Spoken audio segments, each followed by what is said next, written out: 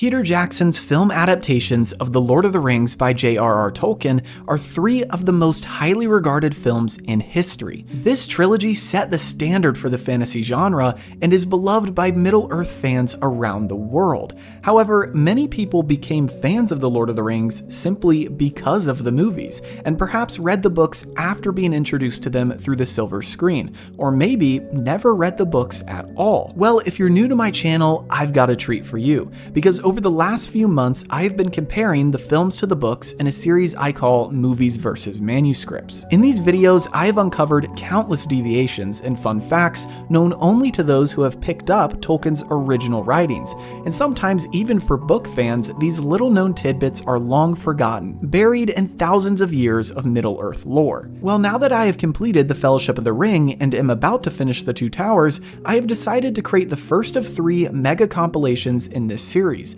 in which you can learn every single change between Tolkien's first writings and their corresponding film, The Fellowship of the Ring. So buckle up as we analyze 280 changes, fun facts, and hidden bits of lore in this beloved film.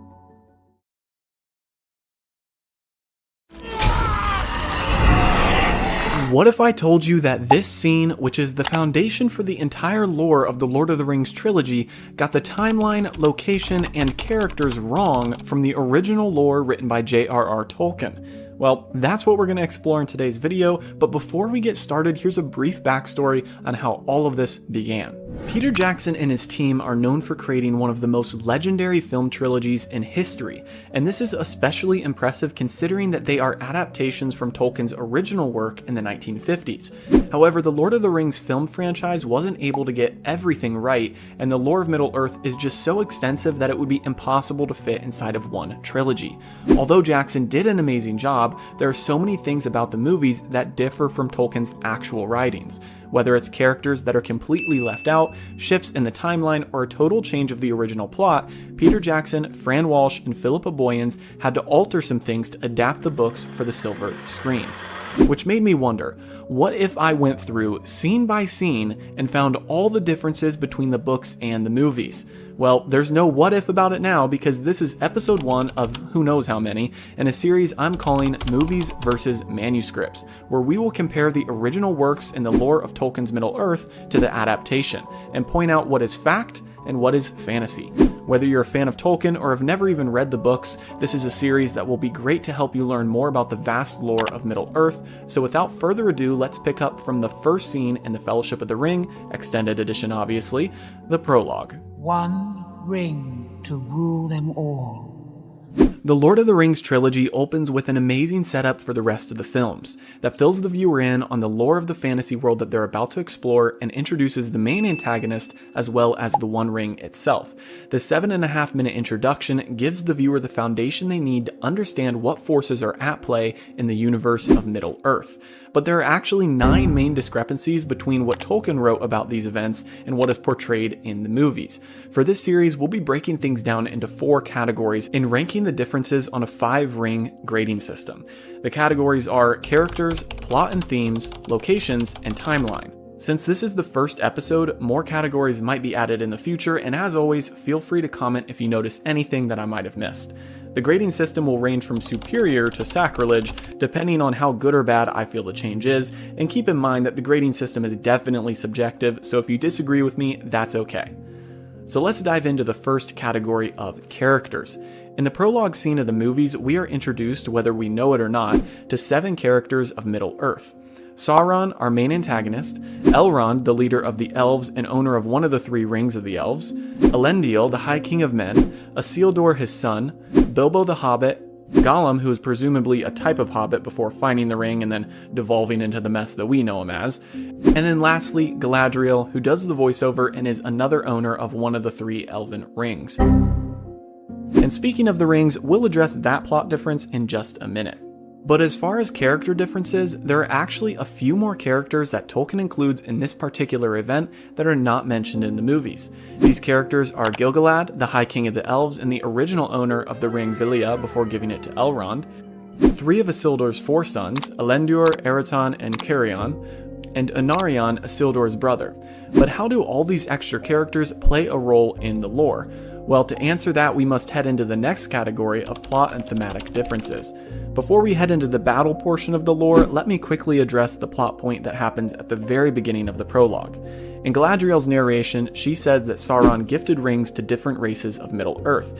However, Sauron did not make the 3 rings for the elves. In fact, he only made 16 rings of power for men and dwarves alongside Celebrimbor, a master smith of the elves.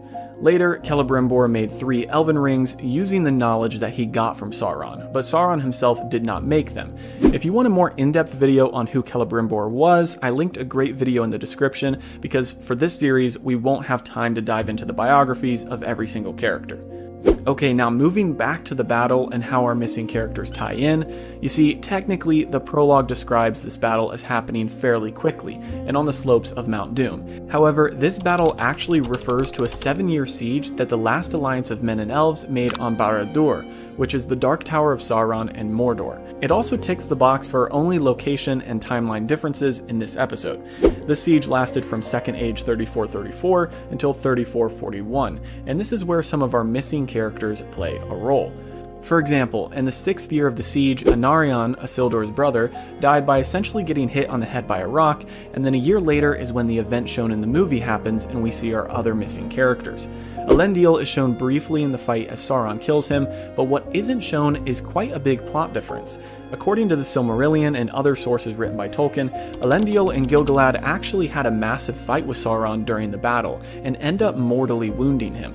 In the process, they both die, and as Elendil fell, he falls on his own sword, Narsil, breaking it.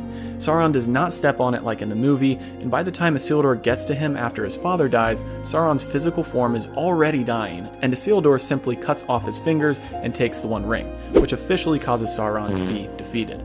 One might think that these are minor differences, but they actually play a role in showing the importance of Aragorn. You see, Aragorn is the last remaining person in his bloodline, and Anarion's death helps solidify this fact, as he could have carried on the bloodline himself if he had lived.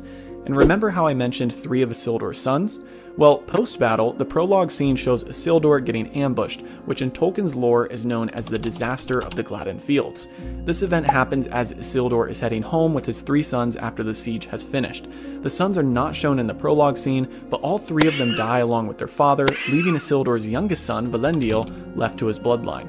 Valindiel goes on to be High King of Arnor for over 200 years and is the great times like a million grandpa to Aragorn.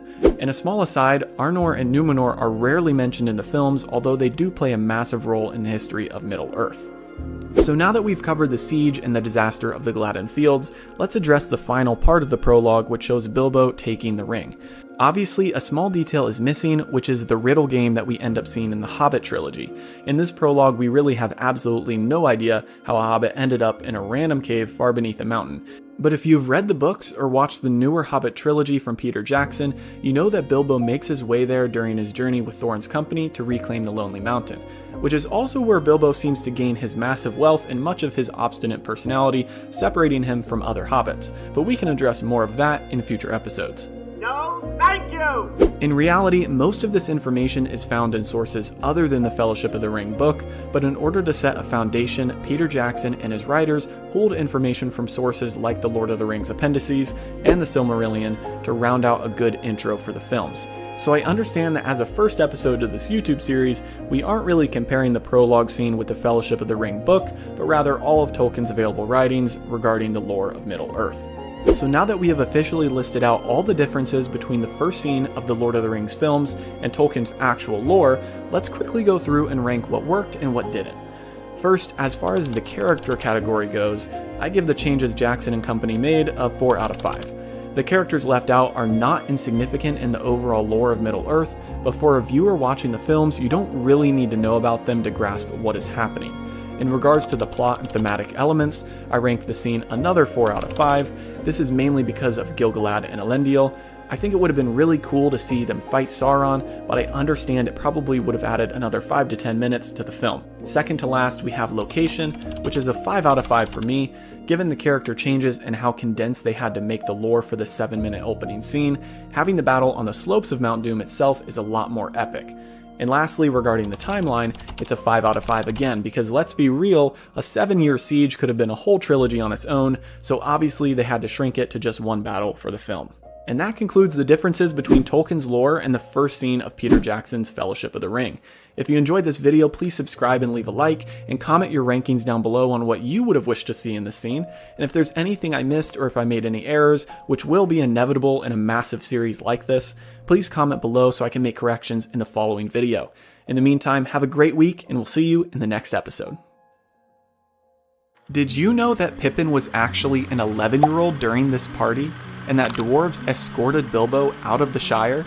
Well, today we'll be discussing those changes and a lot more as we head into the next few scenes of the Fellowship of the Ring, in episode 2 of our series, Movies vs. Manuscripts, the show where we go scene by scene in the Lord of the Rings film trilogy and compare it to Tolkien's original work and lore. Just a reminder, this series is a celebration of both the films and the books, so nothing said here is a slight against either of them. Rather, this is just a place for us to nerd out and learn more about the vast lore of Middle-earth. Today, we're going to be covering multiple scenes from the Fellowship of the Ring that all point back to the first chapter of the Fellowship of the Ring book, A Long Expected Party. But first, if you have yet to watch the first episode of the series, go ahead and click the link in the description to watch that so you are all caught up with where we are jumping into today. We're going to be reviewing 5 different scenes. These scenes are quite short and they all have to do with the Shire, hobbits, and Bilbo's birthday party, all of which are written about in a single chapter of Tolkien's first book. So instead of making a bunch of tiny videos, I thought it would be best to combine all of them for today's episode. As always, we are reviewing the extended edition, so if you see something that you don't recognize, then that's a sign for you to go watch the extended editions of the films, which in my opinion is the only right way to do it. We will be analyzing these scenes across 4 major categories: characters, plot, locations, and timeline. Then at the end, I will rank the differences on a scale of 1 to 5, 5 being superior and 1 being sacrilege, based on how good I think the change was. Again, like I said in the first episode, the rankings are subjective, so if you disagree, let me know in the comments. Before we jump into the first category of characters, let's quickly debrief on what happens during these scenes in the movie. So, after the prologue scene, we get an awesome narration from Bilbo that describes hobbits, which is mainly text pulled from the prologue of the Fellowship of the Ring book. After seeing beautiful scenery of the Shire and rounding out our premature opinions of hobbits, we see Frodo meeting up with Gandalf and then leaving Gandalf, who goes on his own way to say hi to Bilbo. Bilbo and Gandalf have a quick smoke sesh, and then we have Bilbo's 111th birthday party. The party is lively, and we are introduced to Sam, Merry, and Pippin. Bilbo makes a speech and then disappears, and after this the hobbits continue to party, while Gandalf and Bilbo talk at Bag End, and then Bilbo leaves. Once Frodo returns home after the party, he sees Gandalf, who gives him the ring, and after a quick chat, he leaves as well. So now that we've gone over that extremely watered down version of the scenes, let's talk about what characters we are introduced to and which ones are missing. The characters we meet are Bilbo, Gandalf and Frodo, Sam, Merry and Pippin, and the Sackville Bagginses very briefly. So now let's go over the brief list of characters who are in Tolkien's work but are not included by name in the films. To start off, we have to mention Gaffer Gamgee. Although we hear a lot about him from Sam in the films, he actually has a speaking role in the books, but we'll get into that specific instance in a moment. We also hear of some hobbits by the names of Sandyman, Daddy Twofoot, and Old Noakes. Additionally, Tolkien discusses dwarves being in the Shire, but none of them are mentioned by name. And lastly, Tolkien mentions Frodo's parents, Drogo Baggins and Primula Brandybuck, who have already passed away, which is why Bilbo now takes care of his younger cousin Frodo. Before we jump into the next category of plot and thematic differences, I want to skip ahead to timeline. And by the way, we can completely skip over the location category for today's episode because the whole thing takes place in the Shire, and Peter Jackson wasn't about to change that detail. I guess if you were being really picky, you could say that the party was supposed to happen under a pavilion that was erected above the old willow tree behind Bag End, which later would be known as the Party Tree, and is a pretty big deal to Sam and the Scouring of the Shire, but we can save that for episode 100 or whenever we get through this series. But in the movie, we see that the party is happening in a field in front of Bag End while Bilbo and Gandalf are smoking. Anyway, back to timeline, let's discuss the ages of the characters we see, because this is probably one of the largest and most obvious changes that Peter Jackson and his team could have made for these scenes. First, Frodo shares his birthday with Bilbo, so while Bilbo is turning 111, Frodo is turning 33. Out of Sam, Merry, and Pippin, we don't actually know their exact birth dates, but we know their birth years from the family tree appendices. Sam is 20 or 21, Merry is 18 or 19, and Pippin is 10 or 11,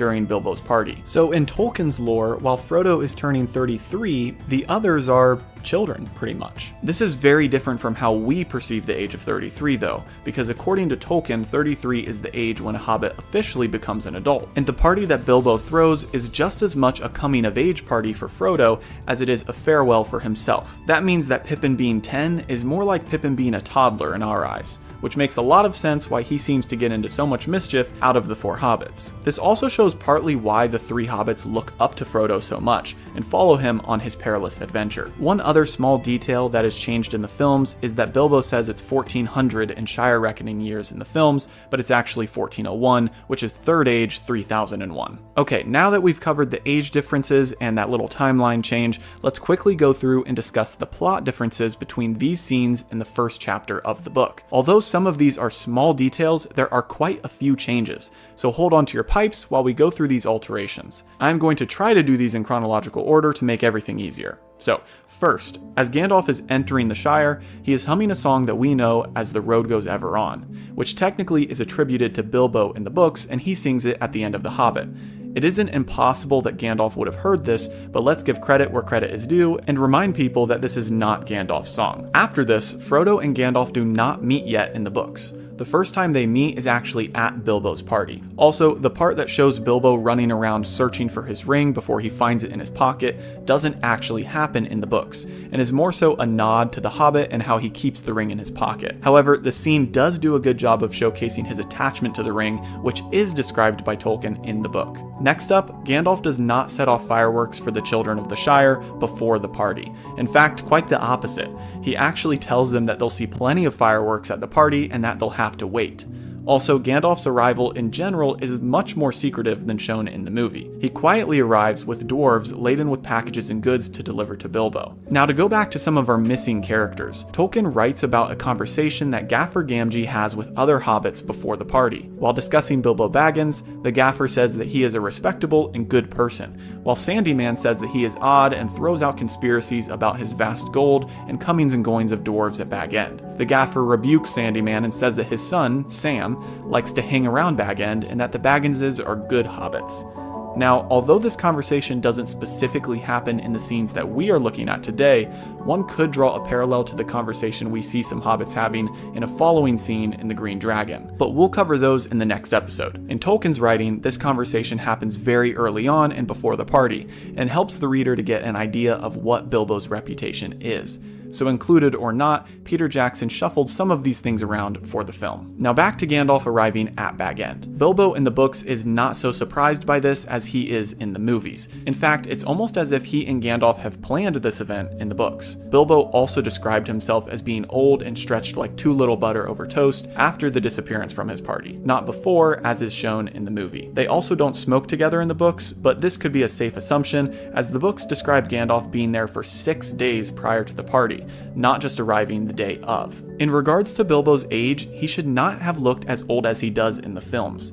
Of course, he is being portrayed by the iconic Ian Holm, which contributed to his old looks, but technically the book makes it very clear that he was well preserved and had barely aged since the time he went on his adventure with Thorin's company, much to the surprise of the other hobbits of the Shire. Of course, we know that this is because of the ring. Although he does look good for 111, he should have only looked about 50 or so instead of 70 or 80 years old. Now on to Bilbo's party. Merry and Pippin are not introduced to us in this part of the book, and they do not set off a firework. In fact, the dragon firework is purposefully set off by Gandalf to honor Bilbo for his help in defeating Smaug, and the firework also signaled supper time, which was one of the 3 meals that they have during the party. As for Bilbo's speech, there are only a couple of differences. First, he tells everyone that Frodo is inheriting his entire estate, which is also what triggers the Sackville Bagginses so much. In the movies, Bilbo tells this to Gandalf before he leaves. The other difference in his speech is his disappearance, which Gandalf tries to cover up. In the movie, Bilbo disappears out of thin air,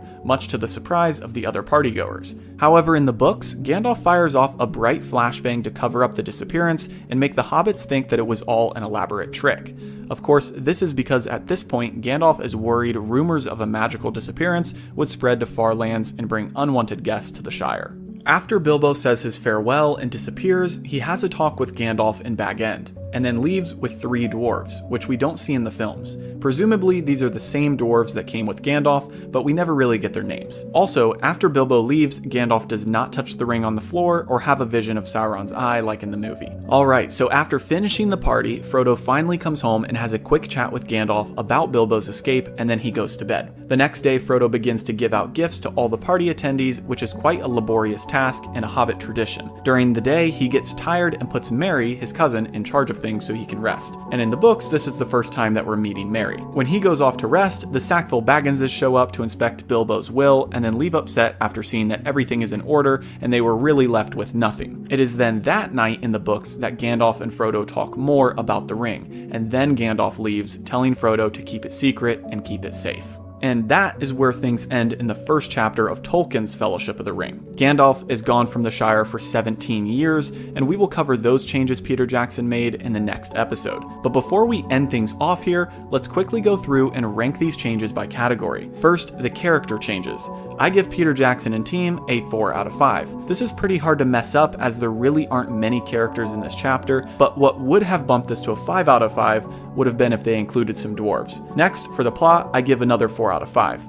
I think the changes were perfect for the film's timeline, but things like Gandalf's flash for Bilbo's disappearance, and again the dwarves leaving with Bilbo from the Shire, wouldn't have been too hard to implement and would have added to the story. As mentioned, location really isn't of importance for this episode, so Peter Jackson scores a 5 out of 5 on that front. Lastly, for the timeline, it's a 5 out of 5 again, because for the same reason as last episode, which might become a repeating theme, it's a lot easier to have these stretched timelines and age differences in a book, but in a movie, it wouldn't have worked to have Pippin be an 11-year-old, or for Gandalf to have come for a whole week beforehand. So all in all, Peter Jackson and team did another great job of adapting Tolkien's writings to the silver screen. And that wraps up today's episode. As always, please be sure to comment if I missed anything, and leave a like and subscribe if you enjoyed and want to stay tuned for future episodes. Have a great week, and see you in the next episode.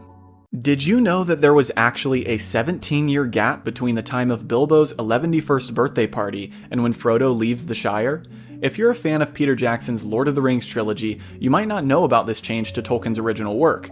And today, as we continue into episode 3 of our series Movies vs. Manuscripts, we will be covering the next 4 scenes of the Fellowship of the Ring that condenses this 17-year gap to seemingly less than a year.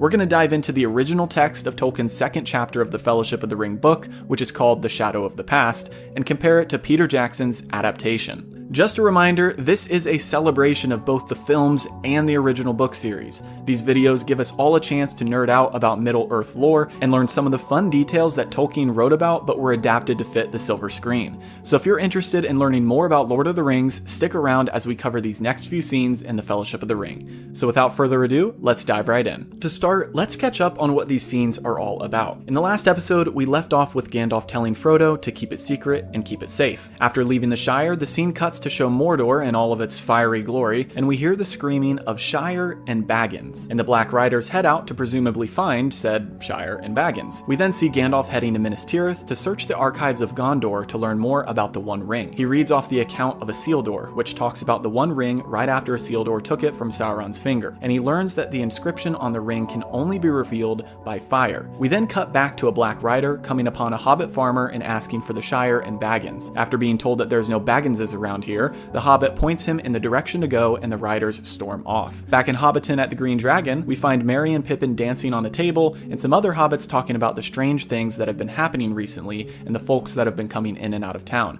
along with Frodo and Sam there at the table. Once they wrap up their night out, Frodo heads back to Bag End to be surprised by Gandalf lurking in the shadows, and together they throw the ring in the fire, reveal the inscription, and Gandalf proceeds to fill Frodo in on everything that he has missed. After deciding that Frodo must leave the Shire, Gandalf finds Sam lurking outside of the window and brings him inside, where he assigns Sam the task of going with Frodo on this journey to the Prancing Pony and Bree. And that is where we will be leaving off for this episode, as we have quite a few differences to cover just in those few brief scenes. As always, let's start with the category of characters. This is a pretty simple one this week, as we are primarily in the Shire. The characters that we know in these scenes are Merry, Pippin, Sam, Frodo, Gandalf, Gollum, and Isildur. But there are a couple other characters that have roles in Tolkien's writings, and we possibly see in these scenes, but they aren't really named. Those would be Gaffer Gamgee, Farmer Maggot, and Ted Sandyman, who is Sandyman's son, which we mentioned in the previous episode. As for characters mentioned by Tolkien but not shown, we have Deagle and Smeagol, Fatty Bolger, and Folko Boffin. Fatty Bolger and Folko Boffin are named as good friends of Frodo,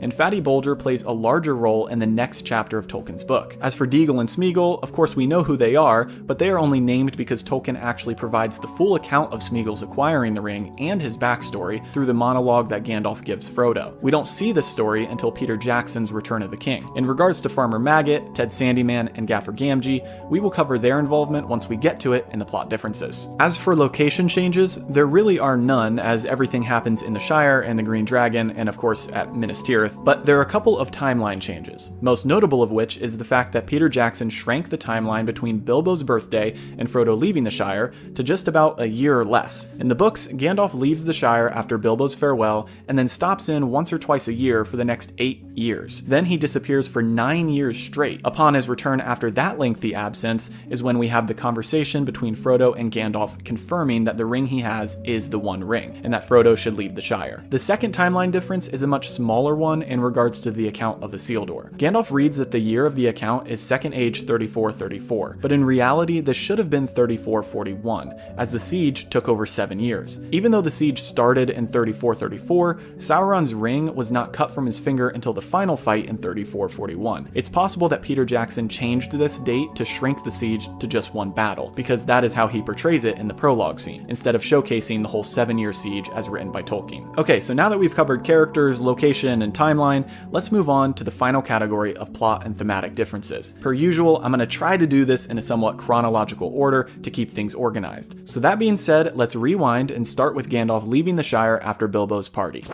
First, keep in mind that a lot of these differences took place during the 17-year interim between the party and Frodo leaving the Shire. So, number 1, Frodo keeps throwing a birthday party every year for Bilbo because he believes that he's still alive, whereas the other hobbits believe that he ran off and died somewhere. Also, Frodo's best friends are Merry and Pippin, and during the 17 years he spends a lot of time with them. His best friend is not Sam. For someone who has never read the books, they might assume that they are already best friends. However, in the books, the bond Sam and Frodo have is much more master and servant. Peter Jackson does a great job of portraying this, but it is worth noting that Sam looks at Frodo as his master and not his buddy, which is why he's always saying Master Frodo. Frodo's temperament is also a lot more adventurous in the books. Tolkien even describes Frodo as regretting not having gone with Bilbo, and taking long walks at night and talking to dwarven visitors that come along the highway road through the Shire. He seems very similar to Bilbo in his younger years, keen on adventure, albeit buried beneath a hobbit facade. Frodo in the movies seems a lot more reserved, and although he is okay with leaving the Shire, he seems totally content with just staying there. I think this comes from the shortening of the timeline, because in the books, Frodo has 17 years to ponder adventure and think of what Bilbo might be doing, whereas the movie is a lot quicker and doesn't give time for Frodo to develop this desire for adventure. Next, we go on to the Green Dragon, where we see a few hobbits that aren't named, but we can use Tolkien's writings to discern their identities. First, there's Ted Sandyman, Sandyman's son. Then there is Gaffer Gamgee, who Frodo addresses directly and is the father of Sam. I think the older hobbit across from Ted Sandyman might be Sandyman Sr. himself, but that really isn't confirmed. This scene seems to be a combination of two conversations from Tolkien's text. In chapter 1, which I mentioned in last week's video, we witness a conversation between the Gaffer and Sandyman Sr. about Bilbo the week of his party. In chapter 2, however, we have a conversation with Ted Sandyman and Sam Gamgee in the Green Dragon. Sam talks about how he has relatives and friends who have seen large walking tree men, which we know are Ents, and Ted Sandyman says it's all bogus. The film sort of combines these conversations by taking all 4 hobbits and putting them at the Green Dragon, talking about odd things that happened recently, which is pulled from chapter 2, but also talking about how cracked Bilbo and Frodo are, which is part of the conversation from chapter 1. Another difference is that the hobbit we can assume is Ted says, "Keep your nose out of trouble and no trouble will come to you." This line is technically said by the Gaffer in chapter 1 when he's telling Sandyman Sr. about what he tells his son Sam in regards to Bilbo's business. Now some of you might say that the hobbit in the scene is the Gaffer, Gaffer, but seeing as the Gaffer is meant to be Sam's father, it doesn't seem as likely. Regardless of who's who, we can assume the table is comprised of the Gaffer, Sandyman, Ted Sandyman, Sam and Frodo, which would be a combination of 2 different conversations in 2 different chapters of the book. And speaking of conversations, another change is in regards to Sam himself. You see, in the movie, Sam sits at the table and stares at Rosie Cotton, who he already knows pretty well in the books, by the way, but their relationship aside, something odd is that Sam doesn't speak the whole time. Whereas, as I just mentioned previously, the parallel moment in the book is one in which Sam talks quite a bit. In fact, he talks a lot. But in the movies, they kept it brief and didn't give him the lines. Plus, this scene is extended edition only, so some of you might not even recognize it. If you don't, then this is your reminder that we only go by the extended edition here, as that is the only correct way to watch the trilogy. Next, I want to briefly mention the Nazgul. In the films, we see 2 different instances of them with a hobbit. First, let's quickly address the guy that they needlessly slash on their way to the Shire. We don't really know the identity of this hobbit, and it isn't a moment that Tolkien writes about. In fact, the Black Riders don't really needlessly kill like that in the books. And we know this because of Farmer Maggot, which brings us to the second moment with a hobbit and a Black Rider. In a later chapter of the book, there's a moment when Farmer Maggot recalls to Frodo and Sam an encounter he had with a Black Rider. We can assume that Peter Jackson was drawing inspiration from this because the hobbit we see looks like a farmer, he's distantly removed from Hobbiton, and he has a dog, which is one of Farmer Maggot's most notable characteristics. Now, I don't think this is exactly supposed to be Farmer Maggot himself, as we did get a glimpse of the character during the time that the 4 hobbits are running from him in his field, but they really did this hobbit dirty in the films, because in the books, Farmer Maggot stands up to the Black Rider and kicks him off his property. The scene is a parallel because in the books, the Black Rider asks Farmer Maggot where the Shire and Baggins are, just like we see in the films. But in the book, Farmer Maggot tells the Black Rider to go back where he came from, and after the Rider offers to pay him gold to be a spy, Maggot declines the bribe and threatens to sick his dogs on him. This is an amazing part of the book, and it really showcases the courage of some hobbits. I can just imagine a 3-foot-tall hobbit threatening the Witch King himself on a massive black horse. But anyway, to go back to my point about Nazgul needlessly killing, we see them slash a hobbit to bits just for asking who goes there. But in the books, when a hobbit full-on threatens his dogs on the Rider, they just turn and leave. They would rather have someone under their control and dominion than to just kill them and draw unnecessary attention, as they don't really have full power yet and they don't want to reveal any plans. So this might be the first change that I disagree with in regards to the story. Farmer Maggot is such a boss, and it's unfortunate that in order to fit things in time-wise for the movie, they had to make him a coward. Okay, so now let's discuss Gandalf and Frodo in Bag End. First, in the films we see Gandalf jump scare Frodo at night. In the books, although Gandalf does show up at night, they only talk a little bit, and Gandalf saves the remainder of their conversation for the next morning when the sun is out. This is because Gandalf didn't want to have that dark of a conversation during the nighttime. This change also plays into another small change regarding Sam eavesdropping. In the books, Tolkien mentions how they could hear shears outside the window in the garden, and it was during the morning, and it is Sam's job to be the gardener, so there's nothing suspicious about that. But at a certain point in their conversation, things start to get quiet, and Tolkien makes a note that no gardening could be heard outside. It is then after this that Gandalf realizes that Sam has been listening to the latter part of their conversation, and he pulls him inside. Before Sam gets pulled in, Gandalf and Frodo have a whole conversation in which Gandalf describes many things. He tells Frodo about the ring and the account of Isildur, he tells him the story of Deagle and Smeagol and how Gollum became who he is, and then he tells him about his hunt for Gollum as well. This helps to fill Frodo in on where he's been for the last 9 years. As mentioned in the character category, we don't really see the story of Deagle and Smeagol until the Return of the King film, but in the books we are fully filled in on who Gollum is from chapter 2. Lastly, in the books, Frodo is a lot more filled in on the darkness approaching than he is in the movies. For 17 years he's been conversing with dwarves and other travelers on the road that goes through the Shire. The dwarves have been leaving their mountains and heading west away from the growing shadow. Frodo has learned of wars, darkness creeping through the land, and more. So by the time Gandalf gets to him, he's kinda like, yeah, I already know this. The main news to him is about the ring and Sauron himself. And that wraps up these 4 scenes from the Fellowship of the Ring. If you enjoyed this analysis and maybe even learned something new, please leave a like and subscribe to keep up with all of my future episodes as I continue this series. Check out the first 2 episodes if you haven't already, and as always, comment your thoughts below on these changes Peter Jackson and his team made for these scenes. If you noticed anything that I missed, please leave a comment below so that everybody else can check in on that. Until next time, have a great week and see you in the next episode. Peter Jackson, Fran Walsh, and Philippa Boyens took many creative liberties while adapting Tolkien's original work to the silver screen. most of which was unavoidable, like the 17-year gap between Bilbo's party and when Gandalf returns to the Shire, the hobbits meeting Tom Bombadil, and much, much more. In this series, my plan was to go scene by scene in Jackson's Lord of the Rings film trilogy and compare it to Tolkien's original work, but this is where we run into an issue. You see, the next few scenes in the Fellowship of the Ring show Sam and Frodo leaving the Shire, running into Merry and Pippin, and then heading to the Prancing Pony and Bree while trying to avoid the Black Riders. These scenes only take about 15 to 20 minutes in the films, but Tolkien devotes 6 whole chapters to the events that transpire from the time Frodo leaves Bag End to when the 4 hobbits make it to Bree. And if you know anything about Tolkien, 6 chapters is essentially a whole trilogy on its own.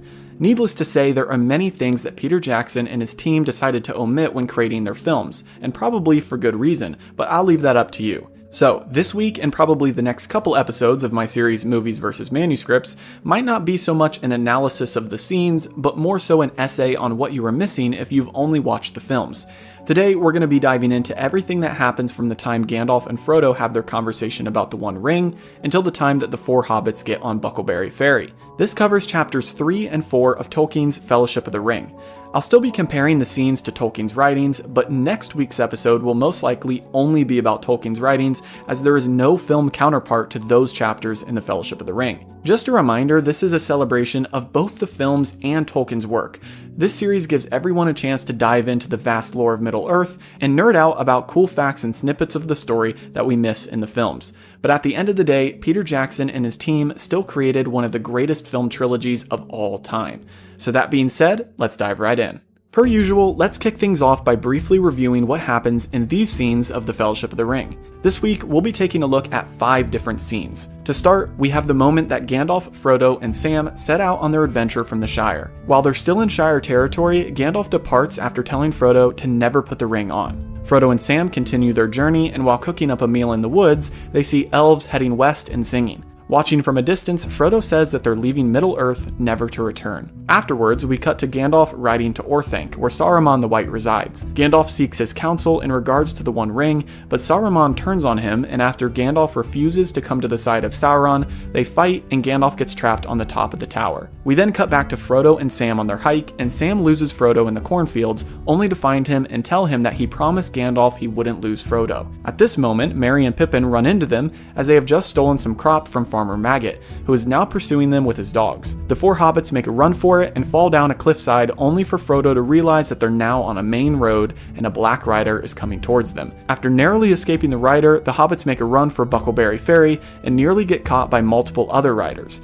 They barely make it to the ferry, with Frodo jumping on last second, which keeps the Black Riders at bay for the time being. And that is where these scenes end off for us this week.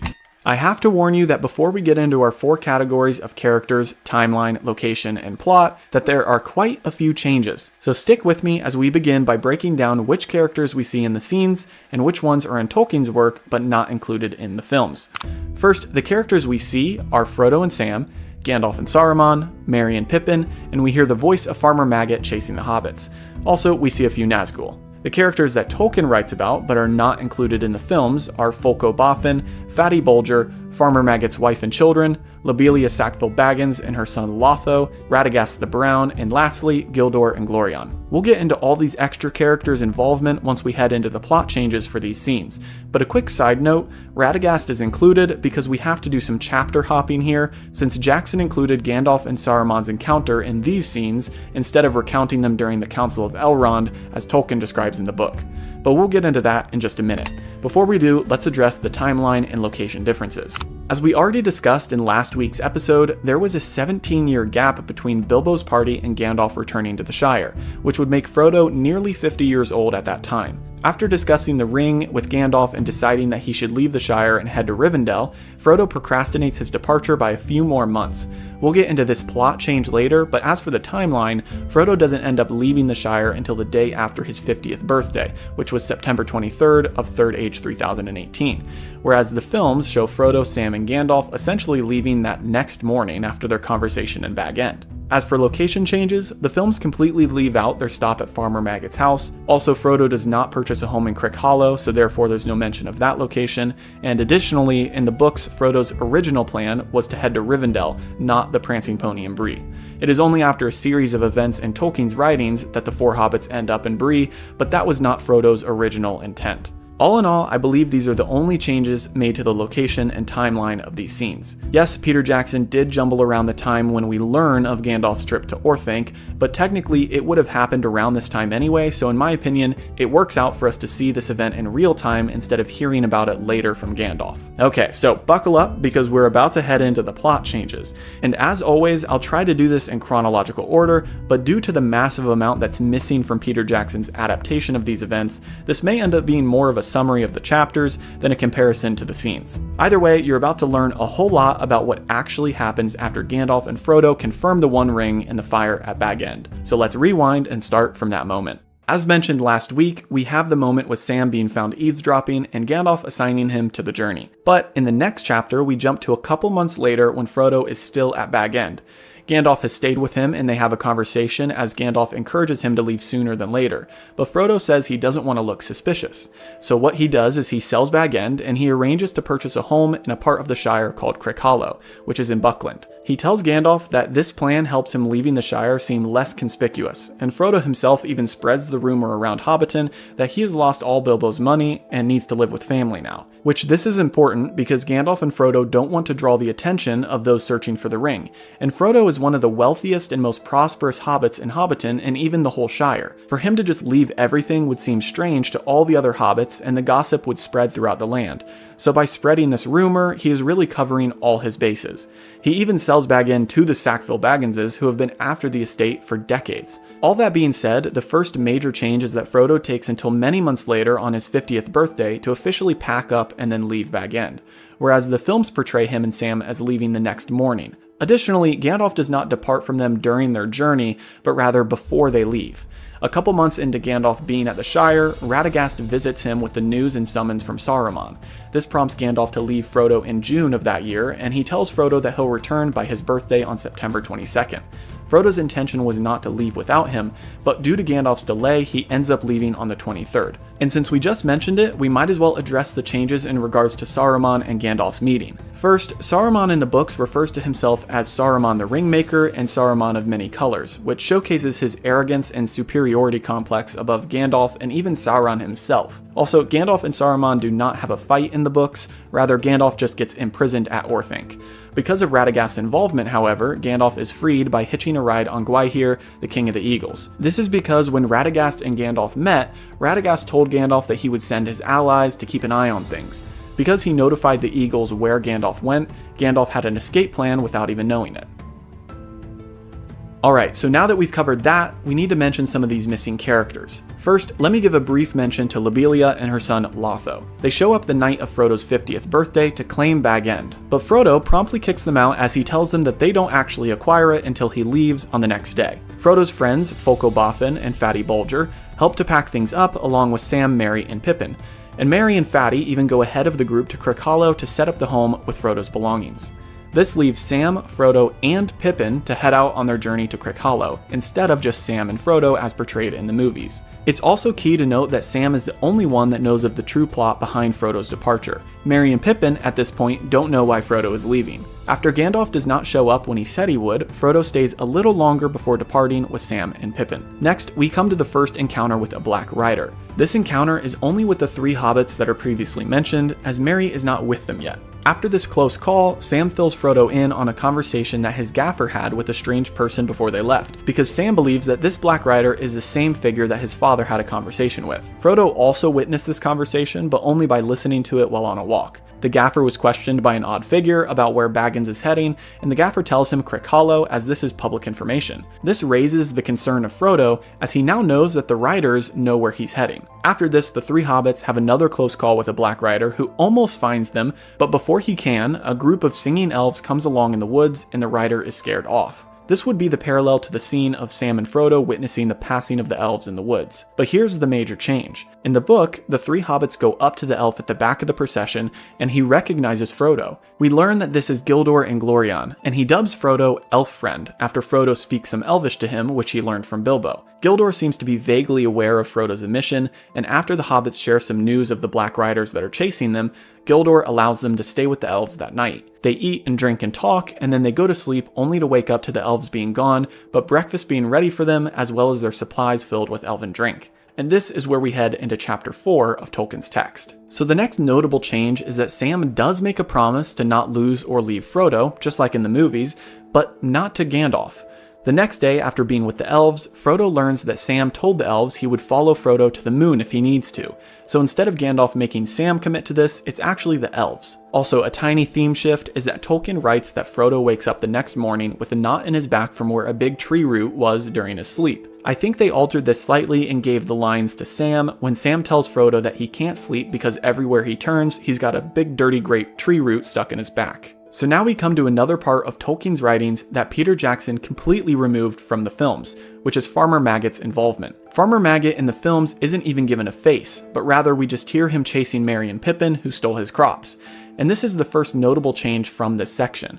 After a long travel, Frodo, Sam, and Pippin come upon Farmer Maggot's land, and Frodo is scared by this because he hasn't set foot on Maggot's property in nearly 30 years.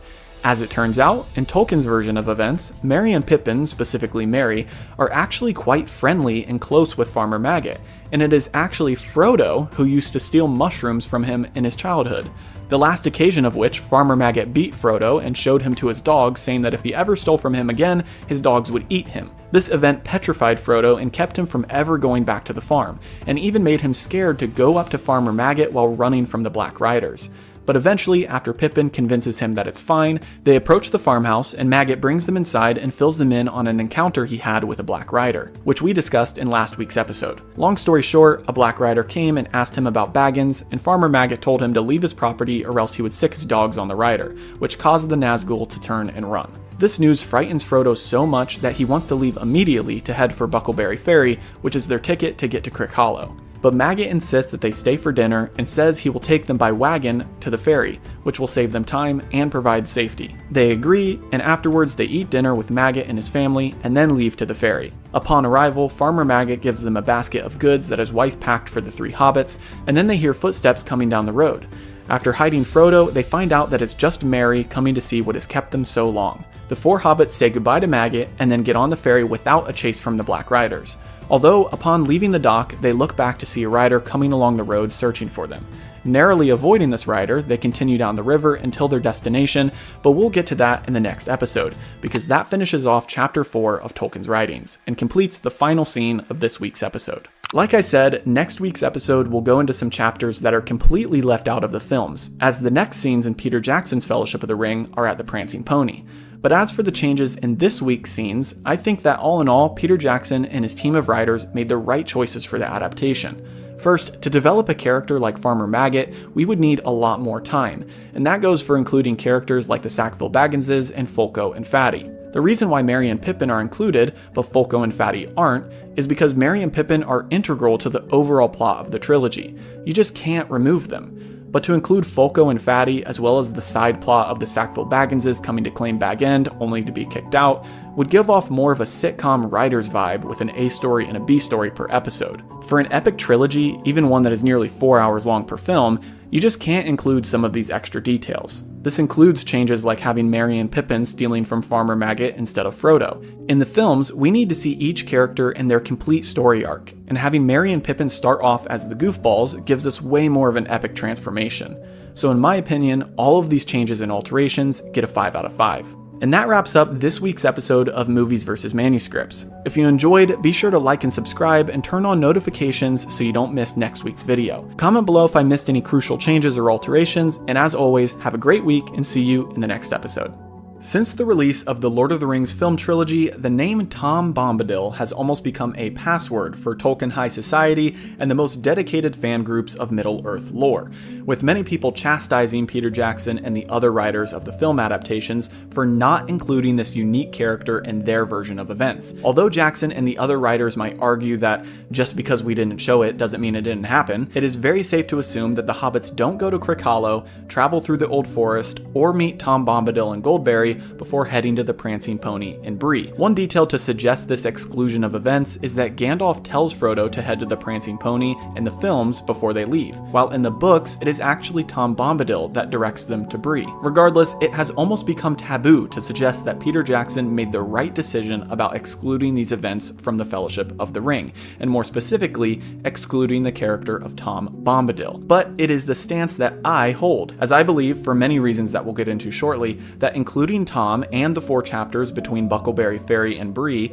would have been a massive mistake. This week we head into episode 5 of my series Movies vs. Manuscripts, where I've been analyzing the Fellowship of the Ring movie compared to Tolkien's original lore, scene by scene. As I mentioned in the last episode, this week we take a bit of a detour as chapters 5 through 8 are completely omitted from Jackson's adaptations. So I thought it would be good to review what happens during these chapters and then discuss why I believe excluding these events and Tom Bombadil was the right decision. So let's get right into it by starting with a summary of what these chapters are all about. If you're already familiar with these chapters and don't want a refresher, there will be a timestamp below for you to skip to the review and go straight to the analysis. So, in chapter 5, our 4 main hobbits have just escaped the Black Riders and are on Buckleberry Ferry heading to Frodo's new home. After making it to Crickhollow, Fatty Bolger greets them and they wash up and have a nice dinner together. Afterwards, Merry, Pippin, and Fatty reveal to Frodo, to his utter astonishment, that they know about the ring. As it turns out, Merry had once seen Bilbo disappear while the Sackville Bagginses were looking for him, and then after reappearing, he watched as Bilbo put something shiny in his pocket. From there, Merry and Pippin figured that something was not right with Frodo, as they are 2 of his closest friends and spent a lot of time with him. And the final touch was that Sam was actually their informant in regards to the true nature of Frodo's plans. After hearing all of this, Frodo realizes that leaving on this journey alone would be unwise and that he should take Gildor's advice about taking willing friends with him if Gandalf doesn't arrive. And Merry and Pippin tell him that they are committed to the journey regardless of the difficulties that lay ahead. Once he agrees to have them come along, he learns that Merry and Pippin have planned more than they've let on, as Fatty has agreed to stay at Crickhollow and impersonate Frodo, to give the impression that Frodo is still in the Shire. He also stays just in case Gandalf shows up, as he could inform Gandalf of where the other hobbits have gone. Now, with the group made up and their strategy in place,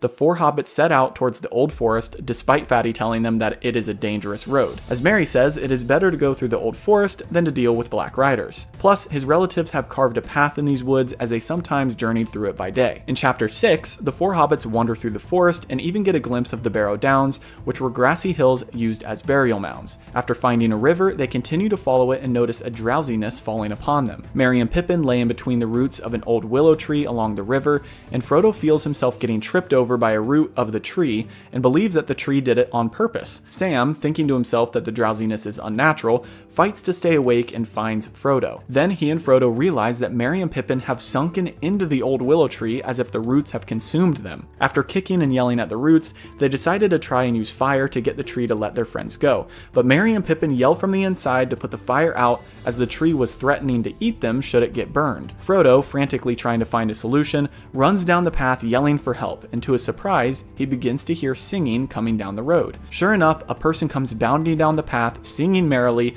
and instructs Old Man Willow, the tree that consumed Merry and Pippin, to let the hobbits go. As the hobbits are freed, they thank the stranger for saving their lives and find out that he is called Tom Bombadil. He is joyful and jolly, and nearly everything he says is in song.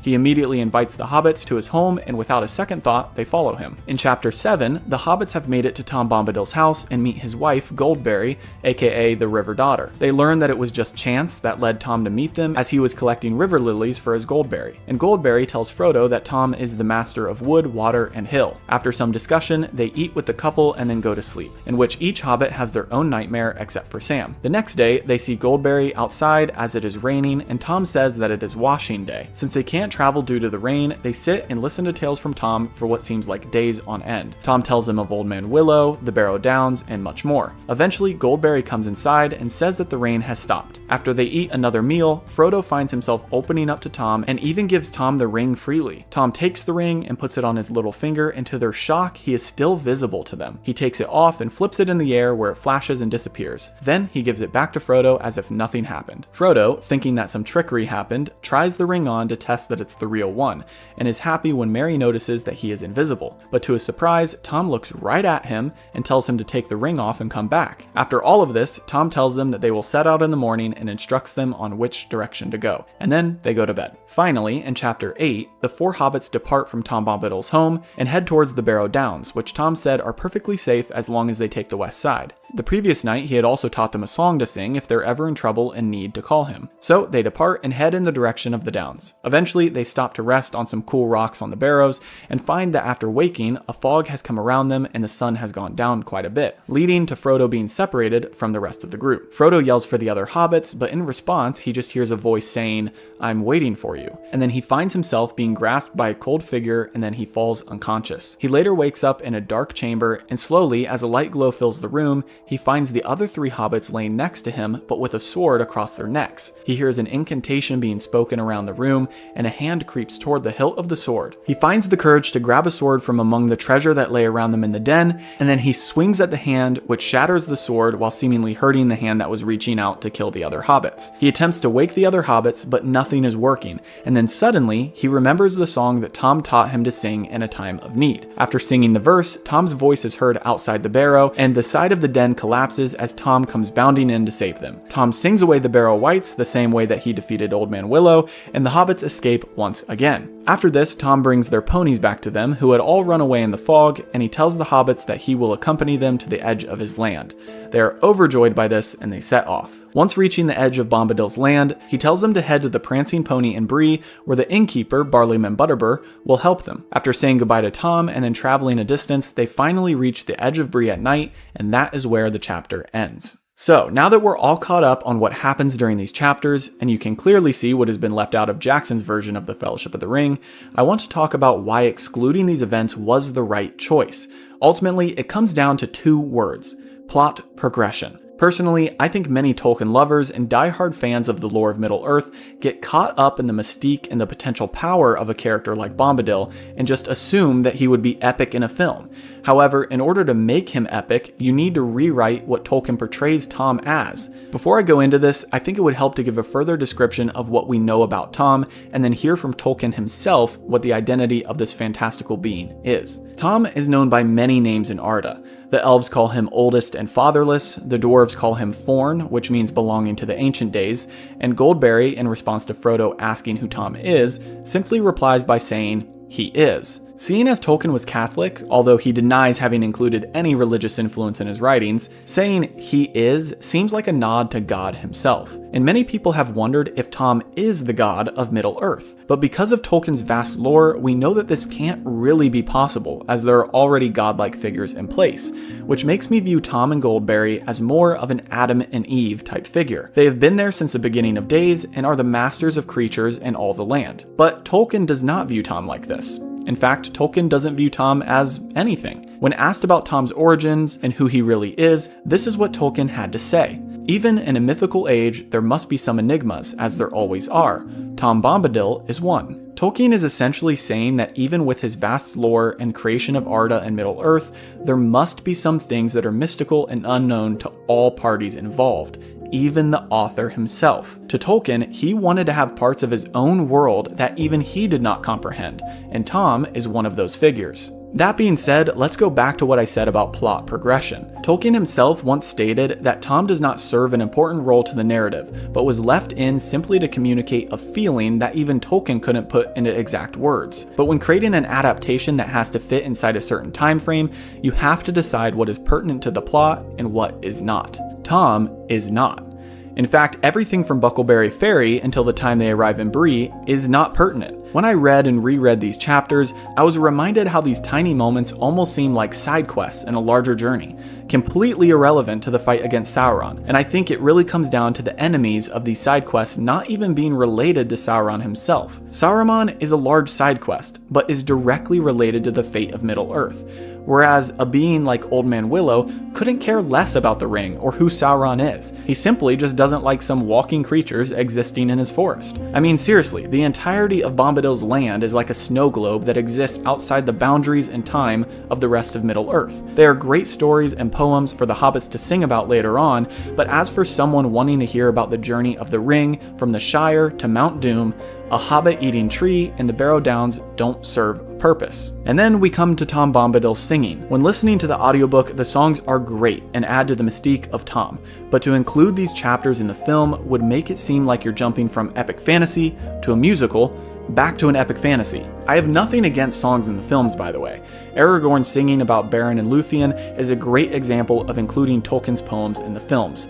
But Tom is so jolly and carefree that it would make the journey Frodo and Sam are about to embark on seem like a walk in the park. We would have this massive build-up from Gandalf and Frodo discussing the ring and the end of the world, and then just some guy being like, I can pretty much defeat any enemy by just dancing and singing. Oh, you've got a bow, a sword, and a magic staff? Cool, yeah, I'ma just sing to them. Let's just say I wouldn't want to go up against Tom in a rap battle. But back to the point. Between the lack of origin story and character development for Tom, the entirety of his inclusion in the plot not being relevant to the main journey, and the fact that he sings pretty much everything he says, I think it was necessary for Peter Jackson and Fran Walsh to remove him from their adaptation. Now, if you're making a TV show that covered the entirety of Tolkien's writings, you might be able to do this, but for the project that Jackson had to take on, it just wasn't feasible. I know that this video might catch some heat as based on my channel polls, thousands of people wish Bombadil was in the films, but I have to stand by it. I love the character in the books, and I think it was a great decision for Tolkien to leave his chapters in the Fellowship of the Ring. But this is a prime example of adaptation,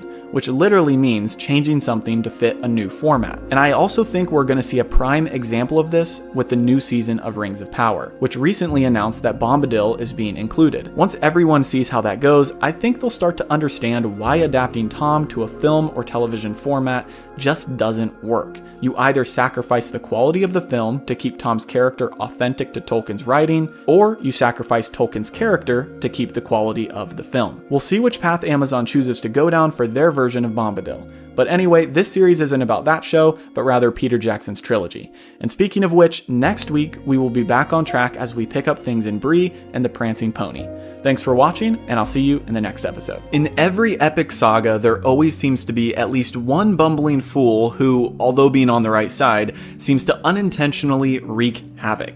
In Star Wars, one might say that this is Jar Jar Binks, but in Lord of the Rings, it might not be who you would think if you've only watched the films. Lovers of the movies might quickly jump to the conclusion that Pippin is the cause of many issues throughout the trilogy, and while that is definitely true, the real fool in the franchise is none other than a man named Barleyman Butterbur, the innkeeper at the Prancing Pony. In fact, Butterbur's error almost single-handedly brings an end to Frodo's journey before it even begins, and it is only thanks to a man called Strider that the hobbits survive the night in the Prancing Pony. Welcome back to Movies vs. Manuscripts, the series in which I analyze Peter Jackson's Lord of the Rings trilogy, scene by scene, and compare it to Tolkien's original work. The past few episodes, I know we have covered multiple scenes at a time, but today we are only covering one scene in the Fellowship of the Ring, which is called At the Sign of the Prancing Pony. Tolkien dedicates 2 chapters to what Peter Jackson makes one scene, in which we get to know the innkeeper and meet one of our main characters of the whole saga,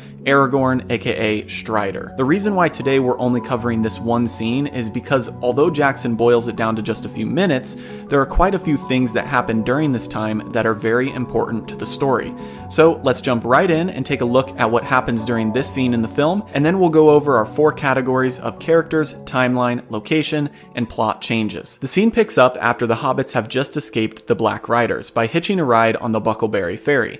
After arriving at the gates of Bree, a small town outside of the Shire, the hobbits knock and are answered by a man who, in the books we know as Harry the Gatekeeper, and he asks them who they are and what their business is. After After saying that their business is their own, the gatekeeper lets them in and they head to the Prancing Pony. After entering, Frodo goes up to the barman and asks if he can tell Gandalf that they are there, as Gandalf had previously told Frodo that he would be waiting for him at the inn. The barman, who is called Barleyman Butterbur in the books, answers by saying that he hasn't seen Gandalf for over 6 months. The four hobbits find a table and get some food and drink, as Frodo wants to believe that Gandalf is still going to arrive. He notices a strange man in the corner who's been staring at him and asks Barleyman who it is. Butterbur says it's a ranger known as Strider, but he doesn't really know his real identity. At that moment, Frodo also realizes that Pippin has revealed his true name to the people at the bar. Trying to make his way to Pippin and get him to stop talking, Frodo trips and falls, which causes the ring to fly into the air and land perfectly on his finger, and he turns invisible to the astonishment of everyone in the tavern. Frodo crawls away and, after taking the ring off, is seized by Strider. The ranger tells him that he is drawing too much attention to himself and drags him to an upstairs room of the inn. In the room, Strider shares that he knows what hunts Frodo and that he should be more afraid. Before they speak any further on the matter though, Sam, Merry, and Pippin come bursting into the room and Sam cries out, "Let him go or I'll have you, Longshanks," and that is where the scene ends. So let's jump into the first three categories of characters, timeline, and location changes. Aside from the four hobbits who we're already very familiar with, the characters we see or meet in the scene are the gatekeeper, the innkeeper, Strider, and a couple of strange men who stare at Frodo. In the movies, these strange men don't really mean anything and they aren't given a name, but in the books, they actually represent an important person to the plot. And speaking of Tolkien's characters, let's go over who is missing from this scene. First, we have Bill Ferny and his unnamed associate, who you could associate to the strange men in the bar, and then we have Butterbur's assistants, Bob and Nob, who are hobbits living in Bree. It's important to note that in Tolkien's writings, hobbits live in the area, although separate from humans, but they all would gather and commune together in the town, which explains why two hobbits are working at the inn. As far as location and timeline changes, there are none that I could spot. Just like in the films, the book portrays the hobbits as staying the night in the inn and then leaving the next day, which we'll cover in next week's episode. And obviously, the location is the same, which is the Prancing Pony. I guess one small location change is that Merry wanders throughout the town in the books, and something happens to him near Bill Ferny's house, but we'll get to the details of that encounter during the plot changes. And speaking of which, I'm going to try my best to keep all of these plot changes in chronological order, per usual, as we discover what Tolkien really says happened during this night in Bree. And as I said at the beginning of the video, we're going to uncover the massive error that Butterbur the innkeeper made that nearly causes the deaths of Frodo and the other hobbits. So let's jump right in. But before we head into that, I just wanted to let you know that I actually have a Discord community for fantasy lovers like myself, so if you like to nerd out and have cool conversations about Lord of the Rings, Star Wars, and your other favorite franchises, as well as participate in community events and daily battles and RPG bots, then check out the link in the description and join the community today. Okay, back to the program. First, let's address the entry at the gate. In the books, Harry the gatekeeper lets them in, and afterwards, Tolkien says that a dark figure climbs over the gate to presumably follow them. Later, we find out that this figure is Strider, as he has followed them since they were with Tom Bombadil. Another change in the book is that the hobbits still have 5 ponies with them. Next, they head to the inn, and this is where the most drastic changes occur. In Jackson's attempt to make the world of men appear rugged and worse off than that of the Shire, he changes the overall mood of the inn. The book describes the bar as a lively place filled with all kinds of people, men, dwarves, hobbits, and more, all merrily singing and talking together. It's not nearly as intimidating as portrayed in the movie. Also, they don't go directly to a table to wait for Gandalf. Frodo actually stops Barleyman Butterbur and asks for accommodation. Frodo says that his name is Underhill, and Butterbur feels like he should be remembering something about 4 hobbits from the Shire, but it escapes him and he moves on. He says that the inn is busier tonight than usual, but thankfully because they are hobbits, he has a hobbit-sized room available. Barleyman's assistants, Bob and Nob, take care of the ponies, and the landlord helps get the hobbits to their rooms as well as bring them food and drink. After resting up for a little and eating, Butterbur invites the hobbits to join the company in the common room and enjoy their time at the inn. Sam, Pippin, and Frodo agree to join, but Merry says he will hang back in the room and perhaps go for a walk. And this is where we head into the portion that Peter Jackson portrays in his version of events. So without Merry, the hobbits make their way to the common room, and under the pretense that Frodo is writing a book on history, the 3 hobbits talk to all the company and exchange stories. It's not like in the movies where they seem to be avoiding everyone and are the strange outsiders with everybody staring at them. The only person who really seems to be watching them is a man in the corner, and Frodo asks Butterbur who it is. Butterbur says that it's a ranger named Strider and that he roams the wild on his long shanks. A little aside, Butterbur does not say this in the movie, but Jackson and his writers still use the term Longshanks for Sam when he bursts into the room with Frodo and Aragorn in it and says, "I'll have you, Longshanks." Anyway, this is where Jackson diverts from Tolkien's writings. You see, in the book, Frodo actually goes up to Strider and they exchange some words. While they're talking, Frodo realizes that Pippin is oversharing and talking about Bilbo, which invokes the name of Baggins, which Frodo is desperately trying to avoid. So without thinking, Frodo jumps on a table to cut off Pippin mid-story, and he starts giving a speech about how lovely everyone is and how great a time they are having. Since he is up on the table, the people encourage him to sing a song, so he begins a tune that Bilbo wrote himself, and after singing it twice, he jumps off the table and falls to the ground, which causes him to disappear. Everyone who is watching freaks out and immediately backs away from Sam and Pippin, thinking that they're friends of some sorcerer. Frodo crawls over to the corner near where Strider is, and he takes off the ring. It's important to note that Pippin does not say Frodo's real name at any point, Frodo does not get bumped and fall like in the movie, and he does not see the Eye of Sauron while wearing the ring. After he takes the ring off, Frodo tries to convince those around him that he simply fell under the table, but nobody is convinced. The party is quickly cut short due to the strange occurrence. Strider says that he would like to have a private word with Frodo, but is unable to as Butterbur also comes up and says that he also needs a private chat with Frodo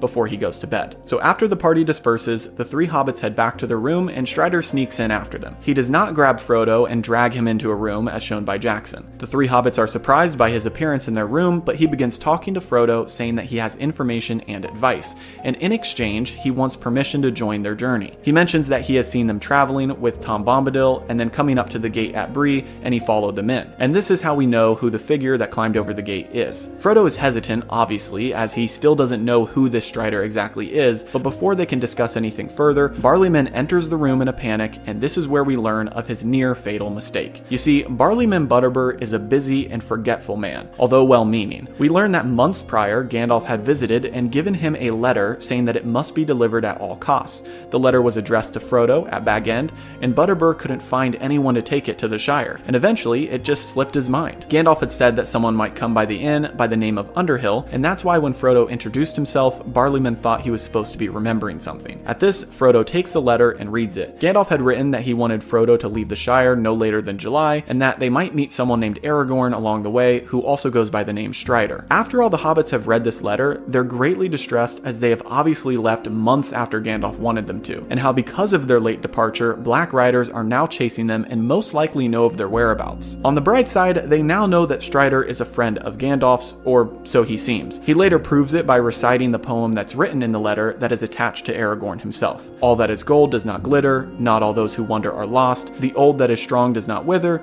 deep roots are not reached by the frost, and so on. Aragorn also shows him his sword, which they see is broken partway down the blade, and he tells them that it will one day be reforged, just like the poem says. Of course, we know that this is the blade of Elendil that Isildur used to cut off the fingers of Sauron and take the One Ring. This is a major change, because in the films, Aragorn is portrayed as someone who is scared to take up the mantle of king and take charge, whereas in the books, he has carried around the shards of Narsil for a long time, waiting for the right moment. As we know in the films, the shards are kept safely at Rivendell and not with Aragorn. Anyway, moving on to the next change, the three hobbits finally realize that Merry is not with them, and at that moment, Nob comes in the room with Merry, and they hear the story of what has happened to him. As he went on a walk throughout the town, he saw a black figure and felt an urge to chase it. After chasing it for a bit, he lost it and then heard whispers and fell unconscious. Luckily for him, Barleyman had sent out Nob to find Merry, and at that moment, Nob saw two figures standing over a body. He shouted at them and they ran off. Nob also mentions that he found Merry's body very near Bill Ferny's house. Now, Bill Ferny is one of the characters that we'll definitely learn more about next week, but for now, just keep in mind that he isn't such a nice guy, and he had been staring at the hobbits the whole time they were in the tavern that night. And we get hints that he may be in league with the Black Riders. This is different from Jackson's version of things, as the Black Riders seem to only work alone in the films, but in the books, they had no problem working through corrupt men and others. After concluding that a Black Rider has been in Bree and might be in league with others, Nob makes up their hobbit beds to look like they're hobbits laying in them by stuffing them with blankets, pillows, and clothes, while Strider takes the four hobbits to his own room and sits guard against the door all night. And that is where we'll be ending off for this week's scene. I know I'm leaving it on a cliffhanger, as you know in the very next scene of the movie we have a climactic moment of the riders storming into Bree, but we can save those scenes and all their major differences for next episode. As for the changes made in this scene, I think we can start to see Jackson's personal, artistic interpretation coming through. As we saw when the Black Rider kills a hobbit in a previous scene of the movie, Jackson wanted to make sure that the viewer was as scared of these creatures as possible, and he loved to build suspense. Having a scene where everyone is having a good old jolly time in the tavern, or having Strider and Frodo strike up a conversation while the others are drinking, doesn't really fit into Jackson's narrative. It also would have added about 10 extra minutes to the scene. Anyway, to address the character of Barleyman Butterbur, this is someone who is boiled down to just a couple of lines in the film. But in the books, he plays a massive role for this stop in the Hobbit's journey. Although Frodo was procrastinating leaving the Shire, I think the strongly worded letter from Gandalf would have prompted him to leave in July as instructed, in which case he would have completely avoided the Black Riders. And the sole person to blame for this lack of information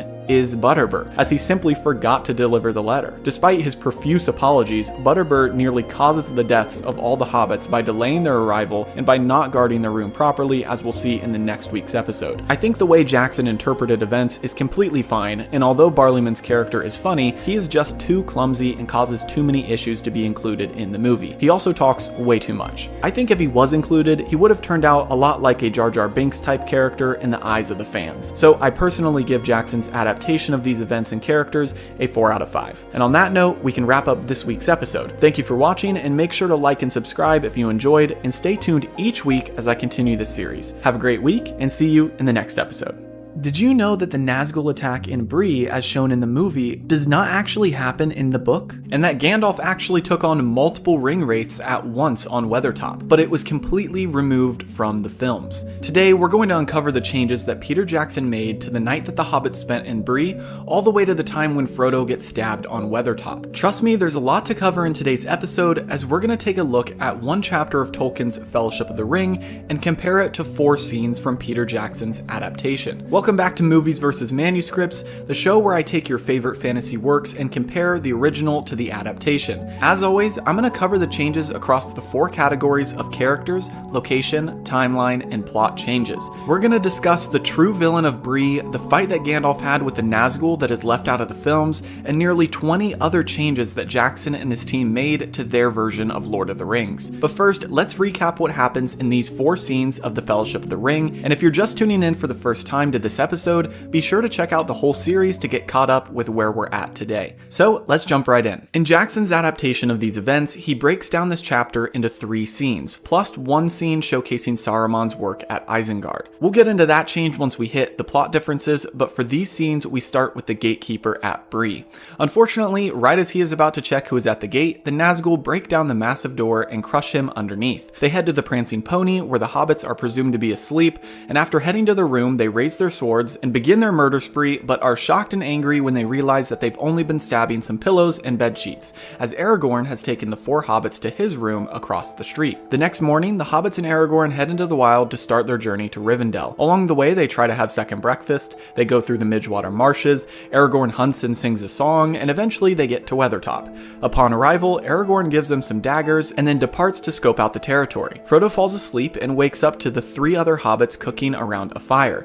He shouts at them to put it out, but the damage has already been done as the Nazgul have located them. They climb to the top of Weathertop, and the Nazgul approach, and Frodo feels the massive temptation to use the ring. After using the ring, he gets stabbed by the Nazgul, and at that moment, Aragorn jumps in to save the day. After warding off the wraiths, Aragorn identifies Frodo's wound and says that it is beyond his skill to heal. And that is where we have to cut off for today's episode, as just in those few minutes for those scenes, we are racking up the differences between Tolkien's original writing and this version of events.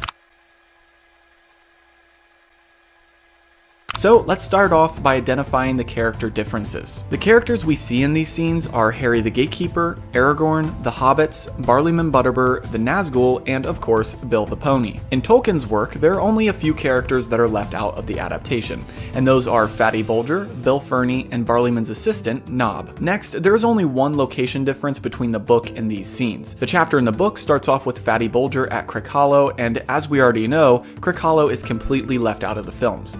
We'll get into the specifics of this event in a moment during the plot changes, but before we do, let's talk about the timeline a little bit. There isn't much change that I can discuss now without going too deep into the plot differences, but I think there are a couple notable timeline shifts that we can dive into right now. First, Gandalf arrived at Weathertop 3 days prior to the hobbits and Aragorn arriving there. Of course, by that point, he had already left, but in Jackson's version of events, he shows Gandalf still on the top of Orthanc in Isengard, and we are meant to assume that after he gets rescued by Gwaihir, he just goes straight to Rivendell. In actuality, Gandalf had escaped nearly a month prior, and was on the same road to Rivendell but just a few days ahead of the hobbits. The second timeline shift is that in the bonus scene we get of Isengard, Jackson tries to fill in some of the plot by showing us how Saruman is converting his beautiful land to a factory for Sauron. However, in the books, Saruman was already way ahead of the curve and was pumping out orcs and weapons by the time Gandalf went to him for counsel. The movie makes you believe that he doesn't officially begin his efforts for Sauron until after he imprisons Gandalf. Okay, so now that we've discussed the first three categories, let's head into the plot changes. As always, I'll attempt to keep these in chronological order. So, in order to start things off right, we have to go back to Crick Hollow and explain what happens to Fatty Bulger. You see, the films don't show Fatty Bulger or Crick Hollow, but in the books, the Nazgul had still been somewhat deceived to believe that Frodo was at his new home. But one night, Fatty Bulger heard the sounds of horses approaching outside, and as the Nazgul approached, he ran out the back door, sounding off the Horn Call of Buckland. The Horn Call of Buckland was essentially an alarm system for the area to warn them of invaders. The Nazgul broke into Crick Hollow and found that no one was inside, and ran off as the citizens of Buckland came out to fight the invaders. But at this point, the Nazgul officially knew that Frodo was no longer in the Shire. So now we can go to the start of our scenes when the Nazgul enter Bree. First, they don't break down the front gate. However, if they did, it would be fine, as in the books we learn that Harry is potentially an agent of Sauron. So good riddance if he did get trampled. Anyway, next we need to discuss Bill Ferny.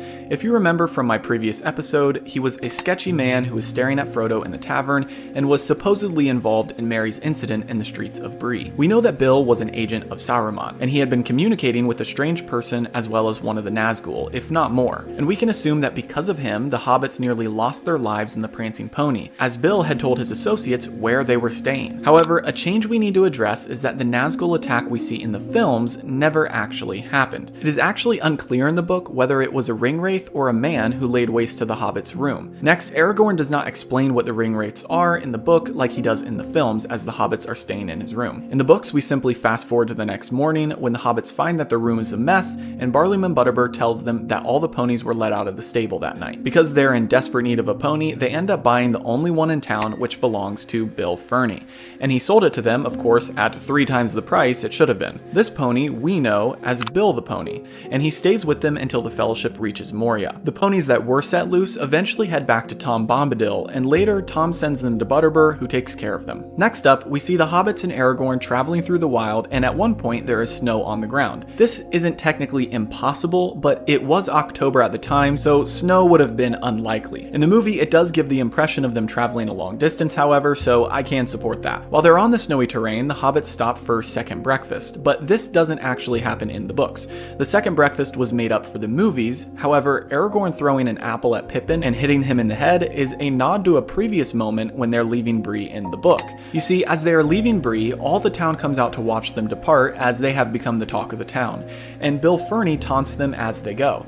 Sam gets upset and he takes one of their apples and chucks it at Bill and hits him on the head. So one could say that Jackson got inspired by this moment for this scene. Another alteration is when they're in the marshes and are being eaten alive by the flies. In the movie, Merry says, "What do they eat when they can't get Hobbit?" Technically though, Sam says this line in the book. Next on the list, we have the moment in the marshes when Aragorn comes back from hunting and the hobbits are asleep. He begins singing in the movie, and Frodo, who's awake at the moment, asks Aragorn what he is singing about. Aragorn tells him that he's singing about Beren and Luthien. In Tolkien's work, this is a little mixed up in the timeline, because according to him, this moment doesn't happen until they get to Weathertop. After they set up a campfire and they're a little bored, Sam asks to hear about the elves. Aragorn then tells them the story of Beren and Luthien, but at Weathertop. I think this was a tasteful way to incorporate the poem into the movie, because it would have been a little clunky and disruptive to add it to the plot at this exact moment as Tolkien portrays it. Anyway, back to the marshes. After leaving, they finally see Weathertop in the distance. They notice flashes of light on it, and Sam asks Aragorn what it is. Aragorn tells him that he doesn't know. However, we later find out that the light was actually a battle between Gandalf and the Nazgul on Weathertop.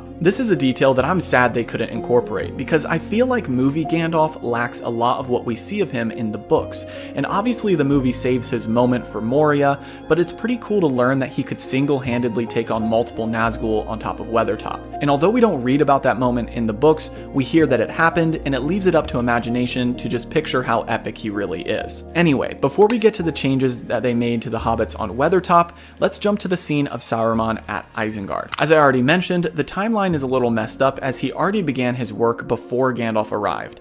A small change as well is that the dialogue between Sauron and Saruman doesn't happen in the books, although we can assume they did have conversations that we just don't hear about. A later change is in regards to the overall theme of Saruman and Sauron's partnership. In the movie, Saruman is way more loyal to Sauron than in the books. By this point in the books, Saruman had his eyes set on finding the ring and defeating Sauron with it so that he could rule Middle-earth. He is less of Sauron's commander and more of a second antagonist in the books. Alright, so let's head back to the hobbits who have now made it to Weathertop. First, let's address their arrival. When they get there in the books, they head to the top and Aragorn sees tracks, burn marks, and what looks like the aftermath of a fight. He also finds a rock with a rune on it and deciphers that it is a message from Gandalf, saying that he had been there 3 days prior. This is when we learn that the lights they saw some nights before was actually Gandalf's encounter with the Nazgul. While on top of the fortress, Frodo and Aragorn see figures in the distance which they believe to be the Nazgul. They head back down off the top and they start a fire as Aragorn says it will be a good defense against the enemy. This is different from what we see in the movie for a few reasons. First, they never find the aftermath of a fight. Second, Frodo is very much against a fire. Third, Aragorn in the movies gives them daggers, but this never happens in the books as they already have their daggers they got from the Barrow Downs with Tom Bombadil. I'll save a further analysis and explanation of these daggers for a later episode when we talk about Merry assisting in the death of the Witch King of Angmar. But for now, I can say that at this point the hobbits had weapons, and so Aragorn did not need to give them any in the book. But in the movie, since their time with Tom Bombadil was completely removed, they did not have any weapons, and so Aragorn provides them with the daggers. Next, the Nazgul attack happens and there are only a couple changes between the book and the movie. First, they already have lit the fire because obviously Aragorn was with them and told them to do so, and second, Aragorn doesn't even use his sword while fighting them. He just takes 2 fiery logs and swings them around, which we get a taste of in the movie. Of course, Frodo gets stabbed, and the chapter ends with Frodo passing out while Aragorn is fighting off the Nazgul. All in all, there are too many changes to count between Tolkien's work and the adaptation, but I want to remind everyone that I am a massive fan of both, and I think that adapting written work will inevitably cause changes to be made. However, because I am such a big fan, I love nerding out and looking at all the small things that Tolkien wrote about that we miss when we just watch the movies. That being said, if you want to read along with me as we go through this series, check out the description below as I've linked Andy Serkis's narration of the books on Audible. I think that's an amazing way to get into the series if you've only watched the movies and have yet to pick up the books. As for the changes that were made, I give them a 4 out of 5. As I mentioned, I really think it would have been cool to incorporate Gandalf's fight with the Nazgul somehow, or at least have mentioned it when Frodo meets up with Gandalf in Rivendell, because it just showcases how awesome Gandalf really is, which we don't get to see until further into the movies. As for Bill Ferny and Bree, I think it's totally okay that they removed him. Adding another antagonist to the films who has a whole personality and character arc would have been a little difficult to fit into the film adaptation. And that goes similarly for what I said about Barliman Butterbur's character in the previous episode. So really, the only reason I can't give it a 5 out of 5 is because I didn't get to see an epic battle between Gandalf and all of the Nazgul on Weathertop. That being said, that wraps up this episode of Movies vs. Manuscripts. If you enjoyed, leave a like and subscribe to stay tuned each week as I continue the series, and comment below if you noticed anything that I missed, and also let me know if you think it was the right decision to cut out some of these moments from the films. Anyway, have a great week and see you in the next episode. Have you ever met anyone who watched the Lord of the Rings trilogy and said, you know what? Frodo is way better than Sam? Well, me neither. There's a reason why people who watch the movies think Sam is the main character, or at least the better out of the two. And while Tolkien himself intended for this to be the case, Frodo is the primary protagonist of the series as he is the one who carries the ring. So why is it that when we watch the movies, we tend to grow a subtle dislike for the Hobbit who is supposed to be this courageous hero? Well, to put it bluntly, Frodo is a weak little baby in the movies.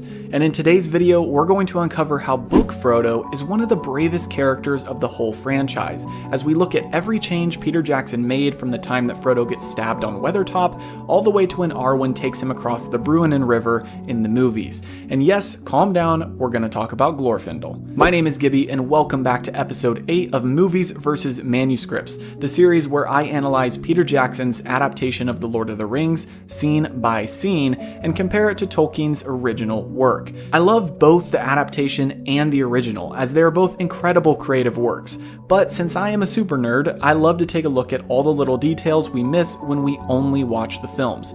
So buckle up, as today we are going to cover 2 scenes from The Fellowship of the Ring and discuss why Frodo is so weak in the movie, whereas in the books he is a brave hobbit who stands against all 9 Nazgul by himself after getting stabbed by one and trekking through the wild for 14 days. Trust me, there's a lot to cover, so let's get right into it. As always, I will address the 4 categories of possible deviations from Tolkien's text, which are characters, timeline, location, and plot. But first, let's discuss what happens in these 2 scenes of The Fellowship of the Ring. After Frodo gets stabbed on Weathertop, Aragorn picks him up and heads into the wild to run from the pursuing Black Riders. But then the scene switches to Gandalf on top of Orthanc, and he catches a moth, and after giving it a message, sends it off. We then see the factory that Saruman has been building, and we witness the birth of an Uruk-hai, presumably Lurtz, the commander who fights Aragorn later in the movie. Then we go back to Frodo in the woods, gasping for breath as their company has finally stopped. Aragorn calls for Sam and enlists his help to find a weed called Kingsfoil, which Aragorn says might help mend Frodo's wound. While searching for the plant, Aragorn gets caught by an elf named Arwen, and the two discuss Frodo's wound, and she says that she must take him by horse to Rivendell. They gallop off, and the Black Riders pursue them. We see an epic chase scene, and then finally Arwen reaches the River Bruinen and crosses. Taunting the Black Riders to follow across the river, they slowly begin to advance, and Arwen begins speaking in Elvish, causing the river to swell and a tsunami of waves to crash over the Black Riders. At this moment, Frodo is on his last breath, and Arwen begins to beg for his life. We have a strange vision of Elrond speaking over Frodo, and then Frodo passes out. And this is where the scene ends, and this is also the end of Book 1 of Tolkien's work, as each book of the trilogy is broken into 2 smaller sections. The start of Book 2 is when Frodo wakes up in Rivendell. So I want to spend some time discussing movie Frodo versus book Frodo, but before we do, I need to address our 4 different categories. First up is characters. This is quite easy, as the only variation in characters is the swap of Arwen and Glorfindel. Arwen is obviously in the books, but it's actually an elf named Glorfindel who comes and rescues Frodo and meets the company in the woods. At this point, we have still yet to meet Arwen in the books, although Aragorn does reference her when he says that his heart lies in Rivendell. I won't get into Glorfindel just yet, but we will definitely talk about him more in the plot changes. Second, as far as location goes, there really isn't much of a change, other than the fact that in the book they wander through the wilderness for a long time, and we don't really get to see much of that in the movie. Speaking of which, for the 3rd category of timeline, we have a much larger deviation, as Peter Jackson and his writers make it seem like Arwen finds them shortly after Frodo gets stabbed. However, in the book, Aragorn and the hobbits trek through the wilderness for 14 days after Frodo gets stabbed. This alone puts into perspective how much strength Book Frodo has, as he embarks on this portion of the journey with a poisoned wound. In the movie, he almost immediately goes into shock and is barely conscious. Before I start ranting about this more, I better address our last category of plot changes. First though, I just want to hop in here and let you know that you can claim any one of Tolkien's works narrated by Andy Serkis on Audible for free using my link in the description. Each free trial with absolutely no purchase necessary helps benefit the channel and support these videos that I make each week. Plus, if you have yet to read the books, listening to Andy Serkis narrate this epic trilogy is a great way to delve deeper into the lore of Middle-earth. Or if you have read the books a dozen times, you can rediscover the Silmarillion, The Hobbit, or any one of the Lord of the Rings trilogy books in a whole new way, as Andy Serkis really knocks his narration of them out of the park. This week we're finishing up Book 1 of The Fellowship of the Ring, and next week we'll get into Chapter 1 of Book 2 of The Fellowship of the Ring. So if you want to follow along each week as I analyze the movies versus the manuscripts, check out the description to start your free trial of Audible today. Okay, back to the episode. Per usual, I'm going to try to keep these plot changes in chronological order, picking up from where we left off in last episode, right after Frodo gets stabbed. In the movie, we cut to Isengard and see Gandalf on top of Orthanc, and this is where our first 2 changes come into play. First, Gandalf does not send a message to Gwaihir through a moth. How would a moth fly that high anyway? Actually, I just googled it, and a moth can fly up to 3,000 feet in the air. I am shocked, and there's your fun fact of the day. So, anyway, what really happens in the book is after Radagast gave the summons to Gandalf, which led him to Isengard, as we discussed in a previous episode, Radagast told the creatures and beasts of the wild to deliver any important news to Saruman and Gandalf at Orthanc. At this time, Radagast did not know that Saruman had turned evil, so Gwaihir, the King of the Eagles, went to Isengard to deliver the news of the traveling Nazgul to Gandalf and Saruman. But upon arrival, he found Gandalf on top of Orthanc, and they spoke, and upon being filled in on Saruman's betrayal, he bore Gandalf away off of the tower. The second change in regard to this scene is that we actually never get the details about Saruman's factory in the books. We know that it's happening, but the scene showing the birth of Lurtz technically isn't written about. However, it does give good context as the Uruk-hai play a larger role later in the movie. So now back to Aragorn and the hobbits in the woods, we have a few more changes. After getting stabbed and laying unconscious, Frodo becomes way more alert in the book, and he is actually able to talk with the others after waking up. They also stay on Weathertop a little longer and partly treat Frodo's wound there. Then they decide to move on as Aragorn believes the Black Riders are lurking and waiting for Frodo to succumb to his wound. This also plays into another thematic difference in the movie. You get the feeling that the Nazgul were partially defeated after Aragorn sets them on fire, but in the book, Aragorn makes it very clear that they only retreated because they successfully wounded Frodo, and it would only be a matter of time before he passed to their side due to the Morgul blade. Once they start traveling, Frodo sits on Bill the pony while the others walk, but he is still alert, although in a lot of pain. In total, they are on the road for 12 days before they encounter Glorfindel. During this time, they find Bilbo's 3 trolls from The Hobbit, which was also shown in the movie. Eventually, the group hears galloping coming down the trail, and they see a figure that seems to be a bright light dressed in white coming towards them. They learn that this is an elf named Glorfindel, who is one of those sent by Elrond to search for their company. Elrond had sent elves in all directions to hunt for them, and Glorfindel was designated to follow the main road. This is different from the films for one glaring reason. Arwen is the elf in the movie who rescues Frodo, not Glorfindel. Additionally, in the book, Glorfindel then sets Frodo on his horse and tells him that should danger approach, the horse will run faster than his foes straight to Rivendell, and the horse will never let his rider fall. The whole group then begins to travel toward the Bruinen River, which is along the border of Rivendell's territory. In the movie, Arwen takes Frodo, and on her horse together they set off toward the river while being pursued by Black Riders. Eventually in the book, after traveling for a while, the Black Riders make an attempt to attack Frodo. Glorfindel shouts for his horse to run, and Frodo takes off running away from the riders. Although there is one moment where he slows the horse as he feels the immense temptation to go back to the Black Riders with the ring, but he resists and urges the horse on. So by himself, on Glorfindel's horse, he finally outruns the riders and makes it across the Bruinen. The Black Riders stare at him from the other side, although they begin to slowly creep forward. The horse turns around to face them, and Frodo, feeling a sudden swell of courage and bravery, draws his sword against them and shouts at them to return to Mordor. The Nazgul laugh at him and continue riding across the river, but at that moment, the water begins to rise, and then suddenly massive waves in the shape of white horses come barreling down the river and take out the 3 Nazgul that had already stepped into the water. Frodo begins to lose his strength after his sudden outburst of bravery, and as he fades, he sees a massive glowing light on the other side of the river, as well as red glowing dots begin to attack the remaining riders, who are all forced into the river and fall to the crashing waves. Frodo then loses consciousness and the chapter ends. So to recap, in the book, we get Glorfindel instead of Arwen,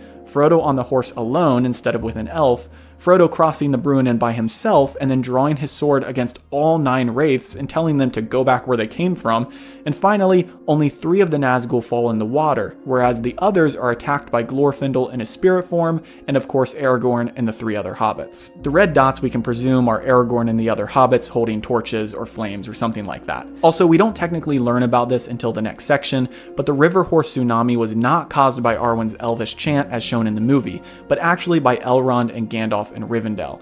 We can assume that they used the Rings of Power to create this powerful tsunami. Okay, so as you're probably putting together yourself, book Frodo is portrayed very differently from movie Frodo. But why? Well, I think it comes down to one key element that Peter Jackson and his team had to overcome: the antagonist. You see, in the movies, they portray Sauron as a great eye, ever watchful, but in the books, he isn't necessarily perceived this way. That was simply a physical manifestation of his being that Jackson needed to give him so the viewer could see the enemy. However, another way that Jackson and his writers portrayed the enemy was through the Nazgul. Stemming from his background in horror films, Peter Jackson made sure that the Black Riders were the central foes of the first half of the Fellowship of the Ring. This has been a common theme throughout my whole series, as a lot of thematic changes all come from the portrayal of the Nazgul. You can check out any of my previous episodes to hear more about those changes. And in the books, although the Nazgul are scary, Frodo shows an insane amount of will and bravery to be wearing the ring and stand up to all of them at the same time. I mean, even without the ring, a hobbit standing against 9 Nazgul is insane. With the ring weighing him down physically and emotionally, it's an even bigger feat. But it would have greatly diminished the viewer's fear of the ring wraiths if Jackson had shown this. Frodo's character arc had to go through 3 whole movies, and this moment is definitely a climax for Book 1 of Tolkien's 6 Lord of the Rings books. But Jackson needed to take into account the whole trilogy. I believe his way of displaying Frodo's strength was through the simple fact that he survives long enough to even get to Rivendell, but not so much that he could ride a horse alone and draw his sword and start shouting at what we're supposed to view as the most evil and powerful creatures that Sauron has. I mean, at this point in the movie, the hobbits have barely gained any experience and are still super naive to the world. It would have seemed out of left field for the films, whereas in the books, Frodo has already had 17 years to prepare himself mentally for a journey, and he has faced an evil creature at the Barrow Downs during the Tom Bombadil chapters, so Book Frodo is a veteran by this point, and understands most of what is happening. Movie Frodo, however, is still a naive, although perseverant, hobbit from the Shire, who has barely been on this journey more than a couple weeks. Now, taking into consideration the whole film trilogy, I think Jackson and his writers wrap this up nicely and handle his character development well for the movie adaptation. But if I had just seen this first half of the Fellowship of the Ring before anything else and was left hanging, I would be shocked at how much they changed Frodo's demeanor from how he is in the book. Sam is obviously the main character, even according to Tolkien himself, but even in the books, Sam has yet to show his true colors. At this point in Tolkien's work, Frodo is clearly the leader of the 4 hobbits and takes initiative in all of their predicaments. I want to clarify that I completely understand the weight that Frodo bears and how much suffering movie Frodo has to endure throughout the trilogy. So some of you Frodo fanboys out there might be upset at me calling him weak, but you have to understand that book Frodo bears the same exact weight, but in a much different way. Even adding a couple lines of Frodo talking after being stabbed in the movie might have helped us see his strength a bit more. Instead, we just get him wheezing and on the brink of death just minutes after being stabbed. Book Frodo is over here trekking the wild for 2 whole weeks and still talking to the hobbits in Aragorn, carrying on conversations while having an open poisoned wound. So in a general sense, movie Frodo shows courage and strength as he defies the will of Sauron and the Ring, but compared to book Frodo, and seeing as how Tolkien's version is the one I take to heart more, movie Frodo is a chump in this scene of the trilogy. What are your thoughts on movie Frodo versus book Frodo? If you have a different take on these portrayals of the character, I'd love to hear about them in the comments below. If you enjoyed, be sure to like and subscribe. Have a great week, and we'll see you in the next episode. Have you ever wondered if Peter Jackson's Lord of the Rings trilogy stayed true to the books? After all, the films won a combined 17 Oscars and are world-renowned as some of the greatest cinematic works of all time. So it must have taken Tolkien's already famous writings and just copied it over to a screenplay, right? Well, not exactly. Peter Jackson made a lot of cuts and alterations to the Lord of the Rings trilogy in order to adapt it to fit the silver screen. Things like Tom Bombadil and the Old Forest were completely removed from the films, and other moments like Frodo's flight to the Ford were just altered to better fit the film narrative. But today, we begin to uncover some of the scenes that Jackson and his team added to the Fellowship of the Ring that Tolkien never wrote about. You know this scene? And this one? And this one and this one? Well, they never actually happened. Some of these are minor changes, and others are major thematic differences that alter the future of the entire trilogy. And for every addition, there must be a subtraction. For example, we miss an entire song that Bilbo sings in the Hall of Fire in Rivendell. Oh, you don't know what the Hall of Fire is? Well, that's because it's left out of the movies too. My name is Gibby, and welcome to episode 9 of Movies vs. Manuscripts, the show where I analyze Peter Jackson's Lord of the Rings scene by scene and compare it to Tolkien's original work. If you're just now tuning in, make sure to go back and watch the previous episodes to get caught up with where we are today. This series is for those of us who want to dive deeper into the lore of Middle-earth that we miss when we only watch the films. Today we're covering 3 scenes that precede the Council of Elrond, as the Council of Elrond itself contains quite a few changes and therefore I'll be leaving it for next week's episode. Today, we have a lot to cover as Jackson and his team have begun to spin their own narratives into the story, and we have the culmination of many different loose ends all getting tied together, and some new loose ends being created as well. Let's start things off by giving a brief refresher on what happens in these scenes of the movie, and then I'll cover our 4 categories of possible deviations, which are characters, timeline, location, and plot. Starting with Frodo waking up in Rivendell, Gandalf is at his side and Frodo asks where he was and why he didn't meet them in Bree. We then see a flashback of Gandalf escaping Isengard, but he doesn't tell this to Frodo. Sam comes into the room and is ecstatic that Frodo is alive and well, and Elrond welcomes Frodo to Rivendell. Afterwards, Frodo leaves his room and meets up with Merry and Pippin, and then sees Bilbo. Bilbo shows Frodo his book, which is now finished, and he explains some of what he's been doing all of these years. Frodo then walks outside and encounters Sam packing up his belongings, and Sam says he's ready to head back home as they have finished what they set out to do. We then cut to Elrond and Gandalf discussing the ring and the fate of Middle-earth. Elrond strongly hints that Frodo shows incredible resistance to the ring, but Gandalf says that he has contributed enough to this journey. Elrond and Gandalf then continue to discuss the growing darkness, and Elrond recounts the story of Isildur taking the ring on the slopes of Mount Doom. He says that the bloodline of men has grown weak, yet Gandalf points out that there is one who still could take up the charge. Elrond says that he has forsaken that path long ago though, and chosen exile. And we cut to Aragorn. He is reading a book in the halls of Rivendell, and Boromir, who just arrived that day, walks into the hall. They exchange some words, and then Boromir handles an ancient relic like a child and cuts himself, and he runs off, and then Arwen approaches Aragorn. They discuss his reluctance to follow in the footsteps of his forefathers, and then they begin discussing their own relationship, and Arwen pledges herself to Aragorn and says she gives up an immortal life for him. Then it cuts to the next day, which is the Council of Elrond. Again, there are a lot of things to discuss in that scene alone, so I will save that for next week. For now, let's dive into all of the changes and additions that we already have in just these 3 scenes. To start, let's talk about characters. The characters we see in these scenes are Isildur, Gandalf, the 4 hobbits and Bilbo, Elrond, Legolas, Boromir, Gimli, Arwen, and Aragorn. The characters that Tolkien writes about but we don't see are Glorfindel, Gloin, and Lindir. Some might say that we see Gloin, but he doesn't do any talking in the movie. We have already met Glorfindel, but we learn more in this section about the identity of this seemingly overpowered elf. Gandalf tells Frodo that Glorfindel is one of the mighty of the Firstborn, an elf lord of a house of princes. I don't have time to do a deep dive on him today, but comment below if you would be interested in a video all about the life and history of Glorfindel. Also, Gloin is essentially a main character in this chapter and the chapter of the Council of Elrond. In fact, Gimli, Gloin's son, doesn't speak at all in these sections, which is the opposite to the movie. I think Tolkien wrote this as if people would have read The Hobbit already and therefore be familiar with Gloin as one of the company who traveled with Bilbo. Gimli would have been totally new, so using Gloin to bridge the narrative gap makes for a smoother transition. Lindir is simply an elf of Rivendell who has some speaking parts, but for the most part is just a normal elf. Next, we have our 2 categories of timeline and location. As for timeline, there's really not much of a difference. It's kind of hard to explain this because a lot of these scenes are added and not discussed in the book, but for the most part they got it right.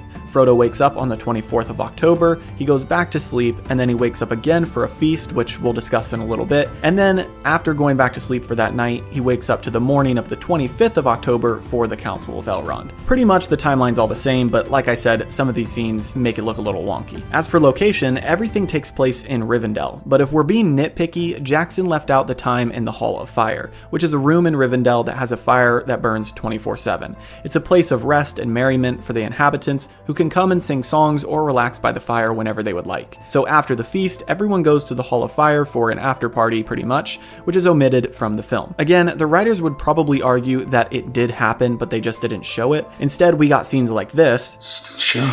Like I said, for every addition, there must be a subtraction. So now that we've covered characters, timeline, and location, we need to go over the final category of plot differences, which I know is everyone's favorite. Hang tight, as today is a roller coaster of scenes that never happen in the book, so I'll do my best to explain the differences while also giving you a feel of what Tolkien actually writes. Kind of like the video I did on Tom Bombadil, this might be more of a summary of the book than an analysis of the scenes, as it is impossible to point out some differences without giving you context for what Tolkien says actually happens. But if you're curious about the character assassination of Boromir, Aragorn's true love story with Arwen, and more, then stick through it because there are so many juicy details to cover. So here we go. Starting with when Frodo wakes up in Rivendell, there are already a few changes. First, Gandalf and Frodo talk for quite a while in his room. Something to remember is that in the movie, we have the privilege of seeing multiple stories as the film cuts between different plot lines. Whereas in the book, Tolkien writes from the perspective of the hobbits, and therefore this time in Rivendell is when Tolkien recaps everything that has happened outside of their periphery. We already know what happened between Saruman and Gandalf because we saw it early in the movie, but in the book, Frodo is just now learning about it. So the first change is that Gandalf actually does share this information with Frodo, whereas in the movie, he keeps it to himself after a brief flashback. Real quick, there is one change in the flashback, which is that Gwaihir rescues Gandalf unbeknownst to Saruman. In the movie flashback, Saruman is bullying Gandalf on top of Orthanc when he gets rescued. In the book, after Gandalf recounts all of his doings to Frodo, Frodo falls back asleep. Next, because I'm going to do this in chronological order of the scenes, I need to cover this, but there is a bit of an asterisk next to this change. So after Frodo sees Bilbo in Rivendell, we get a scene of them briefly talking and Bilbo shows him his book. Bilbo is very old looking now and says that he would like to travel, but he never got the chance. This is contrary to the book, as Tolkien says that Bilbo hasn't aged as much visually, and Bilbo even tells Frodo that he did travel with the dwarves back to visit Dale and Dain in Erebor. The asterisk attached to this change is that this does not happen yet in the book, because Frodo doesn't get to meet Bilbo until after the feast, which we'll address here in a second. Next, there is no moment of Sam packing up his belongings and telling Frodo that he's ready to go back to the Shire. In fact, Sam quite likes Rivendell and is excited to show Frodo around. After this moment in the movie, it pans to Gandalf and Elrond talking. While I'm sure they had plenty of talks behind the scenes in the books, this moment isn't explicitly written about by Tolkien. In fact, the story Elrond tells of him and Isildur at Mount Doom is technically recounted during the Council of Elrond in the book. Additionally, Elrond is not nearly as critical of men in the book as he is in the movie. Also, he says that Aragorn has chosen exile, which isn't true, as Aragorn in the book is ready to take up the mantle of king just at the right time. He is not scared of his heritage like they portray in the films, and he even carries around the shards of Narsil with him at all times. We'll talk about that more in a moment, but first we have to discuss something that is left out of the movie entirely, which is the feast. That night they have a feast in honor of Frodo, and this is where we meet Gloin. Gloin sits next to Frodo at the feast and they talk for quite a while, as Frodo is keen to hear all about the dwarves.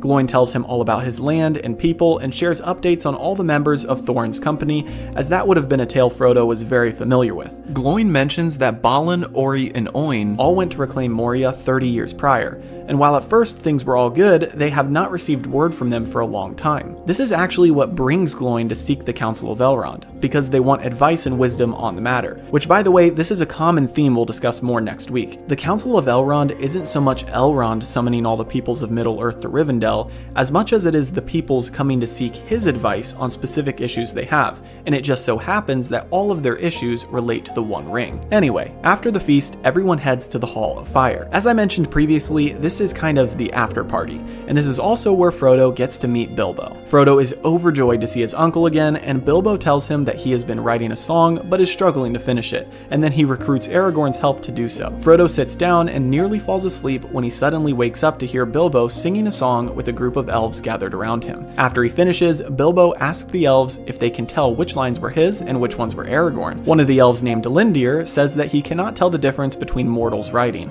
and then Bilbo admits that he pretty much wrote the whole thing anyway. After this, Bilbo and Frodo get back together and start walking out of the Hall of Fire to find a place more private to chat. While they're leaving, Frodo sees Arwen standing with Aragorn, and he is immediately entranced. Bilbo and him finally leave, and then they talk some more in his room before going to bed. By the way, earlier in the night after Frodo first meets Bilbo again, that's where we get the jump scare scene, as at this time, Bilbo asks to see the ring and Frodo sees a vision like what we see in the movie. I know technically this doesn't happen in the movie until after the Council of Elrond, but I just wanted to mention it since it happens in this chapter of the book. The only difference is that Bilbo never lunges at him like in the movie. In the book, it is completely a figment of Frodo's own imagination and mind. Still though, Bilbo realizes what Frodo is going through and is very apologetic that the ring ever had to be passed down to him. So now that we've discussed the feast and the after party in the Hall of Fire, let's talk about some of these additional moments in the movie. First, the movie cuts to Aragorn reading in a hall of Rivendell after Elrond says that he's chosen a path of exile, which I already said isn't true. While he's reading, Boromir approaches and they greet each other. So right off the bat, this is never written about in the books. Second, even if it did happen, this is the start of Jackson's character assassination of Boromir. Boromir would have never acted this way, specifically in regards to handling the shards of Narsil. We already know that in the books, the shards are safely kept with Aragorn,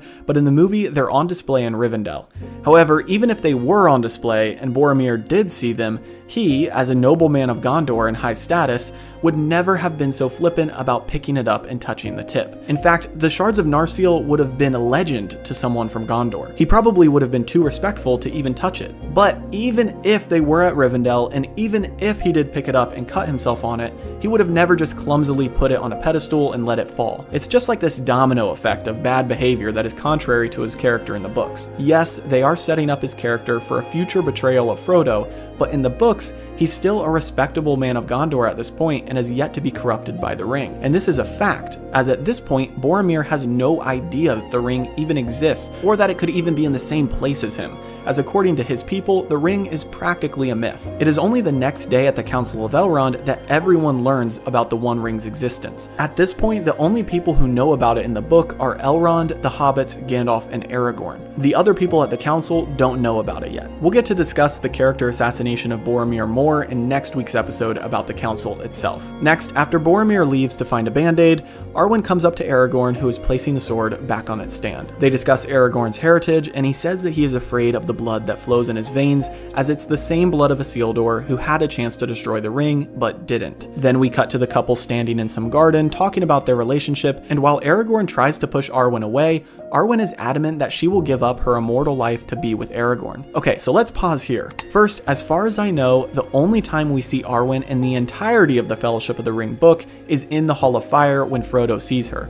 Of course, it is possible that her and Aragorn had some alone time outside of this, but we never hear about it, and therefore the scene isn't completely canon. A hint as to why this probably didn't happen is because we hear more about Arwen and Aragorn's relationship in the appendices. For example, we learn there that Arwen tells Aragorn she will marry him once he becomes king. Also, we learn that she is rarely seen by mortal men, which the movie contradicts as she is seen multiple times. Lastly, Aragorn never tries to push her away in the book. In the book, he is set on his purpose in life to become king and fight against Sauron, and he is fully on board with this only getting married once he becomes king thing. In the movie, he tries pushing Arwen away, and he is afraid of his destiny. So to recap, Arwen is only seen once in the whole book, Aragorn and her have a healthy relationship, and Aragorn is fully on board with fulfilling his destiny. We'll talk about Arwen and Elrond's father-daughter issues next week most likely, so I won't get into that today. I just want to point out again for all the people furiously typing in the comments right now that I love the movies. And honestly, there isn't much that I would change in them, but I think it is super fun to go through the books and see all of the detail and lore that Tolkien has to offer. I highly encourage embarking on this journey with me as I go through the series. Who knows, you might uncover something you never knew about, and maybe you'll end up liking the books more than the movie. I know for some that reading the books can be biting off a little more than they can chew, so that's why I always recommend Audible. If you want to get your first audiobook free, go ahead and click my link in the description to claim your free trial and free audiobook, which also helps support the channel. So what do you think about these changes? I'd love to hear in the comments how you think these moments impact the overall story. I feel that things like Aragorn's love story with Arwen, as well as his relationship with his own destiny,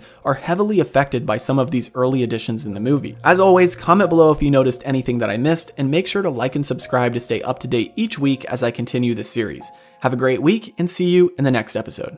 Did you know that Bilbo volunteered to take the ring to Mount Doom? Or that Boromir wanted Aragorn to return to Gondor as king, and Aragorn himself was keen on the idea? Or that Merry and Pippin never eavesdropped on the Council of Elrond? Well, if you have never read the books, then these are just a few examples of the many changes that Peter Jackson made to Tolkien's Council of Elrond. In the books, this chapter is the starting point for the epic saga that is The Lord of the Rings.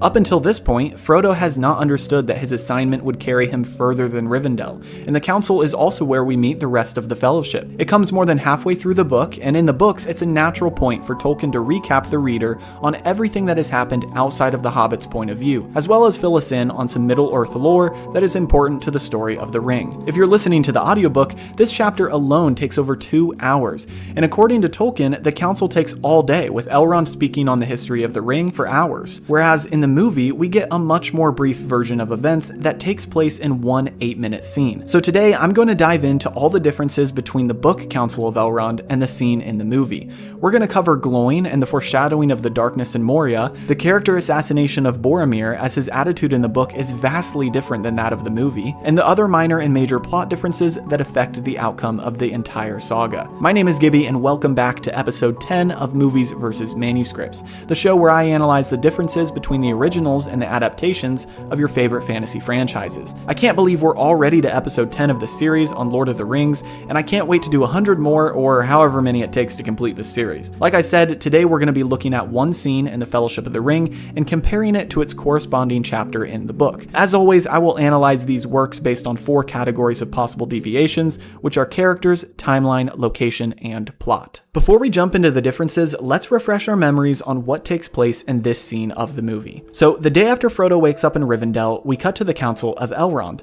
Multiple people groups of Middle-earth have been summoned to Rivendell to discuss the fate of the ring. Elrond introduces the doom of all people and then asks Frodo to present the ring. After he sets it on the stand, Boromir gets up and says that he had a dream, and inches towards the ring, but before he can touch it, Gandalf starts speaking in the Black Speech of Mordor, and tells everyone that one day this speech will be heard all across the land. But Boromir is persistent and says it is a gift and that the men of Gondor can use it against the enemy. Aragorn interjects and says that no one except Sauron himself can wield it, and Boromir immediately becomes irritated with who he thinks is just a simple ranger of no status. Legolas quickly corrects this by telling Boromir that this is indeed Aragorn, the rightful king of Gondor. Although shocked and surprised, Boromir resents this implication and says Gondor has no king, Gondor needs no king. Finally, Elrond speaks again and tells the council that they have one choice, which is to destroy the ring. Gimli jumps on the opportunity and gets blasted back after trying to chop the ring in half, and Elrond tells them that it can only be unmade in the fires of Mount Doom. The people of the council begin arguing amongst themselves about this difficult task and who should be responsible,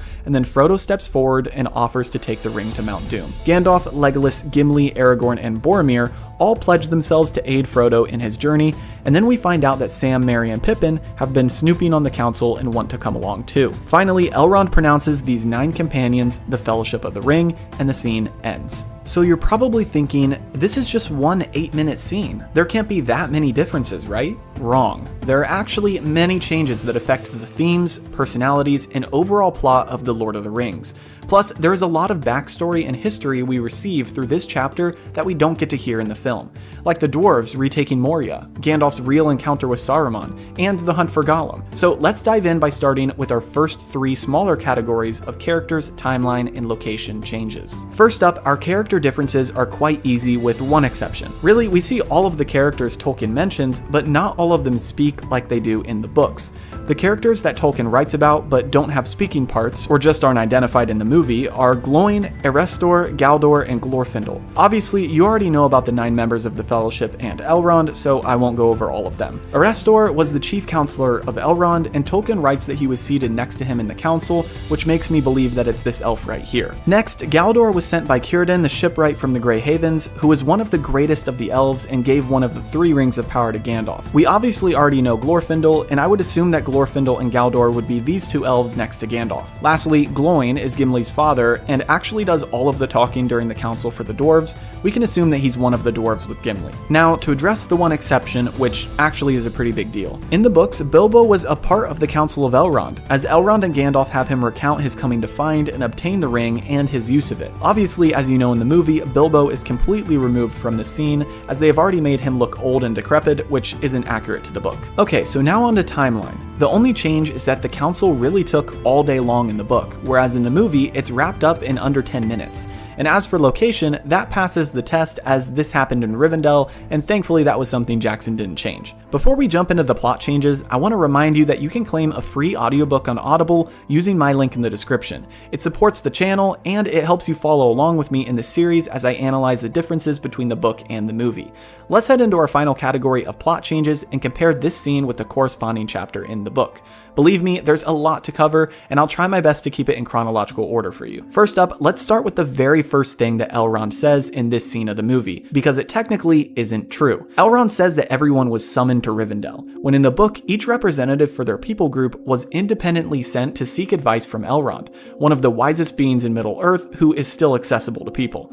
Now keep in mind, Tolkien had a great handle on the idea of timing in his books, and we even hear that Boromir traveled for 111 days to get to Rivendell. This was common for those coming to visit Elrond, which meant that when they came, they usually stayed for quite some time, as it wouldn't be worth a weekend trip if it took you 100 days just to get there. So call it divine timing or whatever you want, but Elrond summoned the council on the 25th of October because Frodo had finally reached Rivendell with the ring, and all of the people groups of Middle-earth happened to be in Rivendell at the time. It was only logical logical that he would call all of them together and explain the reason for their problems, and then devise a way to resolve it. So moving on, before I jump into the differences with Boromir's character and his speech, I need to address something that was removed from the scene. In the book, we actually hear from Gloin first, who explains that not only have some dwarves been lost in Moria, but they have been approached by Sauron's representative multiple times. This messenger from Mordor has requested an alliance with the dwarves and asked for information on hobbits because Sauron knows that the dwarves knew a hobbit in the past, which is referring to Bilbo's adventure with Thorin. The dwarves had turned away this messenger multiple times, but he strongly hinted that he would be visiting one more time and was threatening in the way that he said it. So this prompted Gloin to seek the counsel of Elrond. Elrond then takes the chance to explain that the council is here to decide the fate of Middle-earth, and as I mentioned earlier, he believes that there is some divine timing that all of these representatives happen to be in Rivendell at this time. Elrond goes on to explain the history of the ring, dating back thousands of years, and we don't get this in the movie because this has already been shown in the prologue of the film. However, one small difference is that he does mention how Isildur refused to destroy the ring the day that Sauron was defeated because he took it as his payment for the death of his father and brother in the siege of Barad-dûr. They did not go up into the volcano of Mount Doom like they show in the movie. Next, Boromir interjects multiple times, and for the most part you can draw similarities between his words in the book and some of his lines in the movie. However, I want to point out a couple of key differences. First, Boromir makes it clear that his reason for being there is that he and his brother had the same prophetic dream in which he heard a poem about Isildur's bane, the sword that was broken, and a halfling. This is what brought him to seek the counsel of Elrond. This is only briefly mentioned in the book, and later in the Two Towers, we see the scene of Denethor telling Boromir that Elrond was summoning a council, which we know didn't happen.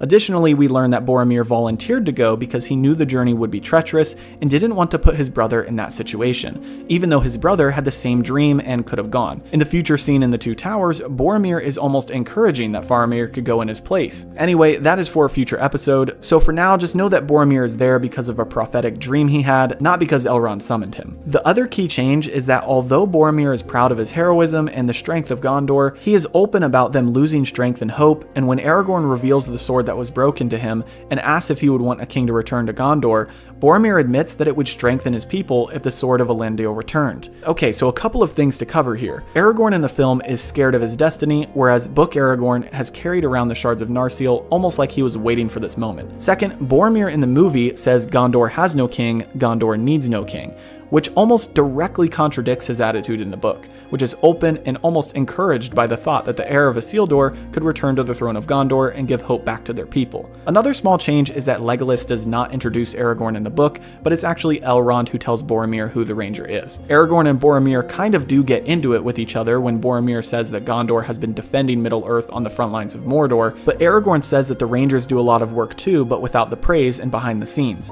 However, I do want to point out that it isn't as nearly hostile as it comes across in the movie. Next, in the book, Elrond has Bilbo, Frodo, and Gandalf recount their experience with the ring from the time that Bilbo found it in Gollum's cave to the time that Frodo crossed the Bruinen River.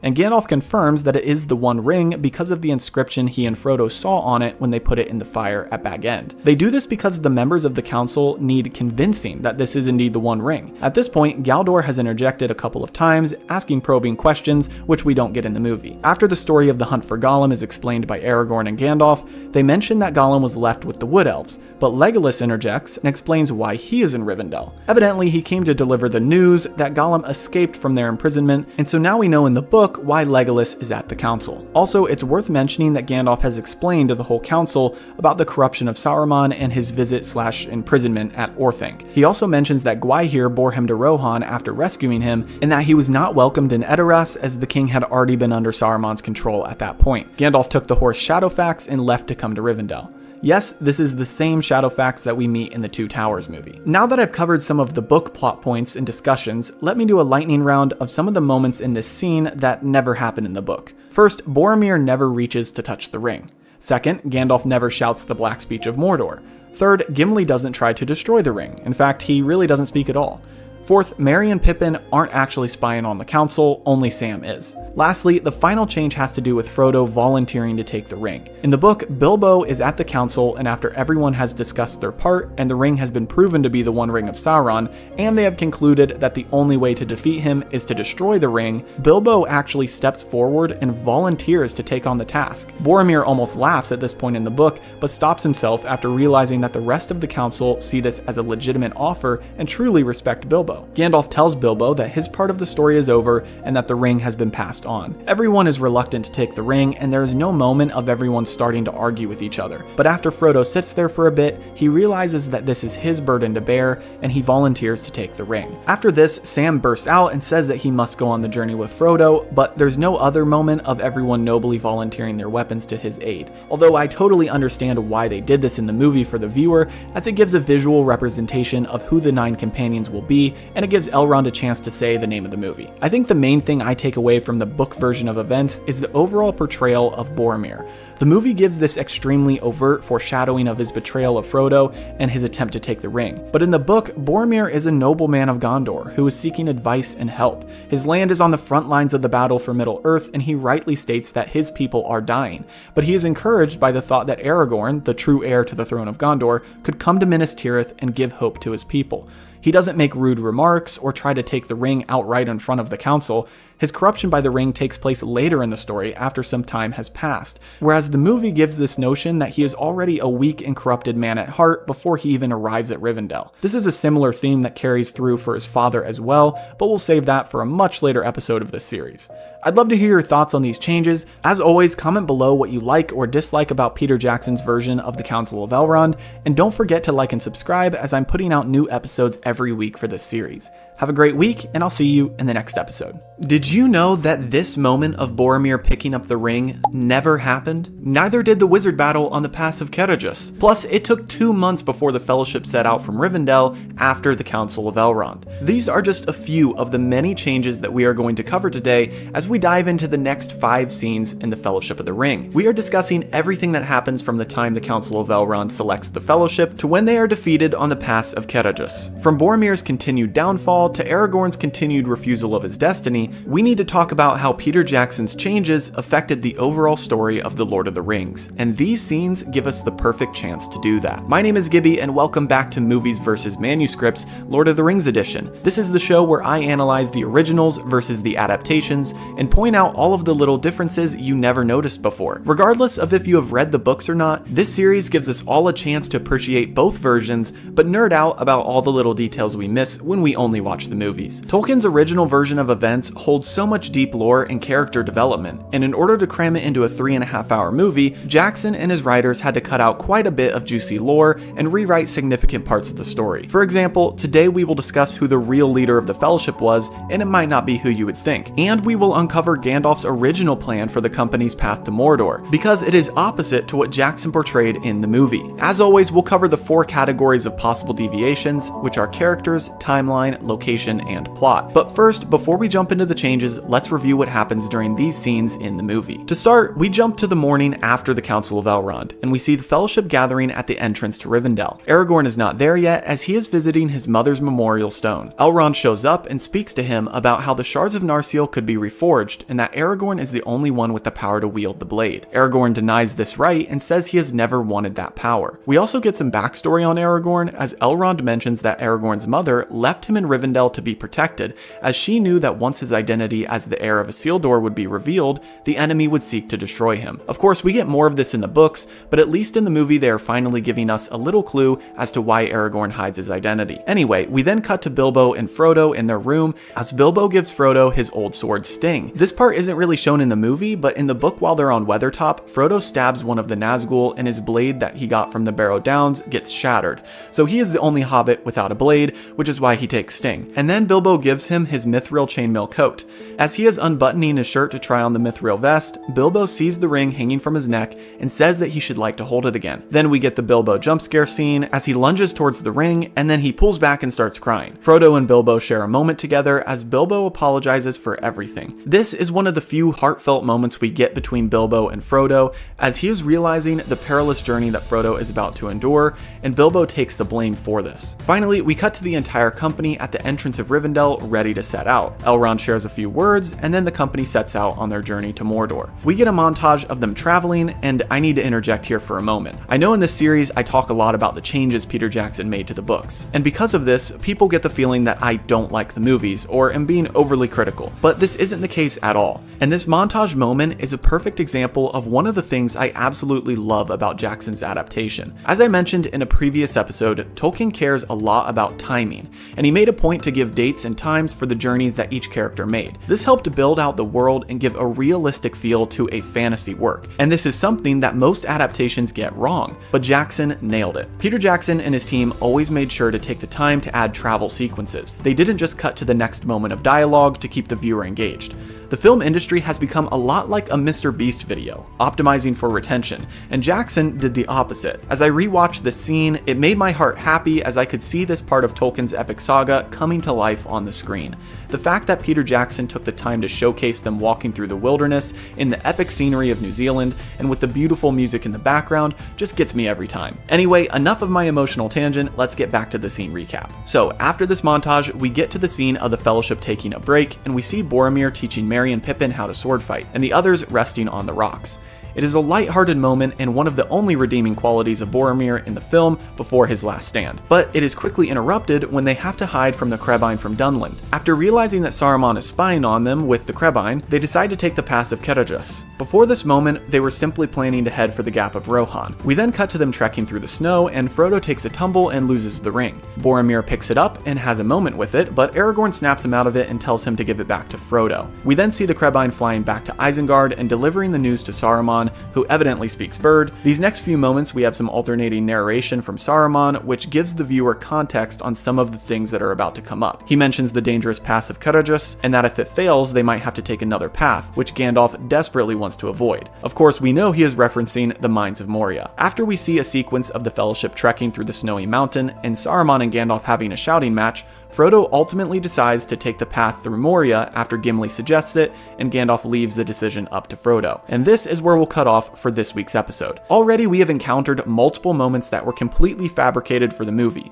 character actions that would have never happened in the book, and plot points that Jackson did a 180 with to fit the film narrative. As always, if you're wanting to read along with me during this series, check the video description to claim your free trial on Audible using my link, which helps support the channel and gets you one free audiobook with no purchase necessary. Anyway, let's dive into our first category of characters. This category pretty much passes the test with flying colors, as I couldn't see any characters that Jackson explicitly removed from the film version of these scenes. This might be a common theme for the next few episodes, as the next parts of their journey only include the 9 members of the Fellowship. The only small difference would be that Bilbo was there to say farewell to the company in the book, whereas in the movie he only shows up to give Frodo his gifts and is not present during their departure. Also, now that I think about it, technically they show Saruman a lot in these scenes, but he is not a part of these moments in the book. Next, as for location, that category passes the test as well, although in the book they do stop and rest at a place called Hollin before they take the pass of Caradhras. This would have been a part of Eregion many years prior. I don't really include this as an outright plot change, as they technically could have stopped there in the film during the part when the Crebain fly overhead, but they just don't clarify in the film if that's actually where they are. Finally, before we head into the plot changes, we have our category of timeline. This was changed quite significantly for the film, as you get the impression that they are leaving quite quickly after the Council of Elrond. I know, just because we didn't show it doesn't mean it didn't happen, but here's my argument against that. Jackson does a great job of displaying the passage of time, as I previously stated, and even during their travel scene, we get a voiceover from Gandalf stating that their journey would take 40 days or whatever. I believe that if Jackson truly wanted them to stay in Rivendell for 2 months before leaving, he would have added some sort of dialogue or a moment displaying this delay in time. Tolkien was very precise about being realistic and acting like this war was legitimate. In real life, wars take a long time, and secret spy journeys take a lot of planning. It wasn't written in the books like, hey, we better get a move on and hurry up. No, Tolkien wrote that scouts were sent out to survey the land and check for enemy spies and for the Black Riders. Plus, Gandalf, Elrond, and Aragorn met many times to strategize the journey. Tolkien was very precise about this 2-month delay, so I have to assume that Jackson cut it out entirely, as his version of the story makes it seem like they must get a move on now or they'll be too late. So, now that I've covered the first 3 categories of characters, location, and timeline, let's go over the final category of plot changes. As always, I'll try to keep this in chronological order, and this week I decided to spruce things up a bit and give a little bit of context for these changes. This will make more sense in a moment once we get to a change that is lacking information. So let's start from the beginning. First, there is no moment of Aragorn at his mother's memorial in the book. This scene has multiple fabricated elements to it. First of all, I feel like I am beating a dead horse, but just in case this is the first time you're watching my channel, I'll repeat this plot point again. Aragorn is not afraid of his destiny in the books. In fact, he embraces it, and even to the point of carrying around the shards of Narsil with him his whole life. So Elrond coming up to him and saying that he can reforge the sword, but Aragorn refusing it, is completely made up to fit this new Aragorn character arc. Elrond also mentions that Aragorn's mother left him in Rivendell to be protected. And although this very briefly touches on Aragorn's history, I wanted to provide some more context for this detail. You see, Tolkien gives more information in his other writings about the history and lore of Aragorn and his lineage. As we know, he is the heir of Isildur. His father was Arathorn II, and a little known fact is that Aragorn is actually related to Elrond. Much like in real life, although Sauron was defeated, that doesn't mean all evil simply vanished. When Aragorn was 2, his father Arathorn was slain by an orc, and Aragorn was then fostered in Rivendell under his uncle Elrond in order to protect his identity. Let's just say that Sauron's allies and followers did not like the bloodline of Isildur, as that is the guy who quote-unquote killed their master. So they were desperate to wipe out all of his heirs. Elrond decided to hide Aragorn's identity by calling him Estel, which means hope. Later, after meeting Gandalf and becoming good friends with him, Gandalf told him about the Shire, which led Aragorn to become a ranger around the lands of the Shire and Bree, and be a protector of the inhabitants of these lands, earning him the name Strider. There's a lot more to this story, including a prophecy from his grandmother, his true love story with Arwen, and his journeys before the War of the Ring, but I think that's enough context on Aragorn for today. It is important to note that so far, he has been kept secret from Sauron, and that he also kindled a strong friendship with Gandalf. The next change is still related to Aragorn and his destiny, and it is that he actually does have the shards of Narsil reforged in Rivendell before they leave. In the book, he renames the blade Anduril, which means Flame of the West. Next, as I mentioned in the timeline section, the hobbits actually stay in Rivendell for 2 months. During this time, Aragorn and Elrond's sons, Elrohir and Elladan, set out with many other scouts to locate the Black Riders. During this scouting time, they find dead horses at the end of the river and a tattered black cloak. The scouts determined that the Nazgul were hurt and it would take time for them to regain their full power again, and that is when the company decides it is finally time to set out from Rivendell. Before they set out though, we have a few more changes. First, after the council, the hobbits have their own meeting in which Merry and Pippin get upset that they missed the Council of Elrond and didn't get a chance to volunteer for the journey like Sam did. They even reference the assignment as a reward, which Frodo chastises them for as he knows this journey is no reward. They say that they would have to be chained up and thrown in a sack if Elrond didn't want them to go, and Pippin says that they need people of intelligence on this quest. At this moment, Gandalf walks in on them and says, "Then you certainly will not be chosen, Peregrine Took." This is a small change in the films, as Pippin says this after they barge in on the council in the previous scene, but they give Gandalf's line to Merry, who says, "Well, that counts you out, Pip." Gandalf tells them that the Fellowship will be selected by Elrond alone, and Gandalf has no control over who goes. Elrond ultimately selects the 9 companions, they don't volunteer like in the movie. Elrond selects Legolas to represent the elves, Gimli to represent the dwarves, and Aragorn to represent men. Boromir is only selected to tag along, as his path back to Minas Tirith goes along with theirs for quite some time, and a significant change is that the original intent of Aragorn was to accompany Boromir and split off from the company at that point and take up his crown at Minas Tirith. This is a major shift from the movies, as Boromir and Aragorn don't exactly get along, and as we have stated, Aragorn is not so big on his destiny. As for the selection of Merry and Pippin, we need some more context. In the book, Elrond is strongly against them going with the company. He hints that he does not foresee good things happening with them in the company, which possibly could be in reference to Pippin causing part of their trouble on Moria, which results in Gandalf's death. Elrond says that he had planned on sending Merry and Pippin back to the Shire to warn them of the coming danger. Elrond in his foresight and wisdom is foreshadowing the Scouring of the Shire. Now, once we get to the very end of this series, I will do a video in depth on the Scouring of the Shire, but for those of you now who are like, what in the world is the Scouring of the Shire, I want to give you some more information. If you don't want spoilers, skip ahead a couple minutes. Pretty much, after Saruman is defeated in Isengard, he heads to the Shire and takes things over. Now, technically, he had been buying things from Bree and the Shire for years during this conversion to the dark side, which explains why Merry and Pippin find old Toby in Saruman's Saruman's storehouses. But after he is defeated in Isengard, he personally goes to the Shire and takes over the hobbits along with some evil men who he controls. Elrond is foreseeing this disaster and hopes that by sending Merry and Pippin back to the Shire, they could warn the inhabitants and avoid this oncoming darkness and fight against Saruman. But this is where something unexpected happens. For all of Gandalf's poking at Pippin, he actually tells Elrond it would be wise to include them in the journey. Now, it is unknown if he does this because he also sees his own death in the future, but he might know that his death will result in ultimate good, meaning his return as Gandalf the White. Either way, this is changed for the films. Plus, another small detail is that Elrond selects 9 companions to rival the 9 Nazgul. It's all very symbolic. Next up, let's take a look at Bilbo and Frodo's talk in Rivendell. Bilbo does give Frodo Sting and his mithril coat, but there's a couple of changes. First, like I mentioned, Frodo takes Sting because his previous sword shattered on Weathertop. Second, Bilbo does not lunge at Frodo. In fact, this moment happens previously in the Hall of Fire in Rivendell. I believe in episode 9 I talk about this a little bit more, but essentially to recap, Frodo imagines Bilbo's face changing in his own head. It doesn't actually happen in real life.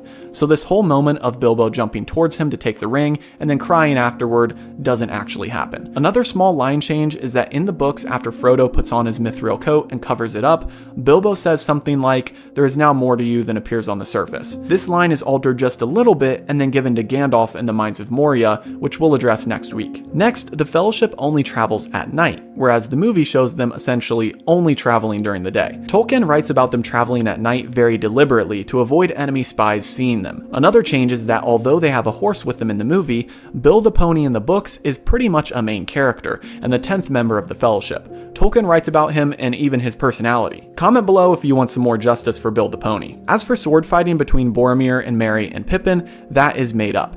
Not to say that it couldn't have happened, but the books don't specifically write about it. Something else different about this moment is when the Crebain from Dunlin fly overhead. In the book, the Crebain fly overhead at multiple points in their journey, and the company doesn't rush to hide from them, as they are unsure if they are actually spies of the enemy or not. Plus, even if they are spies, they assume that they're spies of Sauron. At this point, Saruman is not on their minds at all. Next, let's talk about the leader of the company. In the movie, one would assume that this is Gandalf. He is the oldest and wisest after all, but in the books, Aragorn is way more the leader and gets the final say on the decisions. In fact, this plays into a massive change in their planned path for the journey. In the book, Frodo overhears an argument between Aragorn and Gandalf, and you won't believe what Gandalf says. Gandalf actually advocates for them to take the path through Moria. In the movie, the narration from Gandalf says that they will make for the Gap of Rohan, but in the book, Aragorn and Gandalf agree that Rohan is already compromised. As we discussed in a previous episode, Gandalf had already been in Rohan and was unwelcomed. This made Gandalf think that Saruman had already claimed the minds of the men in Rohan, and therefore it would be unwise to go that way. So in the book, Gandalf and Aragorn debate where to go instead. Gandalf wants to take the path through Moria, and Aragorn says that he wants to avoid that place at all costs. This is totally opposite of the film, as if you remember in the movie, Gandalf is completely opposed to Moria. Ultimately, Gandalf leaves the decision up to Aragorn, and he decides to take the Pass of Kerajas, a snowy mountain standing in their way. This prompts a smaller change, which is that in the movie, Gimli suggests Moria, but Gimli so far has really not talked in the book. Now, for some context to the overall narrative, I need to mention that in the book, Tolkien makes a point of displaying multiple arguments. Tolkien is showcasing that after weeks of travel, the entire company is getting a little annoyed with each other. There is friction between the members as Gandalf argues with Aragorn and Boromir at different points, and the breaking of the Fellowship is being foreshadowed. They are not one big happy company, and Tolkien makes it clear that this journey is not straightforward or easy. There are many paths they could take, all of which are dangerous, and they have to select carefully. Once they decide on the Pass of Kerajas, Boromir suggests that they take advantage of the wood around them, and each person takes a bundle of wood for the snowy road. And now we have one of the larger changes made for the film. Although a small moment, it speaks volumes to the future of Frodo and Boromir's relationship. In the book, Frodo does not drop the ring, and Boromir does not pick it up. Some context we get in the book that we don't receive in the movie is that Elrond makes it clear to all of them before they leave that Frodo is not to give away the ring to anyone. This is unspoken in the films, but it would have helped give context for why it was so taboo for Boromir to even lay a finger on the ring, instead of just letting Frodo go get it out of the snow. Anyway, as the Fellowship travels, the snow continues to pile up, and Tolkien notes that it is more snow than usual. This of course is because of Saruman's influence. They hear maniacal laughter and shouting as the mountain pours snow down on them, but Gandalf never gets up and shouts back at Saruman, and they don't even know that it is Saruman doing it. In the book, Gimli says that it is the mountain punishing them, as it's angry that creatures are walking on it, and the others say that it's Sauron. When Sauron is mentioned, Gimli says his arm has grown long indeed if he can affect the weather over 300 leagues away. This line is not said at this moment in the movie, but is reused later by King Theoden talking about Saruman in Helm's Deep. By the way, speaking of Saruman, as I mentioned before, he is not included at all in this chapter of the book, and Jackson includes him in these scenes to give context to the viewer, and to give a chance for some narration about Moria and the darkness that awaits them in the mines. But in the book, the Crebain do not go back and report to him as shown in the film. So we are almost to the end of the changes for these scenes. The last couple changes are in regards to their decision to turn back and go through Moria. First, Gimli never suggests it, and Gandalf never gives Frodo the right to make the decision. As mentioned, Gandalf was actually the one in favor of Moria from the start, and it was Aragorn who was staunchly against it. But after realizing that they would die in the snow of the mountains, they accept defeat and decide to turn back. Aragorn and Boromir plow ahead, and Legolas walks over the snow to scout before them. They find that there is a massive snowdrift blocking their path, but Legolas walks past it and informs the two men that it's only a few feet thick and the other side is wide open. So Aragorn and Boromir plow through the wall of snow and then go back to carry each of the hobbits to safety. Once the entire company reaches the bottom of the mountain again, the chapter ends with a somber note of their defeat on the pass of Carajus. This chapter in the book ends on a depressing note. They have journeyed for miles, they are wet, cold, and tired, and they now have been defeated by one of their only options to get to Mordor. Their number of paths left is dwindling, each more dangerous than the last, and it is sinking into each member of the company how dangerous this journey really is. In fact, Sam shows his naivety early on when he sees the mountains before them, and he admits to Frodo that he thought they had reached Mount Doom already. But things are only getting started for them, as in the next chapter we have our first fight scene, which isn't even included in the movie at all. If you want to stay tuned for that episode, subscribe and turn on notifications as I release these episodes every Saturday morning. If you enjoyed, be sure to like and leave a comment about which parts you thought were right to change and which ones you wish Peter Jackson and his team would have kept in the film. Check the description below for your free audiobook on Audible, and as always, be sure to go back and check out all of the previous episodes if you aren't yet caught up with the series. Have a great week, and I'll see you in the next episode.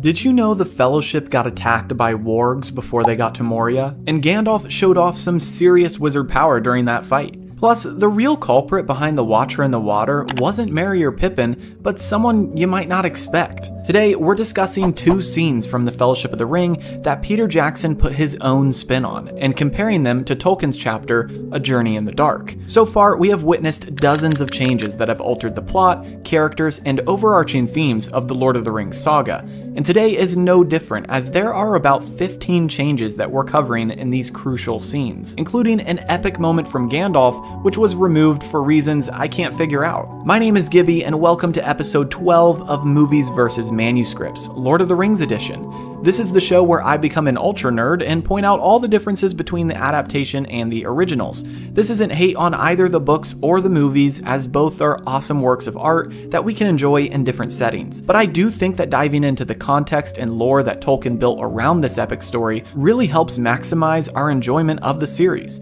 So join me today as we uncover these two scenes in the Fellowship of the Ring and compare them to Tolkien's chapter about the company's journey through Moria. As always, I'll be comparing these works through 4 different categories, which are characters, timeline, location, and plot. And of course, before we jump into the differences, we gotta review what happens in these scenes of the movie. So let's get started by picking up where we left off in last episode, which was right after Frodo decides to take the path through Moria, and Gandalf gives us an ominous stare down. We cut to the Fellowship journeying along a path that is set against the mountain as they are about to come upon the walls of Moria. Gandalf takes Frodo aside as they walk and asks him how his shoulder is doing and if he feels the ring's power growing.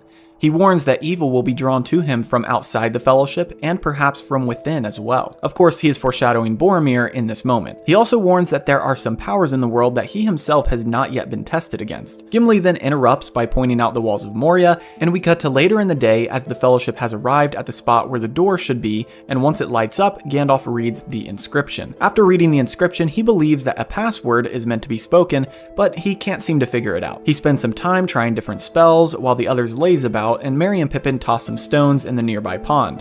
Eventually, Frodo figures out the riddle of the door and asks Gandalf what the word for friend is in Elvish. He speaks the word and the door opens. But as the Fellowship slowly journeys inside, they realize that skeletons fill the space and the dwarves who once inhabited this place are long dead. Before they can head back, however, a tentacle shoots out of the pond and grabs Frodo.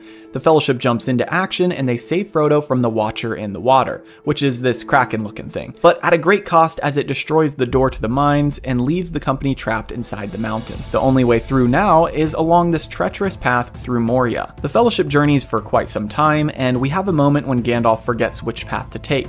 At this time, Frodo notices Gollum following them, and they talk briefly about the pity that Bilbo had on Gollum and how he spared his life many years ago. Suddenly, Gandalf remembers the way forward, and they continue, eventually reaching the tomb of Balin. But we're getting a little ahead of ourselves there because this week we stop before they get into this guard room. Yes, I know you're probably yelling at your screen right now because this week we aren't covering the Goblin attack or the Balrog, as I'm saving that for next week's episode. But trust me, as I said in the beginning of this video, in just these two scenes, we already have over a dozen changes. So let's get into it by starting with a super easy category this week, which is characters. Why is it easy? Well, because there are no character changes. Since this part of the journey is just the Fellowship, we don't have any characters that Tolkien writes about who aren't included in the movie. Another simple category to cover is location. There really is only one discrepancy, which is the lake in front of the walls of Moria. In the book, Tolkien writes about how there is typically a stream which flowed in the valley of the mountain and led to the door Gandalf was searching for, but it had been dammed up and therefore the stream was gone and the water had filled the entire valley, creating a massive lake.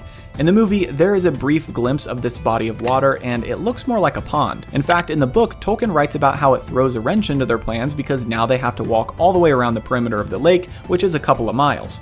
So I consider this a location change as Peter Jackson decided to make this body of water more of a pond instead of a massive lake. Lastly, before we get into the many plot changes, we need to address the only timeline difference between these scenes and this chapter. In the book, the Fellowship spends about 43 hours in the mountain, but in the movie, Gandalf says it's a 4-day journey to the other side. We also can reference Gandalf and Frodo's conversation about Gollum to get a feeling for time, as Gandalf notes that Gollum has been following them for 3 days, and I'm assuming he hasn't been following them on the Pass of Caradhras because I don't know how he would survive up there. So if Gollum had been following them since they got into the mines, they've been in there for 3 days already once they reach this fork in the road. Alright, so now that we've covered characters, location, and timeline changes, it's time to get into the all-important plot differences. But before we do, I just want to remind you that you can use my Audible link in the description to claim a free trial, which means that completely for free you can start listening to The Fellowship of the Ring or any other book you desire. It helps support the channel and you get to follow along with me as I do this series, and you can enjoy the awesome narration of Andy Serkis at the same time. Anyway, back to the changes. To start, we need to address a portion of the story that Peter Jackson and his writers omit from their scenes.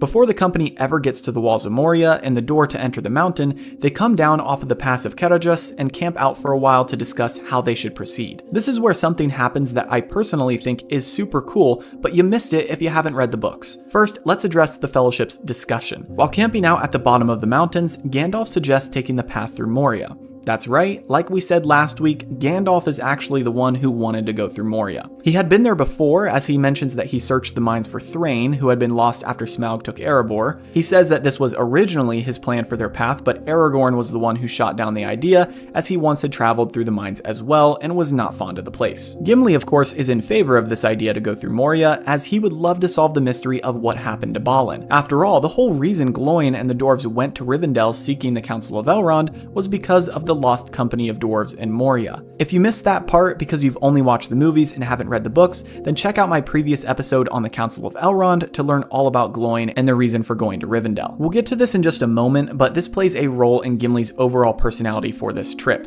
because the movie portrays him as believing that Balin and the other company of dwarves are waiting with malt beer to welcome them into the mines. In the book, however, he knows that this isn't the case. Boromir is staunchly opposed to the idea and wishes to take the Gap of Rohan.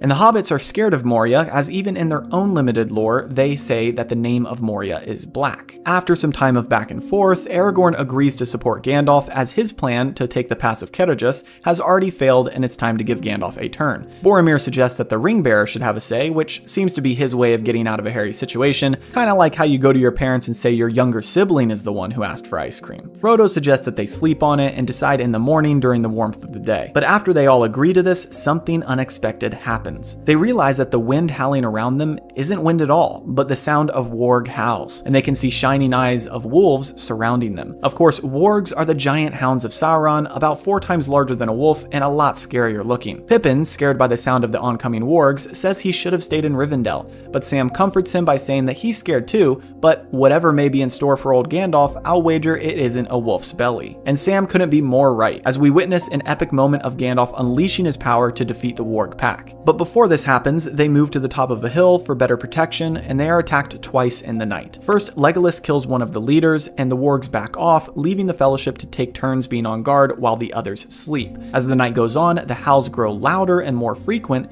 and finally near the morning, the wargs attack again.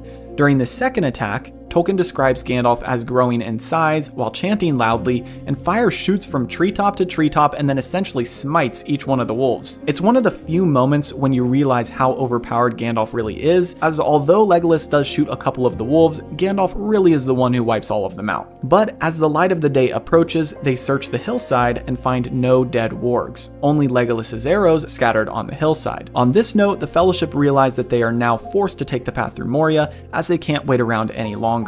Gandalf says that the door isn't too far away, and they begin in haste towards the mountain. And this is where we can pick up the scenes from the movie. To start, let's talk about this brief conversation that Gandalf and Frodo have right before they reach the walls of Moria. This conversation does not happen in the book. Gandalf does not ask him about the ring or warn him of evil from within the Fellowship, although this seems to be the way that Peter Jackson decided to represent some of Frodo's thoughts from the book. We learn in the book that Frodo feels the weight of the ring growing and fear and evil inside him that he senses ahead and behind. Next, we have the lake in front of the door to Moria. As mentioned in the location category, this changed the course of the Fellowship, as Tolkien makes it clear that they now have to walk all the way around this body of water. Originally, there would have been a straight path to the door that followed a stream in the valley. The next change is actually in regards to Bill the Pony. In the movie, the release of Bill the Pony is a small moment, and Sam looks slightly dejected while letting him go free. But in the book, it is a much larger moment, and Sam dwells on it for quite some time, continuously bringing up poor old Bill and what will happen to him in the wild. Sam cries for most of the time and says he won't let Bill go, as it would be murder to just let him loose while wargs are hunting for them. And although this is true, Gandalf says it is better for him out in the wild than in the mines of Moria. It's actually only because of the attack by the Watcher in the water that Sam lets Bill go, as in that moment Sam has to choose between saving Frodo from the tentacle or holding on to Bill. Again, this is something he cries over for quite a while after the incident. Following this, we have the moment of Gandalf trying to solve the riddle of the door. A small line change is that Gimli is the one who explains the door riddle to Merry, who asks what the inscription means. He says that is plain enough. If you are a friend, speak the password and the doors will open and you can enter. Gandalf is the one who says this in the movie. Another line shift is that in the movie, they have Frodo be the one to recognize the simplicity of the riddle and solve it. In the book, it is actually Merry who realizes this, and Gandalf credits him with helping open the door. Peter Jackson has discussed this point before, and it is one of the many times in the entire trilogy that moments with the hobbits get shuffled around to better fit their personal character arc. Frodo's thievery of Farmer Maggot's crop gets pinned on Merry and Pippin, because they are meant to be the screw-ups. But the wise moments, like Merry helping to solve the door riddle, get moved to Frodo, because he is the main protagonist and needs to be the hero. And this segues perfectly into the next change, which is about who was throwing rocks in the lake, ultimately causing the Watcher to attack them. The film, of course, gives this to Merry and Pippin, our resident goofballs. But in the book, Boromir is the one who throws the rock in the water because he is frustrated with Gandalf. He's upset already that they're going through Moria, but gets more upset when Gandalf doesn't know how to enter the door. He even questions Gandalf about the legitimacy of his story about going through Moria before. He asks how Gandalf doesn't know how to get in if he's been through in the past, and Gandalf replies that last time he came out this way, but he's never had to go in this way. It's during this frustration that Boromir picks up a rock and chucks it into the water. And speaking of the Watcher in the water, let's cover that quick moment. As for the actual attack, it's quite brief. Frodo gets grabbed once and Sam slashes the tentacle off. Afterwards, 20 more tentacles come out of the lake, but the Fellowship runs into the mountain and the Watcher tears down the door, blocking their exit. Frodo does not get grabbed again like in the movie, causing the whole company to spring to his aid. I think they slightly extended this brief perilous moment because they omitted the attack with the wargs, so they needed to extend a fight scene. After this, Gandalf is asked what the creature was, and he says that he does not know and that there are older and fouler things in the world than just orcs. This line is used in the film, but it is to foreshadow the Balrog. Although Gandalf is familiar with the Balrog of Moria, it doesn't seem like he is too worried about it at this point in the book. As they enter the mountain, Movie Gimli is bragging about the warm welcome they will receive, but they quickly find dead bodies and he freaks out. Again, to reiterate my point from earlier, this never happens. First, Gimli never at any point in the book brags about a warm welcome that Balin will give them. He knows that it's been ages since they heard from Balin and the dwarves who went to retake Moria. Honestly, I think he's expecting not so great things to be awaiting them in the mines. Second, they don't actually realize that the dwarves are dead until much later in the journey through Moria. Even a couple days in, Gandalf mentions that it's possible they could run into Balin. This is because the mountain is so massive that it's possible Balin could only have reclaimed part of the city and not the entire mountain yet. It's only when they reach the tomb of Balin that they realize what has happened there. Next, there are a couple of changes in regards to Gollum's inclusion in these scenes. First, Frodo in the book notes that he can hear extra footsteps besides those of the company. He isn't sure exactly what they are, but he feels the evil of the ring behind him, and this is Gollum whether he knows it or not. It is never outright stated that it is Gollum at this point in the book. Second, in the movie, Gandalf and Frodo have a conversation about Gollum and the pity that Bilbo had on him. Frodo even says that he wishes Bilbo would have killed him when he had the chance. This doesn't happen at this point in the story, because this conversation already took place way back in the Shire. When Gandalf returns to the Shire and confirms that the ring is the One Ring of Sauron with Frodo, they have a brief conversation in the movie. But in the book, this is a very long conversation that takes up a whole chapter. And a part of this conversation is Gandalf talking about the history of Gollum and Bilbo. Frodo at that moment in the Shire says that Bilbo should have killed him while he had the chance, and Gandalf gives the whole spiel of pity and dealing out death and judgment. There are actually multiple points like this in the entire trilogy that quotes from the chapter are moved to, because if Peter Jackson included that whole conversation from the first couple chapters of the book, we would have been there an hour just in the Shire. These quotes are essential to the story though, so Jackson and his writers just reuse this dialogue at different points throughout their own trilogy. So now we come to the final change of these scenes, which is when Gandalf is deciding on which path to take. They actually camp out in a guard room that is next to the fork in their path. They sleep there for multiple hours while Gandalf thinks about his decision, and a famous moment happens right here. In the movie, Pippin accidentally knocks a skeleton into a well once they reach the tomb of Balin,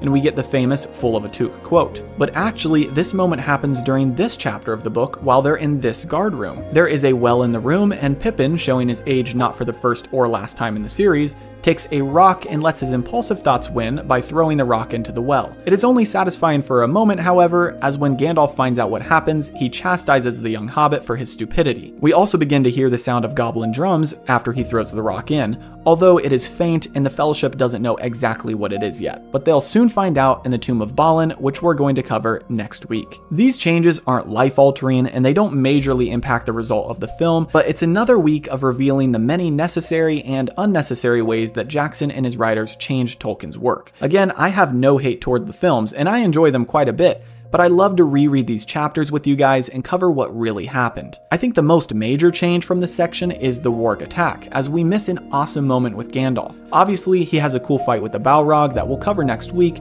but I would have loved to see Gandalf double in size and shoot fire from the sky at some wargs. Comment below what changes you think were right for Jackson to make and which ones you disagree with. As always, like and subscribe if you enjoyed, and be sure to go to the series playlist in the description to catch up on all the episodes you've missed so far. Have a great week, and I'll see you in the next episode. The Balrog, one of the scariest beings in all of Middle-earth, and ultimately the foe that Gandalf defeats while losing his life in the process. In the same way that Tom Bombadil is a password for Tolkien high society, the Balrog of Moria and the Fellowship's escape from that mountain is one of the most viewed moments in the film trilogy. So naturally, as I was reading the book in preparation for this episode, I was shocked at just how different the company's time in Moria is in Tolkien's writings compared to what we get to see in Peter Jackson's Fellowship of the Ring. Everything from small details like Pippin's Fool of a Took moment not actually happening in this chapter, to larger sequences like Gandalf's true encounter and battle with the Balrog before his fall on the bridge of Khazad-dûm. That's right, in the book, Gandalf actually encounters the Balrog in the Tomb of Balin, and it isn't until an hour later that the events on the bridge happen. And the most surprising part?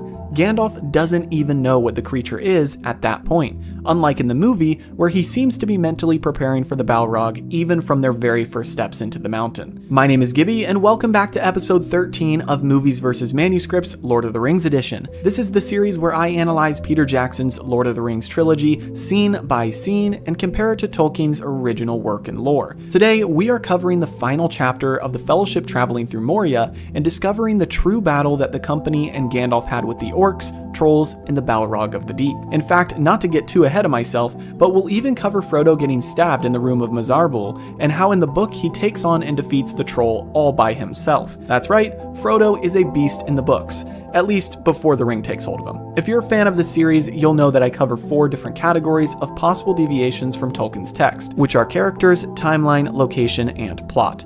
But this week is a little different because there are no character, timeline, or location changes. So let's start with a brief refresher of what happens during the scene in the movie, and then we'll dive right into the over a dozen plot changes between the book and the film. So we left off last week with the Fellowship locating the tomb of Balin, and upon entering, they find a book next to Balin's stone coffin, which contains an account of the dwarves' final moments. Pippin then makes his critical error and knocks an entire skeleton into a well that goes deep into the mountain, causing loud noises that I am sure every orc within a mile could hear. Gandalf calls him a fool of a took, and the company begins to hear orc drums sounding in the deep. They get closer, and Boromir and Aragorn block up the door as they prepare for the attack, but before they officially block things up, Boromir peeks outside and notes that they have a cave troll. The troll eventually slams through the door and the fight begins. There's a long scene of fighting, with orcs getting squashed by their own troll, and the hobbits running around randomly throwing stones or smacking enemies with a frying pan. Eventually, the troll corners Frodo and stabs him, and finally Legolas shoots an arrow through the roof of the troll's mouth, killing it and ending the battle. The company gathers around Frodo as they believe him to be dead, but as Aragorn rolls him over, they realize that he's still breathing. All of them are shocked and delighted to learn that he had been hiding a mithril vest under his clothes, which saved him from the attack. The Fellowship then begins to run through the caverns to exit the mountain, but they are eventually surrounded by thousands of orcs. Before another fight begins, however, a red glow is seen in the distance, and all of the orcs are scared off. As the red glow gets brighter and closer, Gandalf tells them that it is a Balrog, and it is a foe that is beyond any of them. They begin to run, and we see a brief amount of chasing, which includes Frodo and Aragorn nearly falling to their death before they reach the bridge of Khazad-dûm. After the Fellowship crosses, Gandalf stays on the middle of the bridge to face the Balrog. The Balrog swings its sword at Gandalf, and Gandalf deflects it, and then he shouts, "You shall not pass," and slams his staff down on the stone bridge. As the Balrog walks forward, the stone collapses and it falls into darkness. However, before it's completely out of sight, it uses its fiery whip to snag Gandalf by the ankle and bring him to the edge of the bridge, where he tells the rest of the Fellowship to fly and then lets go and drops into shadow. And that is where this scene ends for this week. I'm sure all of you are very familiar with this moment and didn't really need that much of a refresher, but once you hear all of the changes, I think you'll thank me for reminding you what happens in the movie, because this event in the books is almost entirely different. Before we jump into the plot changes, I just want to remind you that you can read along with me each week and experience the Fellowship of the Ring in a whole new way by grabbing your free copy of the audiobook on Audible using my link in the description. It is completely free, no purchase necessary, and it supports the channel at the same time. Plus, Andy Serkis does an amazing job, so I highly recommend choosing his narration of the books. Anyway, back to the changes. So let's try to keep things in chronological order as best as we can, and kick things off with when they first enter the tomb of Balin, which in the books is known as the room of Mazarbul. The first change is that there is much more to the book that Gandalf reads than what is shown in the movie. We learn that the book is the Book of Mazarbul, which is the Dwarvish word for records. So the book that Gandalf reads is the Book of Records, and the room in which the dwarves had their last stand is the Room of Records. I have no issue with them condensing this book in the movie, as what Gandalf reads in the film is quite impactful and summarizes things quite nicely. But what we miss is an account of the dwarves' time in Moria. Everything from when they claimed a portion of the mines, to multiple dwarves losing their lives during fights with the orcs, and finally the account that we hear in the movie about the dwarves' last stand. I guess you could consider some of these as character changes, as multiple dwarves are named in the book. We hear of the deaths of Floy, Frar, Lani, and Nali dying to orcs, plus we learn that Oin, whom we know from The Hobbit, died to the Watcher in the Water. Essentially, the company of dwarves were trapped with orcs to the east and the Watcher in the Water to the west. Now for a couple more changes in regards to the Book of Mazarbul. First, Gandalf says that they'll take the book with them to inspect it further, as there are many pages Gandalf didn't have time to read. Second, after finding out that they're in the Room of Records, Gandalf tells the Fellowship that he now knows where the room is in relation to the exit of the mines,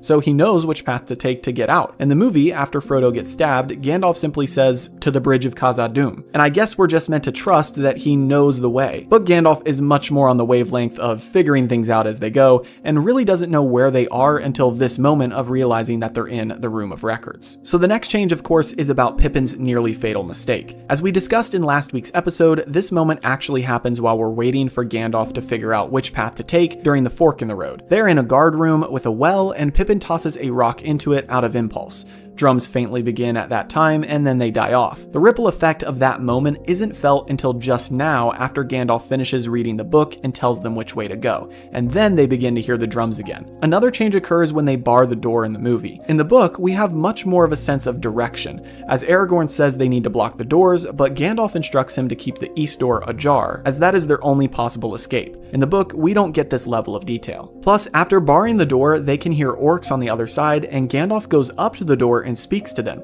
He shouts, "Who comes hither to disturb the rest of Balin, Lord of Moria?" After this, he shines his light outside very briefly to get a report, and comes back to the group and tells them that there are many orcs and a cave troll. Of course, in the movie, this line is given to Boromir.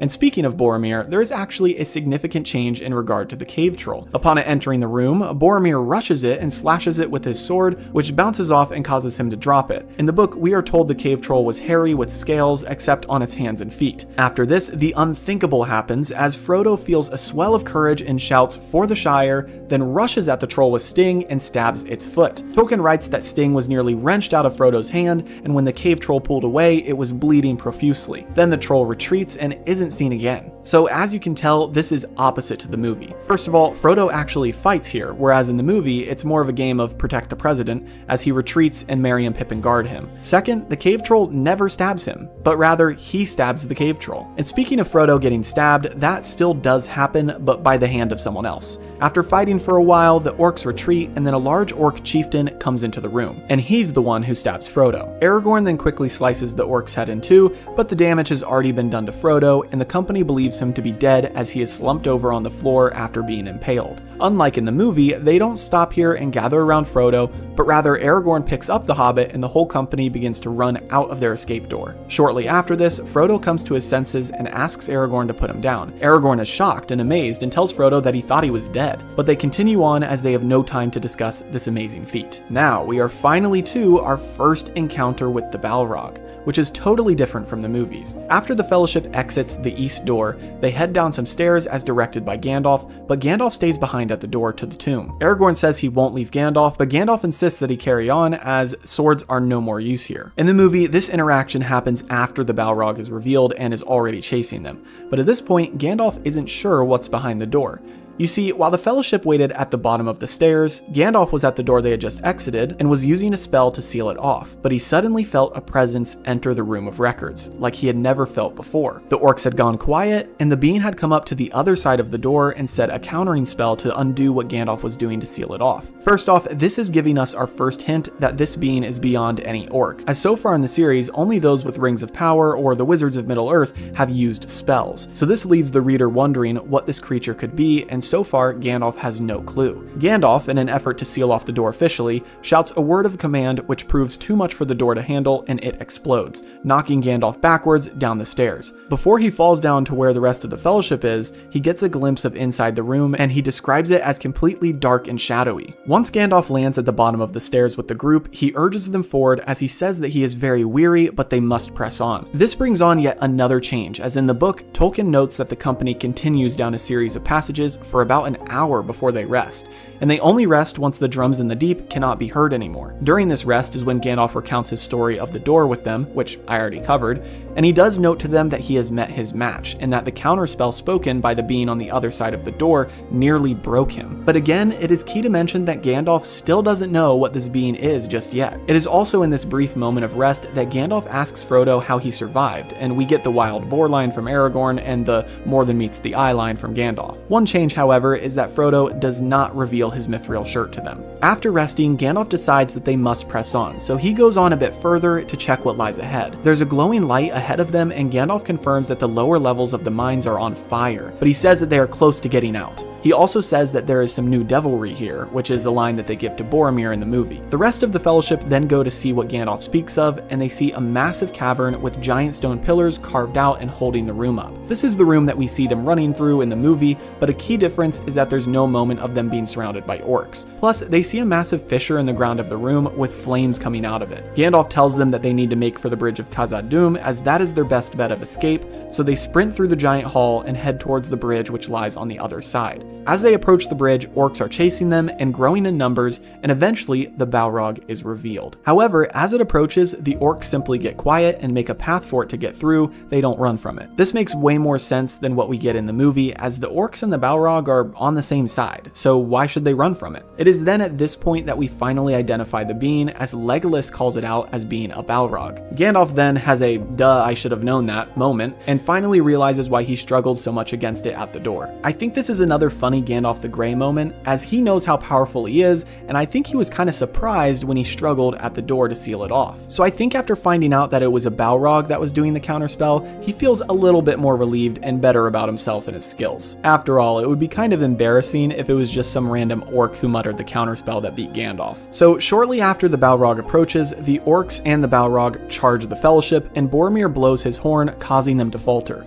The Fellowship quickly crosses the bridge, but Gandalf stands in the middle and holds his ground against the Balrog that approaches. A change from the films is that Aragorn and Boromir actually step back onto the bridge to assist Gandalf against this mighty foe, even though he tells them that it is beyond any of them. Gandalf does strike the bridge, and he does have his famous "you shall not pass" line, but a small difference is that his staff actually shatters into a bunch of pieces as he slams it on the stone. And just like in the movie, the Balrog steps forward, falls, and then uses its whip to snare Gandalf. But unlike in the movie, Gandalf doesn't have a moment of hanging onto the ledge of the stone bridge, as in the book he immediately falls into the abyss. It is as he is falling into the darkness that he shouts up at Aragorn and the rest of the group, "Fly, you fools." Lastly, as the Fellowship runs out of the mines, they are chased all the way, and even as they exit, orcs are still shooting arrows at them from the gates of Moria, which causes the Fellowship to continue journeying until they are beyond bowshot from the mountain. The Balrog of Moria and Gandalf's stand against it is one of the most epic parts of the films, and especially once we get the full account of his fight afterwards during the Two Towers. But as you can see, there is a lot changed and left out from what is in the books. Everything from Gandalf not realizing it's a Balrog until the very last moment, to Gandalf nearly dying at the door of the Room of Records when the Balrog uses a counterspell. And that's another thing. Tolkien makes sure to give the Balrog much more of a personality and spirit in his writings. It is a being that can speak and use spells, not just a big buff fire monster with a sword. It is a much more advanced creature than what it gets credit for in the movie. And if any of you know the lore behind a Balrog, you'll know that it is closely related to what Gandalf himself is. If Gandalf is an angel of the Valar, the Balrog is essentially the antithesis of this, a demon of Morgoth. And in a greater sense, it is more powerful than Gandalf, as Gandalf is handicapped in Middle-earth with limited powers, and the evil side doesn't really play by the rules. A big question that people often bring up for the movie is why didn't Gandalf just climb back onto the bridge or wait for help from the Fellowship to pull him up? It's a valid question, but one that has a deeper answer. First, as we just heard in the book, he doesn't actually hang onto the ledge, but he falls immediately. But hypothetically, if he did hang onto the ledge in the book, I believe he would have chosen to drop into the abyss to fulfill his destiny. His staff has been broken, and it has already been foreshadowed by multiple people that his fate lies in Moria.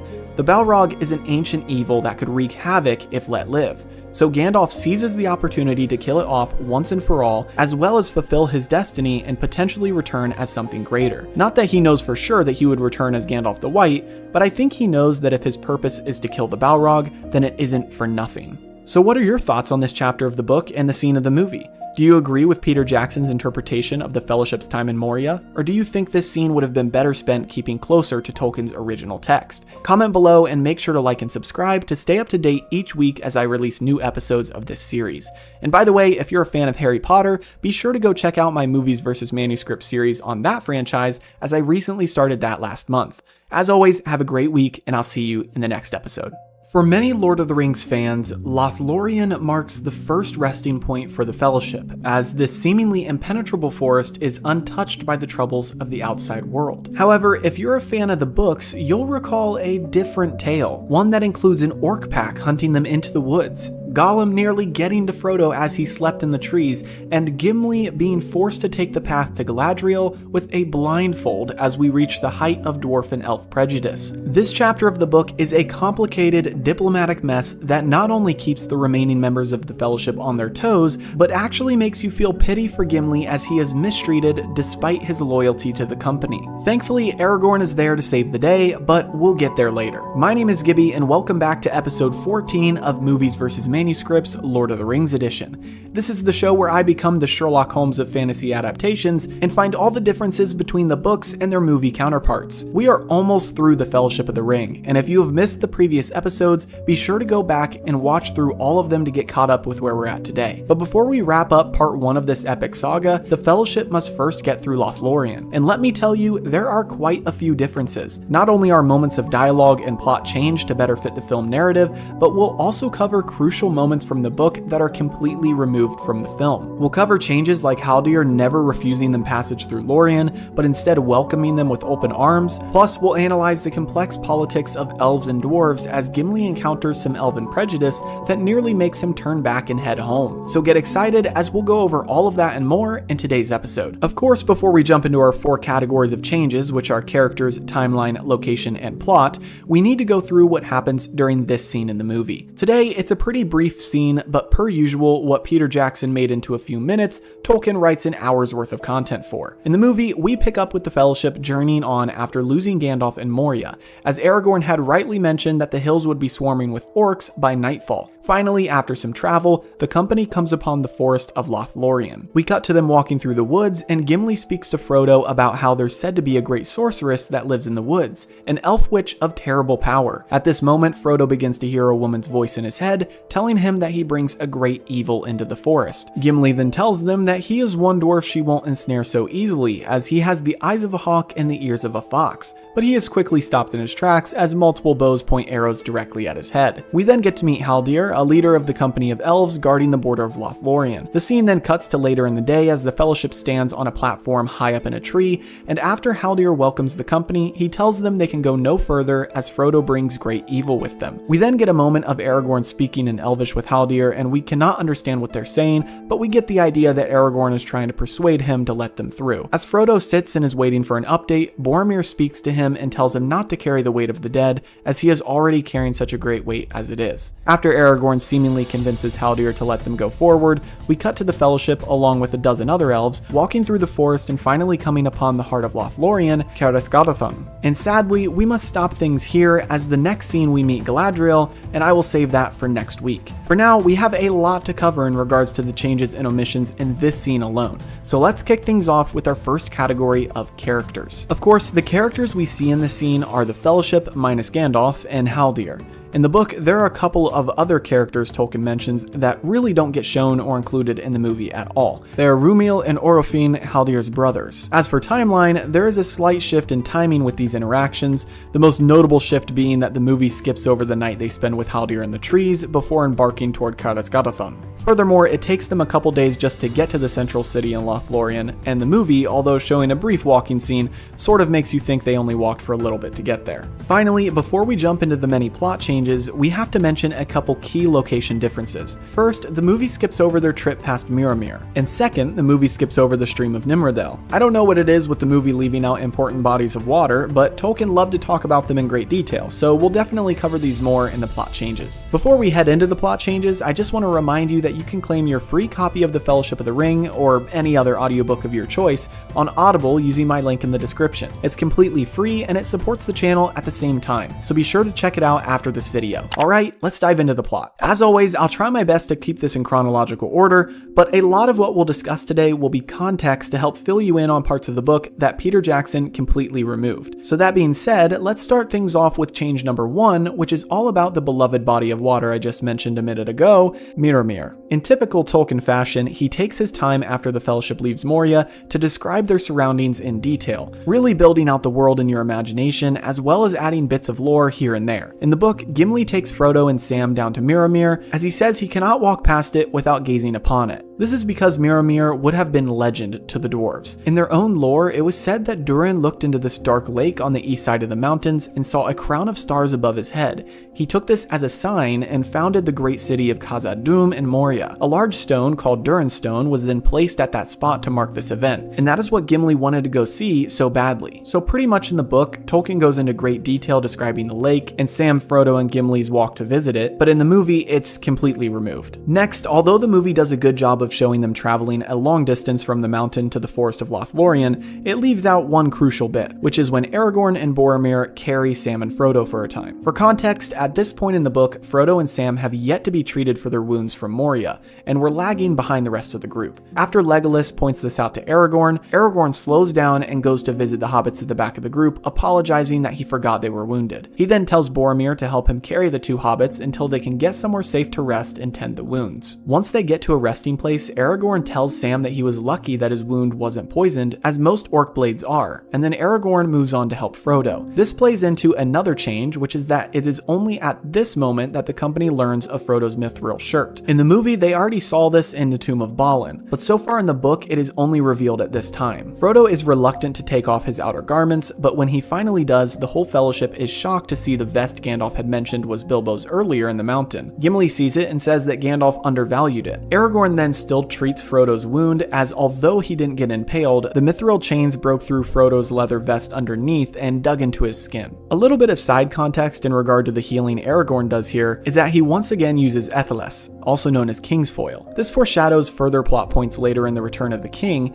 as he helps aid the people of Minas Tirith, and their legend says that the king's hands will be the hands of a healer. Anyway, we won't get to that for a while, but I wanted to mention that Aragorn being in charge of mending wounds isn't random by any means. So, on to the next change. As they're walking towards Lothlorien, Frodo continues to hear the quiet pitter-patter of feet behind them, and when he turns around, he thinks that he sees a couple of glowing eyes, but they quickly disappear. Gimli asks what he is looking at, and Frodo fills him in on this strange sound that he's been hearing since Moria. Of course, we know this is Gollum. Next, Boromir argues against going into Lothlorien, as his people have tales of those who wander into these woods and never return. Aragorn argues that it's the only way, and Boromir is starting to get more upset each day, as so far he has had no say in where they journey, and every path they've taken has nearly killed them. In the movie, we get zero dialogue from Boromir about this, and instead, this narrative is given to Gimli a moment later in the movie, right before Haldir and the elves of Lothlorien confront them. This is the moment when Gimli talks about the elf witch in Lothlorien, but in the book, Gimli has yet to speak poorly of Galadriel or call her an elf witch at this point. Also, before we get to our encounter with Haldir, which is drastically different than in the books,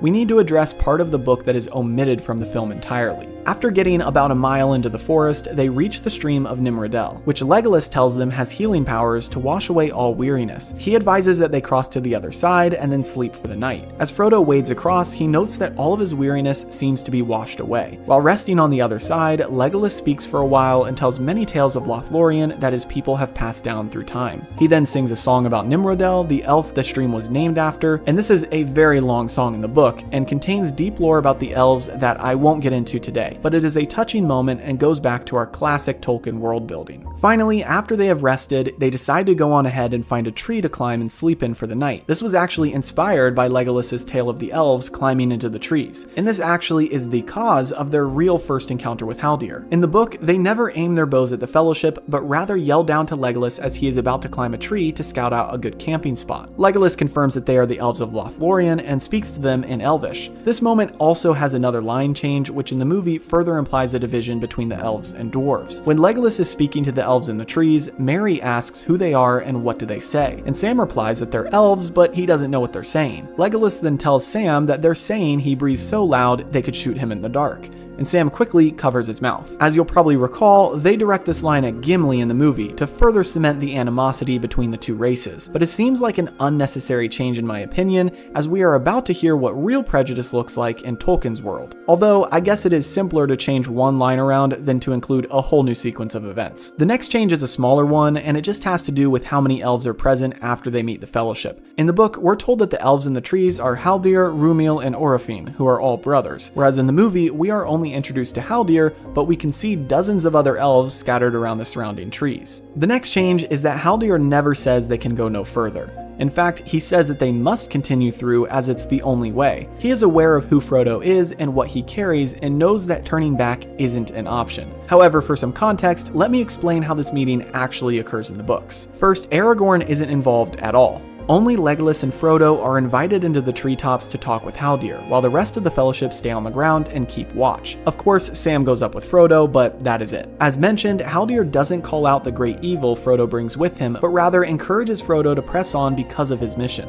Legolas and Frodo explain who the members of their company are, and upon hearing Aragorn's name, Haldir says that they're familiar with him and welcome him to Lothlorien. However, when they hear that there is a dwarf in the group, we get the line of Haldir saying that they haven't done dealings with dwarves since the Dark Days. Another change the movie makes is the insult Gimli hurls at Haldir. Since he is not up in the tree, he does not insult him like in the movie. Going back to the part where Haldir tells them they can go no further in the movie, there is a slight parallel to this moment in the book, but only in relation to Gimli. Haldir says that a dwarf cannot enter their lands, but Frodo vouches for Gimli, and after some thought, Haldir tells them that they can go forward, but Gimli will need to be blindfolded. Another small change is in regard to what Boromir says to Frodo, which in the book never happens, because at this point, Legolas and Frodo are the only ones up in the tree. Another part that is omitted from the movie is when they sleep in the trees with Haldir and his brothers. Haldir reports that orcs and wolves have come into their lands, chasing after the Fellowship, and advises that they sleep in the trees for the night. In the movie, we get no sense of evil in Lothlorien, which means no orcs chasing them. But the books make it very clear that they are still in danger even in this forest. Haldir has the 4 hobbits stay in his tree and tells Legolas that he is in charge of the other members in the other tree for the night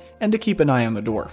Just a funny aside, Tolkien writes a little bit about how the hobbits are all scared to be up in the tree, as their race likes to stay as close to the ground as possible, which is a given considering they literally build their homes in the ground. He notes that they are nervous as they are on the platform high up in the trees with no railing or walls, and they all struggle to sleep. That night, the orcs pass by underneath, and Frodo is up to hear them go under the tree. Then we get our closest encounter yet with Gollum. Frodo hears a hissing sort of breathing underneath him, and looks over the edge to see 2 pale eyes looking up at him as a creature climbs the tree. He knows this creature isn't an orc because he had taken out Sting to watch the blue glow of the light as the orcs passed by, but after the orcs had gone, the light had died out, yet this creature was still lurking below him. After he looks and sees the eyes, the shadowy figure vanishes. And we'll hear about Gollum in a couple minutes. Now, on to the next morning and the next few changes, we finally have the moment of Gimli being blindfolded.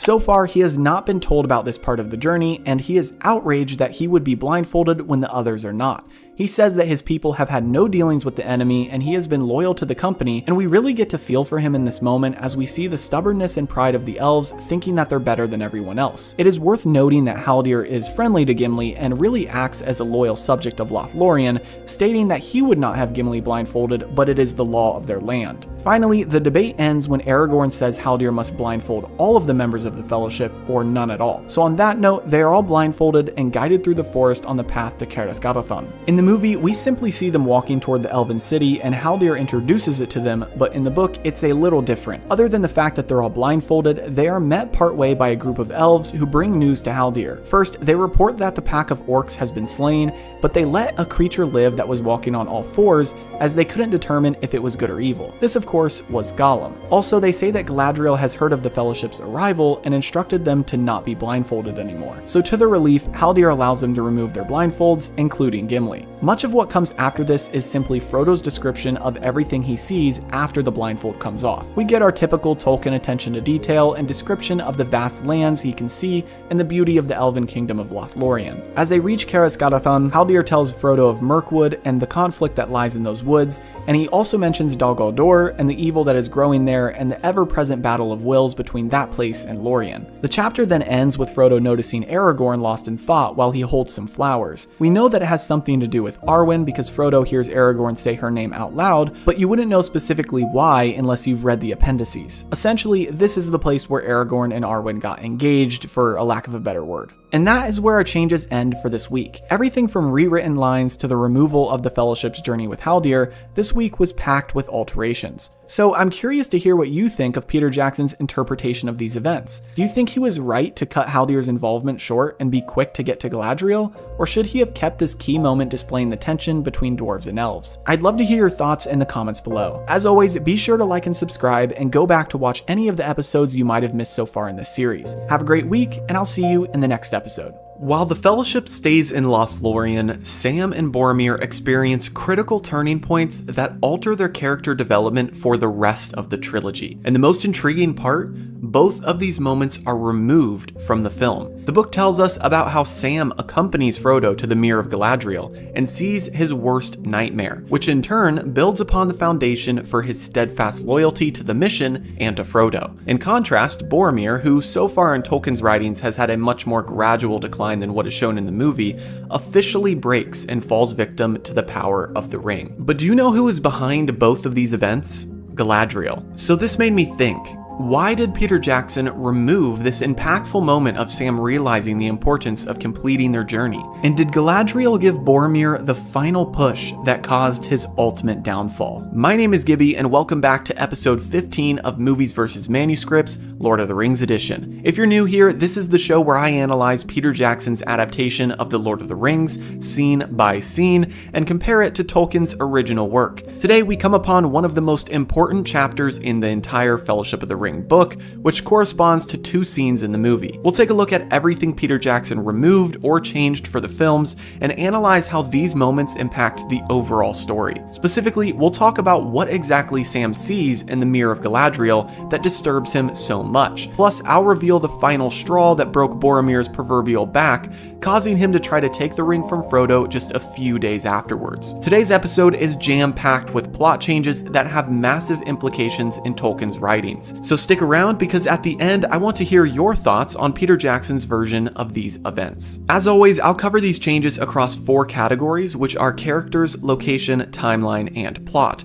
But before we dive into any changes, we need to cover what happens in these scenes of Peter Jackson's film. Last week, we left off with the Fellowship arriving at Caras Galadhon, the heart of Lothlorien. They walk up the central stairs to meet Celeborn and Galadriel, the leaders of this kingdom. Upon arrival, Celeborn asks where Gandalf is, saying that he would much like to speak with him. Galadriel says that he has passed into shadow and she can no longer see him, and Legolas explains that he fell to both shadow and flame as a Balrog of Moria took him. He says that they went needlessly into the net of Moria, but Galadriel says that needless were none of the actions of Gandalf and that his story might not be over just yet. After this, she addresses Gimli, who is downcast and feels guilty that Gandalf fell in Moria. Plus, she eyes Boromir, who begins to cry as she telepathically communicates with him. Then Celeborn, saying that without Gandalf hope is lost, asks what will now become of the Fellowship. Galadriel steps in and says that hope is not lost and that they can rest in Lothlorien, but we also hear her telepathically speaking to Frodo as she creepily welcomes him in as one who has seen the Eye. The scene then cuts to the Fellowship getting ready to go to sleep, and Legolas tells them that the elves are singing a song of lament for Gandalf, but he doesn't have the heart to translate it for them. Sam then steps in and tries to make up a song about Gandalf's fireworks, but ultimately gives up. Aragorn then goes over to where Boromir is sitting in solitude and tells him to get some rest as the borders of Lothlorien are well guarded,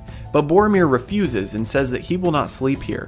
He tells Aragorn that Galadriel spoke to him about the fall of Gondor, but told him that there is hope. Boromir admits that he cannot see this hope, and clearly he is breaking down. He confides in Aragorn that although his father is a noble man, their people lose faith, and we get a glimpse of the true Boromir, feeling like he can't live up to the kingly expectations set upon him. They end their conversation on a positive note, as Boromir says that one day they will be welcomed back to Gondor. Finally, we cut to Frodo waking from his sleep and seeing Galadriel walking by. He follows her down to an area with a shallow silver basin that she pours water into, and she tells him that it is the Mirror of Galadriel and to look inside it. When he does, he sees multiple visions, but ends with seeing the Eye of Sauron with the weight of the ring pulling him towards the basin. He falls backwards, and Galadriel then tells him that she has seen the Eye as well, and shows him her ring. Ultimately, Frodo offers the one ring to Galadriel, and she turns it down, but only after becoming Crazy Witch Lady. Then she says that she has passed the test, and she will now diminish and remain Galadriel. She ends their exchange by telling a doubtful Frodo that even the smallest person can change the course of the future, attempting to instill some hope in him.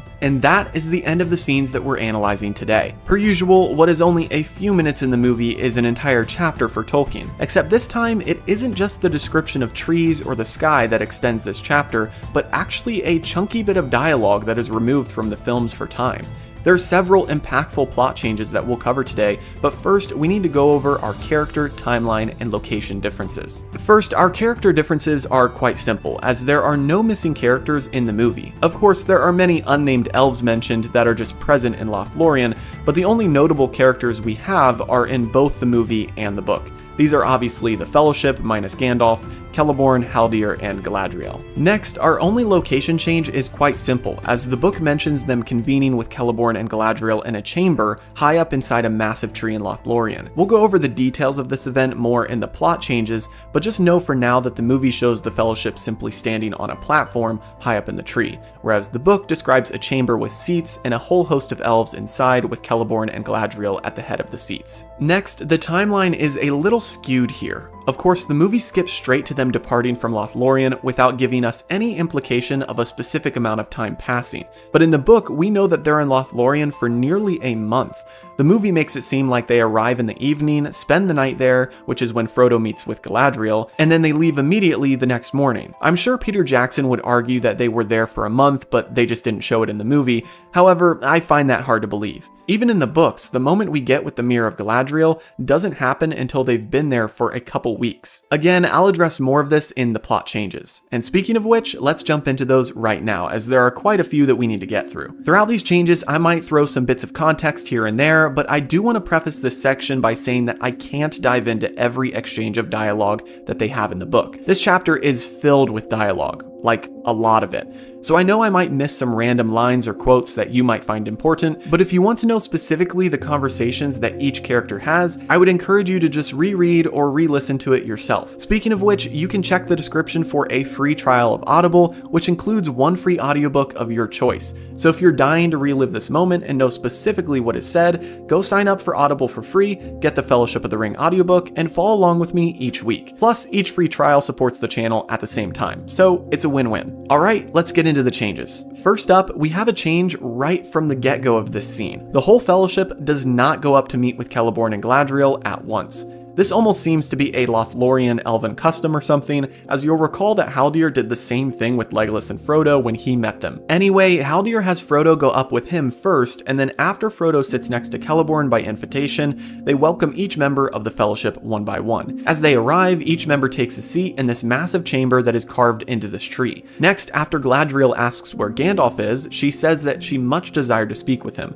This line is given to Celeborn in the movie. Plus, it is not Legolas who replies, but actually Aragorn, saying that Gandalf fell in Moria. After this, the elves in the chamber all cry out in grief as they are completely astonished by this news and greatly saddened. This is further solidifying in the minds of the hobbits especially how important Gandalf was to not only the Shire, but the entirety of Middle-earth. Another change is that in the book, Celeborn is the one who says that they went needlessly into the net of Moria, not Legolas. This is a small moment in the movie in which they give the line to Legolas, and then they show Gimli looking guilty and downcast on behalf of his dwarven kin. But in the book, this is a more extended moment in which Gimli begins to love the Lady Galadriel. You see, upon Gimli's arrival in the chamber, Celeborn says that he hopes elves and dwarves can once again become allies and friends. But then, once they reveal that Gandalf fell to a Balrog and that the Balrog is Durin's bane, Celeborn backtracks and says that if he had known the dwarves had awoken this evil before they got there, he would have never let Gimli or the others pass into their land. He almost chastises Gandalf and says that he fell out of wisdom into folly for his choice to go into Moria. This is then when Galadriel counters Celeborn's comment by saying that needless were none of the deeds of Gandalf. But she adds on to this that Celeborn should not retract his welcome of the dwarf Gimli, saying that the elves are not blameless and in past times had made similar mistakes as the dwarves. She adds that the halls of Khazad-dûm and the jewels of Moria are fair, and it is no wonder that the dwarf would want to go see them again. Gimli then looks upon her and feels love and stands up to bow while saying that Lorien and the Lady Galadriel are fairer than all the jewels beneath the earth. This is a crucial bit of context, as it further helps the reader understand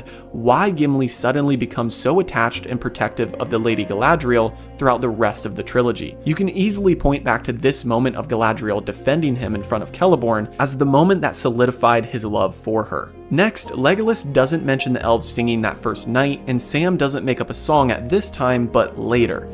This is a classic case of Peter Jackson just condensing the timeline to make it as compact as possible. For context, it is actually days later that Tolkien writes about the Fellowship speaking of Gandalf.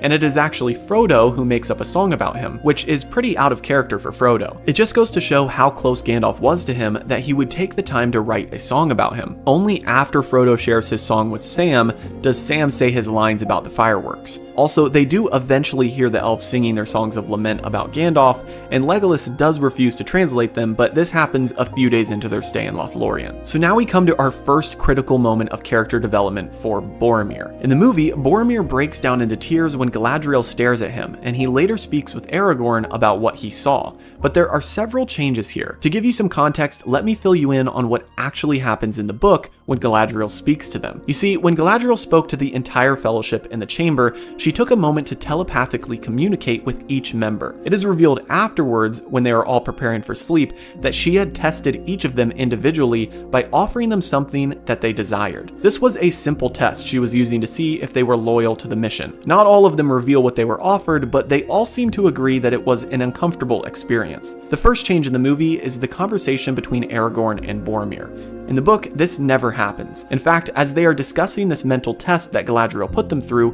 Boromir insults Galadriel by saying that he doesn't trust her intentions. Aragorn takes offense to this and tells Boromir that the only evil in Lothlorien is the evil that a man brings with him. He then says that he's going to sleep, as this is the first night he will feel safe while resting. So the whole conversation of Boromir telling Aragorn what he saw and confiding in him doesn't happen. The second change about this moment is that when they are discussing the test, Boromir says that he obviously refused the offer, as the men of Minas Tirith are strong like that.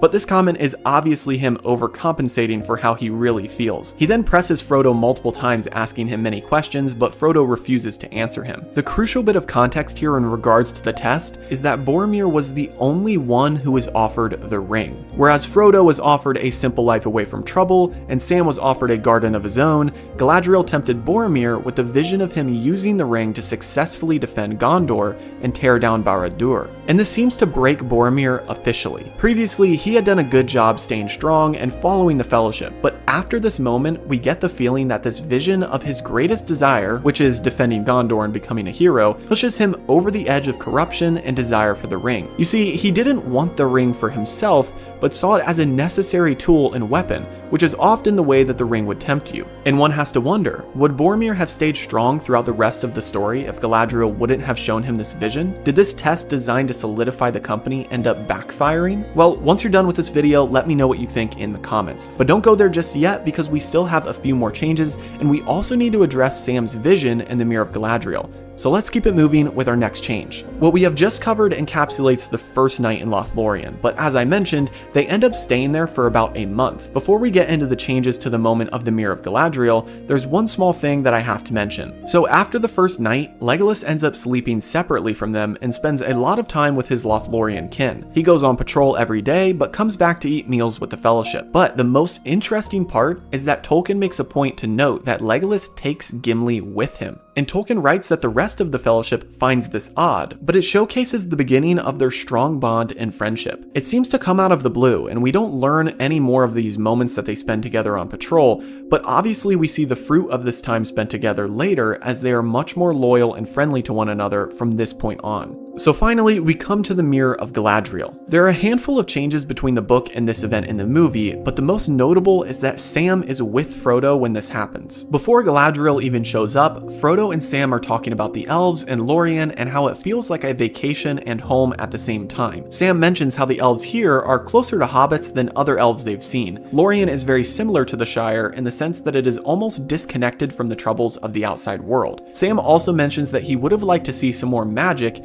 and thought that magic would be more obvious and common in a place like Lothlorien. He also mentions that they haven't seen the Lady Galadriel in a couple weeks. It is at this moment that Galadriel shows up and takes them to the mirror, which she says is what they would call magic. This freaks out the hobbits, as they literally were just talking about how they wanted to see Galadriel and magic, and now within minutes they're seeing both. Next, the visions they see in the mirror are completely different from what we get in the film. Sam goes up to the mirror first and sees Ted Sandyman cutting down trees. He begins yelling at him to stop, as Sam is a lover of everything that grows, and this is a cardinal sin in his eyes. He then sees the old mill in the Shire transform into a factory with smoke coming out of it, and Sam mentions that Elrond was right to want to send Merry and Pippin back to the Shire, because the hobbits there need warned of this potential future. After stepping back from the mirror, he says that he must go home to stop the evil things happening in the Shire, but Galadriel says that he can't turn back. Sam seems to crumple to the ground and says that he wishes he had never come and says that he doesn't want to see any more magic. But then, with a sudden determination, he gets up and says that he'll take the long road home with Frodo or not at all. And he states that if what he's seen is true, then when he gets back to the Shire, someone's going to catch it hot. Obviously, we know as the readers that this vision is foreshadowing the Scouring of the Shire, which I've mentioned a few times throughout this series.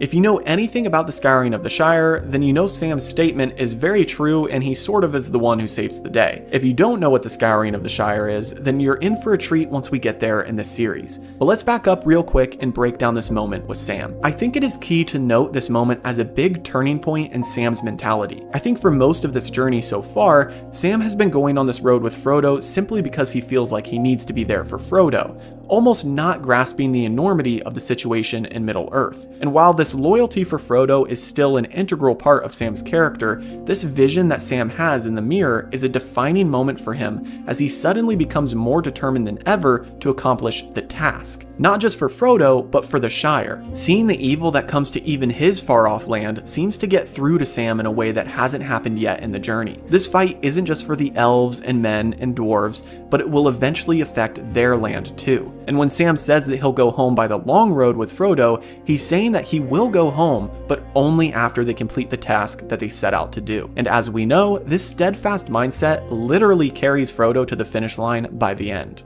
Now, the last couple of changes are in regard to Frodo's vision. Obviously, he doesn't see the Scouring of the Shire since that was Sam's vision. Instead, he sees a series of disconnected prophetic visions that will come up in the future of this series. He sees the White Wizard, which he thinks is Gandalf, but might be Saruman.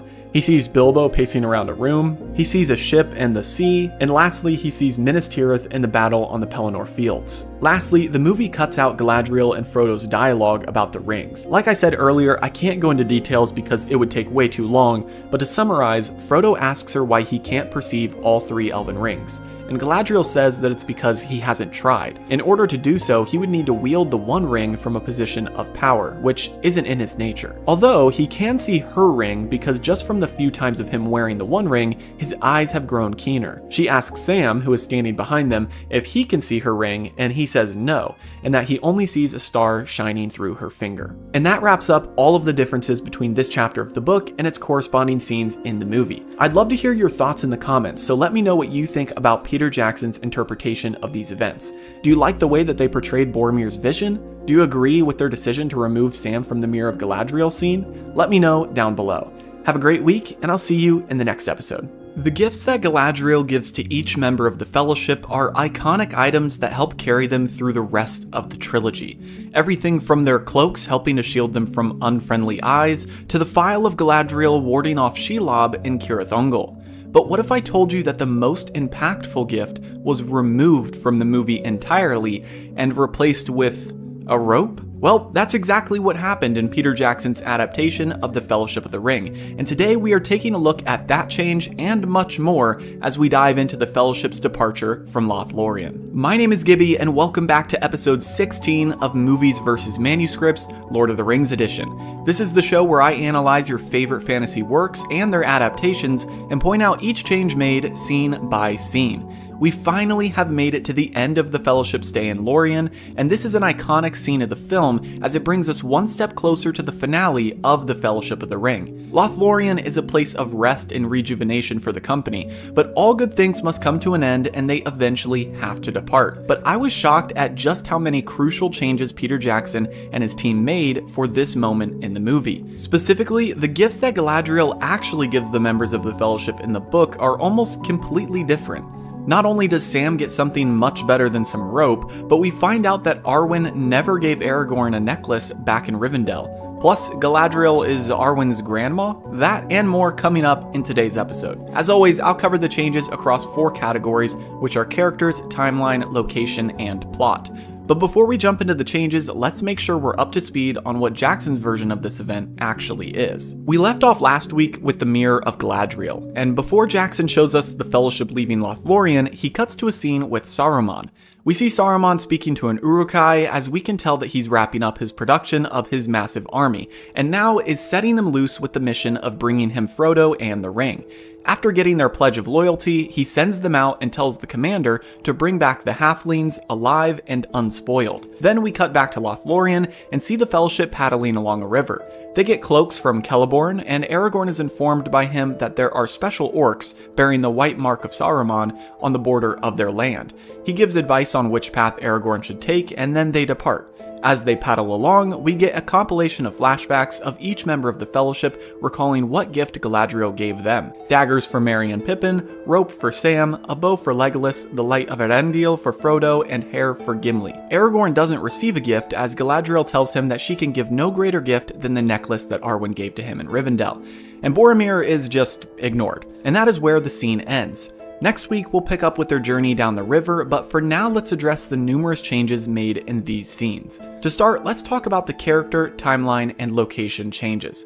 There aren't too many, as the character changes pretty much get a pass. Haldir, who is in the earlier portion of the film, is only given a brief moment here in these scenes, but in the books he plays a much larger role. We'll discuss this more in the plot changes. Plus, there are some unnamed elves who speak to the Fellowship, but since they're unnamed, they really aren't that important. As for timeline, I think I can repeat the same from last week, which is that they're in Lothlorien for nearly a month, but the movie makes it seem like they depart the morning after the Mirror of Galadriel scene. Besides that, there isn't much difference in regard to the timeline. Lastly, there's a couple small location changes. First, they have a moment when they gather in Celeborn's chamber, which is omitted from the film. Plus, before they depart, Celeborn essentially maps out the entirety of Middle-earth for them when describing their possible paths forward. He makes a point to tell them to stay away from Fangorn Forest. In the next movie, they come upon this forest and obviously are frightened by it, but we are just led to believe that it's a widespread tale about the danger of the woods. But here in the book, Celeborn tells them specifically to avoid it. Now let's waste no time and get right into the plot changes. As we go along, as I typically do, I'll throw some bits of context in here and there to help you better understand what Tolkien wrote about these events, as there are not only changes, but complete omissions of narrative from the book.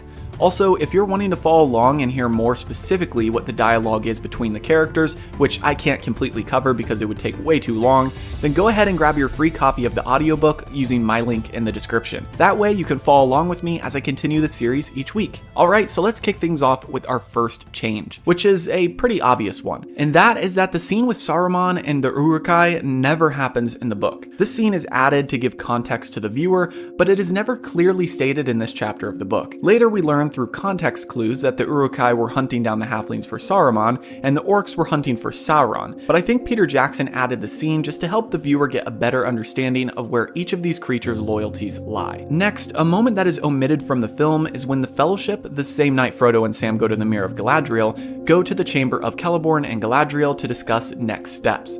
Celeborn tells them whoever wishes to continue must decide their path now. He says if anyone wishes to turn back, they can, but Galadriel, after looking into their minds, says that they are all resolved to go forward. Celeborn asks where they will go, and Aragorn says that they have not decided. He says that he isn't sure what Gandalf had planned, or if he even had a plan at all past Lothlorien. Celeborn says that he will assist them by giving them boats, but eventually they will have to leave the boats and decide on going east or west. Another moment that is removed from the film is the Fellowship's discussion after their meeting with Celeborn and Galadriel. In the book, the Fellowship convene and discuss their path forward amongst themselves. It's as if they're waiting for a leader to step up, but Frodo is silent and Aragorn is still torn. He knows in order to fulfill his destiny he must go to Minas Tirith with Boromir, but he swore to stay with Frodo. Boromir says that he must go to Minas Tirith even if he must go alone. Then he speaks softly out loud as if he doesn't realize he's voicing his own thoughts, and he slips up at one point and says it's folly to throw away so many lives. Frodo catches this slip of the tongue, and we can tell that Boromir disagrees with the choice to take the ring to Mordor and destroy it, as he would rather use it against the enemy. As we have seen in Tolkien's version of events throughout the last few chapters, Boromir has slowly been slipping, with Galadriel's test sort of giving him that final push. Next week we will see the full extent of this fall, but for this week, just know that Frodo is becoming more wary of Boromir, especially with the way he caught him talking about the ring. It's worth noting that in the movie, Celeborn Celeborn and Aragorn have a brief conversation before they leave, but this is mostly a visual representation of that council they had in the chamber the night before. And during that council, Celeborn does not warn them of the Uruk-hai like he does for Aragorn in the movie. Next, Haldir actually comes back from his border patrol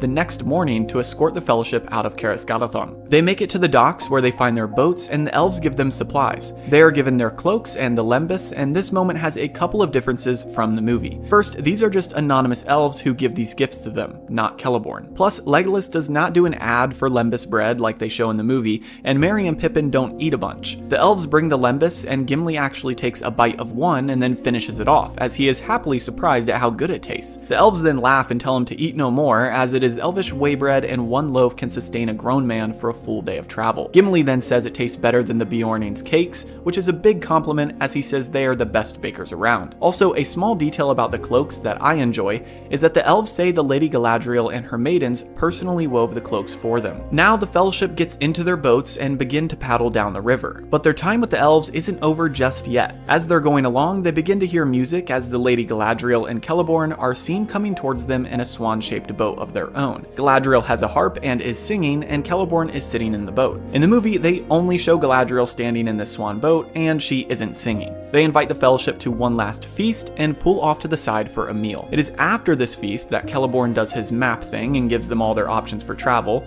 In typical elf fashion, he doesn't give them a definitive answer on the best route, but vaguely tells them to make smart choices and that they can't stay in the boats forever, and eventually they must leave them and head either east or west. After this, we finally come to the moment of the giving of gifts. And this time, Boromir isn't left out. First, let's cover the smaller gifts. Merry and Pippin don't get daggers, but rather belts, and so does Boromir. Merry and Pippin get silver ones, and Boromir gets a belt made of gold. Legolas does receive his bow, which the movie stays true to, but unlike the movie, Aragorn does receive a gift. First, Celeborn and Galadriel give him a sheath for Andúril, saying that the sheath will ensure the blade never rusts or degrades. Then Galadriel gives him a necklace, which we would know as Arwen's necklace from the movie. Up until this point, Aragorn has not had this necklace, unlike what is shown in the film. Galadriel then gives us a little bit of lore on this item, as she tells Aragorn that she gave it to her daughter, who then gave it to her daughter, who is Arwen. Arwen left the necklace with Galadriel last time she was there, and instructed Galadriel to give it to Aragorn should he stop by Lothlorien on his journey. So in a really roundabout way, Arwen does eventually give her necklace to Aragorn, just not in the way shown in the movie. Plus, we learn that Arwen is Galadriel's granddaughter. Next, we have Frodo, who just like in the movie gets the Phial of Galadriel, which holds the light of Arendil, their most beloved star. Before we get into Sam's gift, which is a major change from the movies, I want to cover the small changes to Gimli's gift. Just like in the movie, he receives 3 hairs from Galadriel's head, but the way he gets them is a little different. In the book, Galadriel asks what he desires, and he refuses to ask for anything,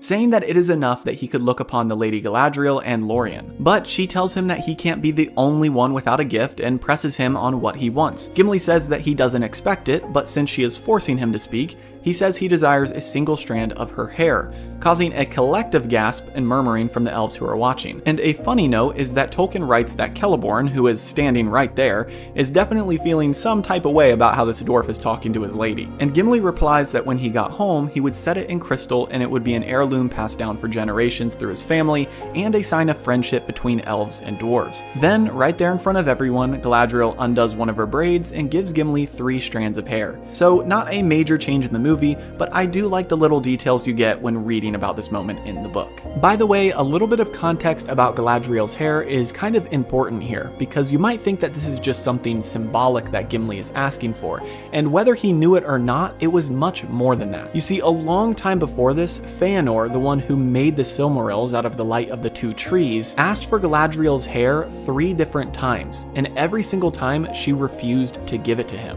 So the fact that she gave 3 strands of her hair to a dwarf of all people is pretty crazy to the elves and Celeborn that are watching her, because they had previously seen her deny Fëanor, who was one of the greatest among the elves. So now we finally come to Sam's gift. The first change I need to address about this gift is that it definitely wasn't a rope. In fact, it was the farthest thing from a rope. You know why? Because earlier when departing from the dock of Lorien, the anonymous elves gave them cloaks, lembas, and 3 coils of rope per boat, which means that they had 9 coils of rope total. So that kind of makes Sam's one a little pointless. A fun bit of context and another small change from Sam's demeanor about this gift in the movie is that after Sam sees rope in the boat, he gets excited. He tells the elves that he forgot to bring rope when leaving the Shire and has been worried about it ever since. He then says that rope making is sort of in the family and asks the elves what the ropes are made out of. The elves laugh and say they don't have time to explain it, but if they would have known he cared about it sooner, they would have taught him their ways earlier in their stay. So the fact that Sam is almost upset about receiving a rope from Galadriel in the movie is way off the mark for his personality, as a rope to him was as valuable as a gold bar. Anyway, let's now address what he actually receives from Galadriel in the book. This item is so incredible that it actually saves the day for the Shire at the end of the entire series. Galadriel hands him a tiny wooden box with the initial G carved into it. She says that it represents Galadriel, but for him it could mean gardener. She says that the box is filled with earth from her personal garden in Lothlorien, and that wherever the soil is used, growth will rival that of anywhere in Middle-earth besides Lorien itself. Now for Sam, this is an incredible gift, and one that is specifically tailored to him. It's almost a reward for his actions at the Mirror of Galadriel. If you recall from last week's episode, he could have decided to rush home, but instead stuck with Frodo and is dedicated to completing the journey. This gift from Galadriel is almost a physical manifestation of hope, as she tells him that it pretty much is useless on their journey, but should he get home again, it will do wonders. It might be one of the main reasons that Sam stays so hopeful throughout the rest of the series and continues to believe that there will be a return journey until the very end. But anyway, what good does this dirt even do? I mean, yes, it instills hope in him, and it's a very meaningful and thoughtful gift, but honestly, what is it worth in a story like this? Well, if you recall Sam's vision in the Mirror of Galadriel, he saw the future of the Shire, which included trees being cut down, factories being built, and essentially everything green and good dying. This is Sam's worst nightmare, and spoiler alert, it actually happens at the end of the trilogy. But Sam saves the day with this gift from Galadriel. It is what single-handedly restores the Shire to its green glory. Now, I won't spend any more time discussing it now because today isn't about the scouring of the Shire, but I think it's important to note how essential this gift was to the overall story and the journey of Sam and Frodo. While the ring being destroyed saves the entirety of Middle-earth, this gift from Galadriel essentially saves the Shire. So the last couple of changes we have are when they officially leave after the feast.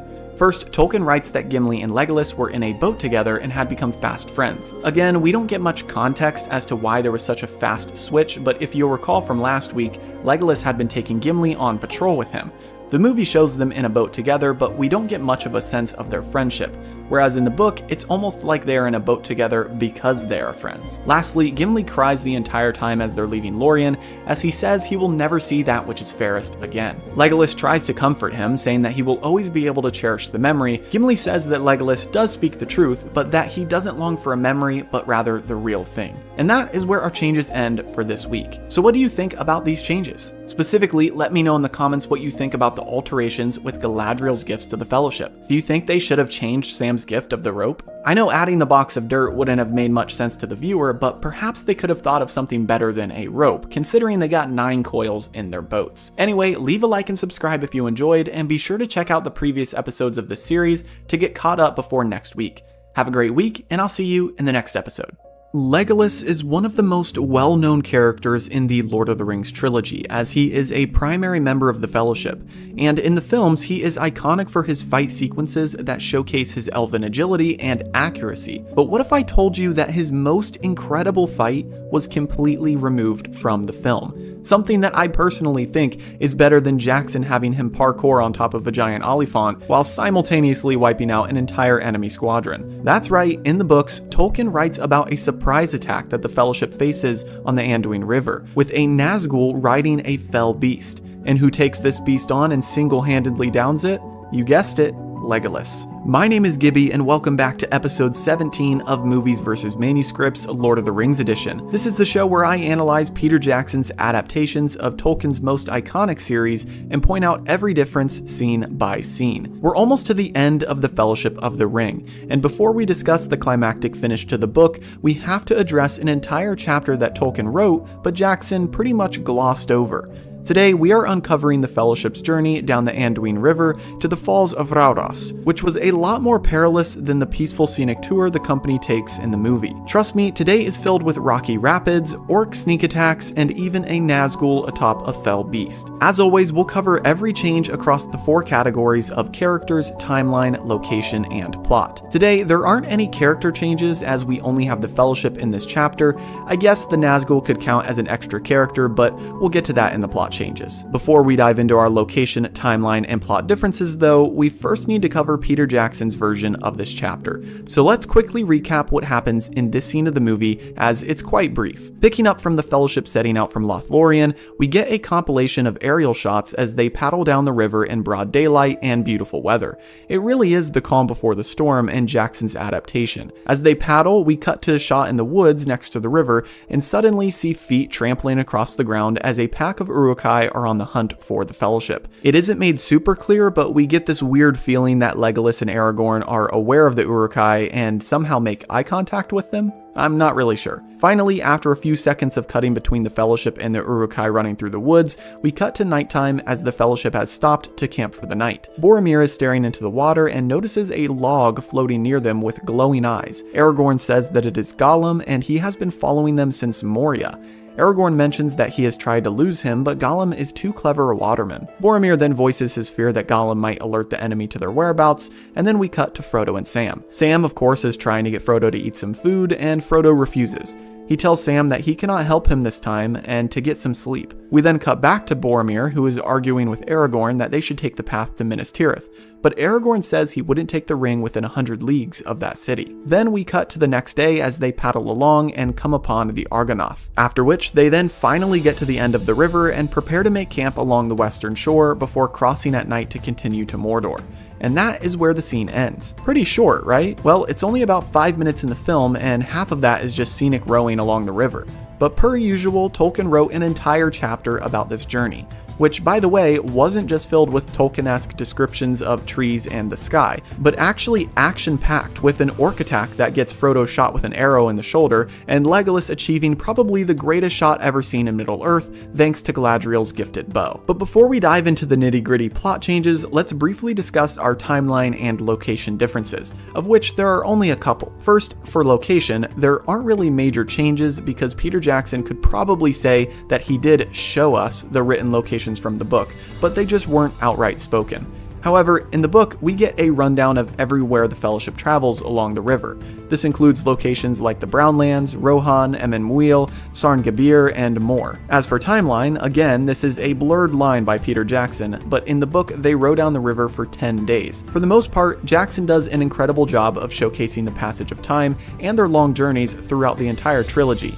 However, I sort of disagree with this section in particular, mainly because in the book we have multiple sequences that help separate the days for us, like the orc attack, them battling rapids, pouring rain, foggy days, and even at one point having to pick up the boats and walk through the wilderness. In the movie, they pretty much have a peacefully scenic route along the river as if they're on summer vacation. So all of that being said, that is why I include this as a timeline difference, even though Peter Jackson would probably say that they did show 10 days of travel in their cuts. So now let's get into the plot changes, which I have already teased multiple times. As always, if you've watched this series before, you'll know that I can't dive into every single line of dialogue spoken, as that would take way too long. So if you want to know specifically what they said and slight word discrepancies between the film and the book, go ahead and click the link in my description and claim your free audiobook of The Fellowship of the Ring on Audible. Alright, let's head into the changes. First, I want to give some context for the book's version of events. Tolkien writes that the company takes their time on the river as they are not eager to continue onto the more perilous part of their journey. The river is peaceful for a few days, and Aragorn lets them drift with the current. That is, at least until they get to a spot where there are no trees on the eastern riverbank. Then they hasten forward, not enjoying the feeling of being sitting ducks in the open, as Mordor had taken over much of the eastern land, and orc archers were known to patrol the edge of the river. This is when things start to get more serious, and the peaceful memory of Lothlorien is growing more faint by the day. As they travel, we learn that they are quiet, and no one smiles or laughs or really talks to each other. Each of them are in their own minds.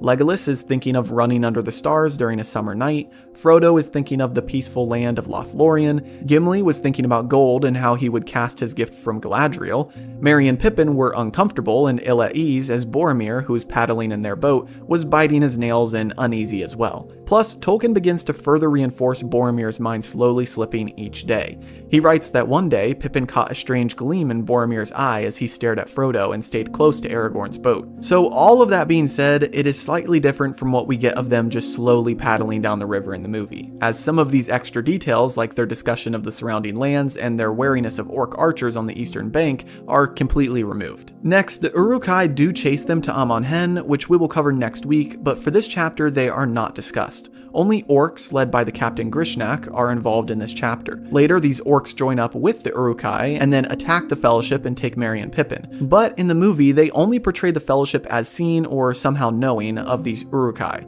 mainly because Celeborn in the movie told Aragorn that they were out there, but in the book, they do not know about the Uruk-hai and only encounter the regular orcs, which we'll discuss momentarily. But before we get to the orc encounter, we need to go over the changes made to Gollum's inclusion in this scene. In the movie, they show Boromir staring into the water and seeing Gollum, but technically in the book, Sam is the first one to see Gollum's log floating behind them in the river. You see, we learn in the book that Sam was cramped and uncomfortable in the boats. Nobody trusted him with a paddle, so he never helped row along, meaning that he just sat there looking out over the water until he would fall asleep. And this is when he thinks he spots Gollum. While he sat there, useless and unhappy, he thought he saw something floating behind them, but after rubbing his eyes, it was gone. After they stop to camp, Sam tells Frodo about what he saw, telling Frodo that he saw a log with bright glowing eyes. Frodo says that he would have disregarded Sam's sight as drowsiness, except for the fact that he himself had been seeing those eyes since Moria. Sam then says that he thinks it's Gollum and says that they must be wary as they might wake up one night with his nasty fingers wringing their necks. This is the beginning of Sam's hate for Gollum, which the movie saves until later on. The next change in regard to Gollum is that he actually has his closest encounter yet with Frodo. If you recall in Lothlorien, he almost got to Frodo, and this time he gets even closer. While they're camping that night on the riverbank, Sam keeps watch for a while and then he wakes Frodo and they swap places. While Frodo is watching, he sees Gollum's eyes only a yard away from him. He gets up and takes out Sting, at which point the lamp-like eyes go out and he hears a splash as if Gollum had dove back into the river. Aragorn then wakes up to this noise and asks Frodo why his sword is out.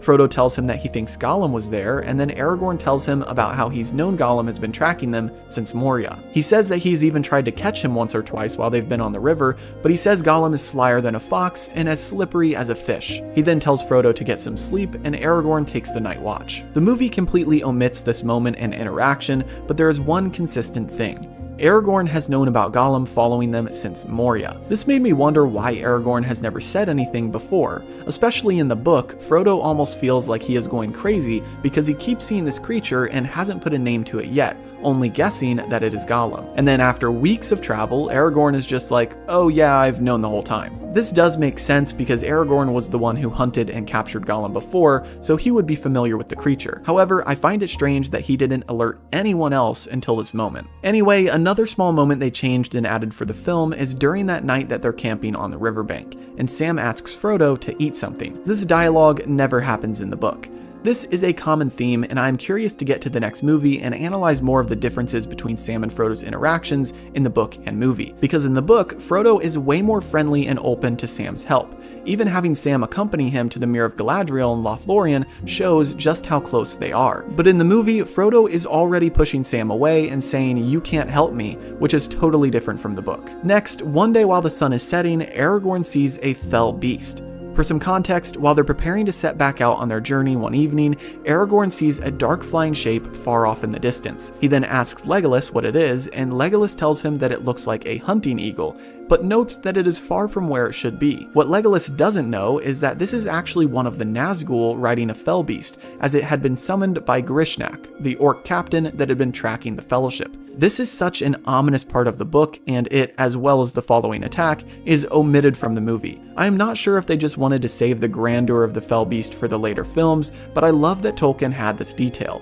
It really showcases how Sauron and Saruman were after the ring at the same time, whereas in the movie, we only really see Saruman's side of things at this point. I know it's obvious that Sauron was constantly after the ring, but in the book, there are actually events that take place and showcase this, not just a general feeling like in the movie. For much of the later part of the Fellowship of the Ring, you get the feeling that Saruman is the real bad guy. And speaking of actual events, we now come to one of the most epic and intense moments in the Fellowship's journey down the Anduin River. First, before I dive into the attack, there's a small change I need to note. They had been traveling mostly under the cover of night during this time, which the movie changed. In the movie, we really only see them during the day in perfect weather, but in the book, they faced rain, fog, and traveled in the dark, which partially led to this horrible situation that we're about to discuss. You see, while going down the river, they nearly die to rocky rapids in the stream, as they couldn't see that far ahead of them. For fear of drowning in the river, they try to paddle backwards against the current, and it is at this moment that they suddenly hear the twang of bowstrings as arrows start flying at them in the dark.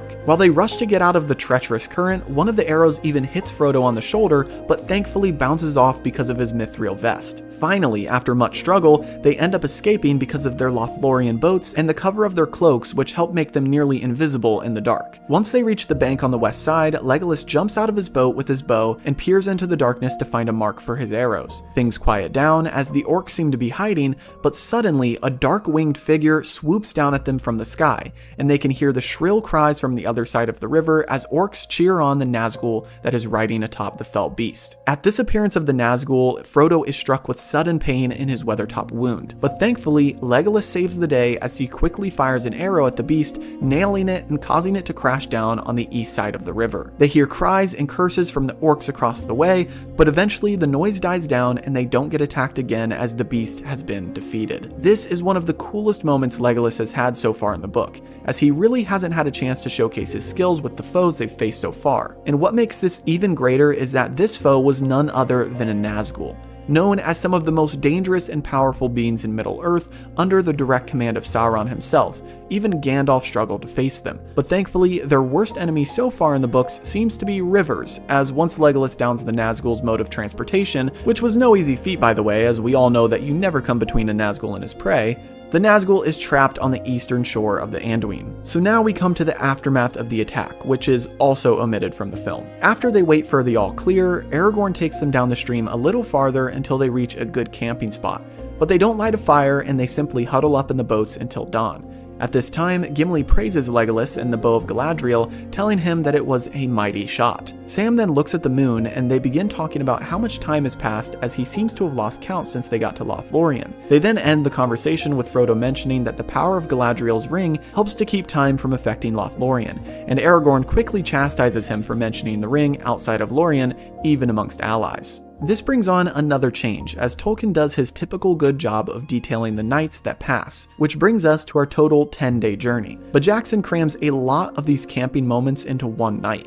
as in the movie, Boromir argues with Aragorn about going to Minas Tirith the same night that they spot Gollum. But in the book, he doesn't mention Minas Tirith until the morning after the orc attack. Next, when they wake up the next day to carry on, Aragorn and Legolas actually go ahead to scout the end of the rapids in the river. Once they determine that it's a walkable distance, they then carry their boats on land until they reach the end of the rapids and can get back in the water safely. At this point, Boromir is getting quite upset and crabby, and complains about how carrying the boats would be a tough task even if they all were men. Gimli then says that while the legs of men will lag, the legs of a dwarf will carry on even if they carry twice the weight of the dwarf himself. We are getting the feeling that everyone in the Fellowship is getting quite annoyed with Boromir at this point. After moving the boats, they rest and then carry on the next day in the cover of mist and rain. As I mentioned earlier, in the movie we are shown essentially all perfect weather, but in the book they deal with all types of weather. Of course, pouring rain probably would have made filming difficult, but hey, that's the sacrifice you make for accuracy. Finally, the last change we have is a really small one, but it's my job to point out all the differences I notice. So, technically, the statues of the Argonath both hold axes in their right hands. In the movie, we are shown the figure on the left holding an axe, while the figure on the right has a sword. While this looks much cooler for the film, it technically isn't accurate. And that wraps up all the changes for this week's episode. What do you think about this brief travel sequence in the movie? Did you even know about the Orc and Nazgul attack on the river? Personally, I think they must have swapped this moment out for Legolas's solo kill of the Oliphant, but I would have preferred him downing a fell beast instead. Per usual, if you're behind on episodes, be sure to check out the series playlist and catch up with all the videos you've missed so far, as next week we might be on the final episode of the Fellowship of the Ring. That being said, have a great week, and I'll see you in the next episode. The breaking of the Fellowship and the finale of the first movie in the Lord of the Rings film trilogy might be one of the most emotionally poignant and intense moments in the whole movie. Seeing Aragorn let Frodo go, take on a horde of Uruk-hai, and then defend Boromir's body in probably the most epic 1v1 we see of Aragorn in the entire series is a culmination of what the entire movie has been building towards. So it's too bad that none of it actually happened. That's right, Peter Jackson completely made up these critical moments of the final scene in the Fellowship of the Ring, which made me wonder, what did Tolkien say actually happened during this climactic moment of the first part of his series? And were Peter Jackson's changes an improvement or a mistake? My name is Gibby, and welcome back to episode 18 of Movies vs. Manuscripts, Lord of the Rings edition. This is the show where I take your favorite fantasy franchise and compare the adaptation to the original, and point out every single difference scene by scene. Guys, today we have one of the most monumental episodes because this is the finale of part 1 of the trilogy. That's right, we have finally made it to the end of the Fellowship of the Ring, which had a lot more changes than I was expecting, which is why today might be a bit longer of an episode. I almost split this into 2 videos, but then I was like, hey, it's the finale, so why not just do a big episode to finish off the first movie? Before we jump into the changes, I wanted to give a shout out to this commenter from last episode. Each week, I'll be showcasing one of my favorite comments from a previous episode, which could be a fun fact, a correction, or just anything that I think is worth showing. So once you finish the video, comment your thoughts below to potentially get featured in the next episode. As always, I'll cover every change across 4 categories, which are characters, timeline, location, and plot.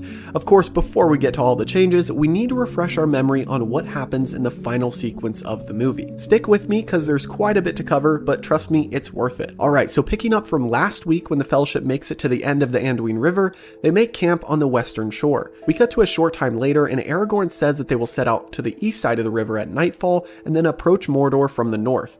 And Gimli voices how impossible the next steps of their journey are. Legolas then tells Aragorn that they should leave as a shadow and a threat has been growing in his mind. And at that moment, Merry shows back up at camp with some firewood and after looking around, asks where Frodo is. We then cut to Frodo wandering about in the woods and Boromir shows up next to him collecting firewood. We then have the iconic scene of Boromir trying to take the ring from Frodo and Frodo running away. Frodo runs to the top of Amon Hen with the ring on and sees Barad-dûr and the Eye of Sauron before falling off the platform and taking the ring off of his finger. At this moment, Aragorn approaches him and Frodo is worried that he might take the ring as well, but after they talk and have a nice moment together, Aragorn sees Sting is glowing and sends Frodo running off. Aragorn then turns around and begins his epic fight sequence against the Uruk-hai. Legolas and Gimli join him soon after, and we see Frodo running through the woods and encountering Merry and Pippin, who realize that Frodo is leaving alone. They distract the Uruk-hai so that Frodo can escape, and before they get chopped to bits, Boromir runs in to save the day in his final stand. We then see a compilation of action shots as the Fellowship is in full battle mode at this point. Boromir blows his horn and tells Merry and Pippin to run, but of course they just stand there and watch as Boromir slays as many Uruk-hai as he can before getting pierced by 3 arrows and finally falling in battle. Merry and Pippin then get picked up by the Uruk-hai and taken off, as Lurtz, the enemy commander, lines up his final shot to kill Boromir. Before he can fire the shot though, Aragorn jumps into frame and tackles him to the ground. We then witness Aragorn's most epic 1v1 of the entire trilogy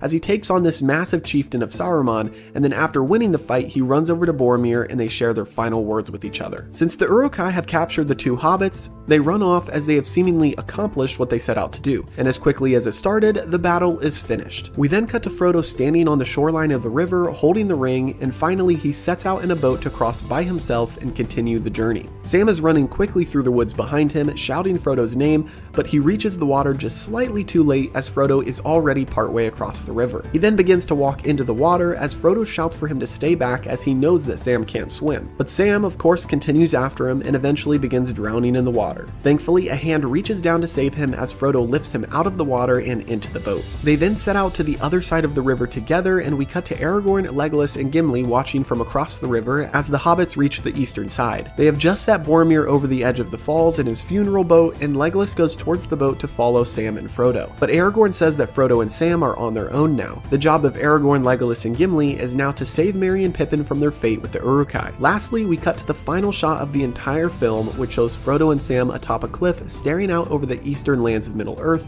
and peering at Mordor in the distance. And that is where our movie comes to a close, as now the Broken Fellowship sets out on their own new journeys. Now, before I get into all of the changes, I need to mention that this week is a bit of a weird one because technically Tolkien leaves things on a bit of a cliffhanger in his version of the final scene.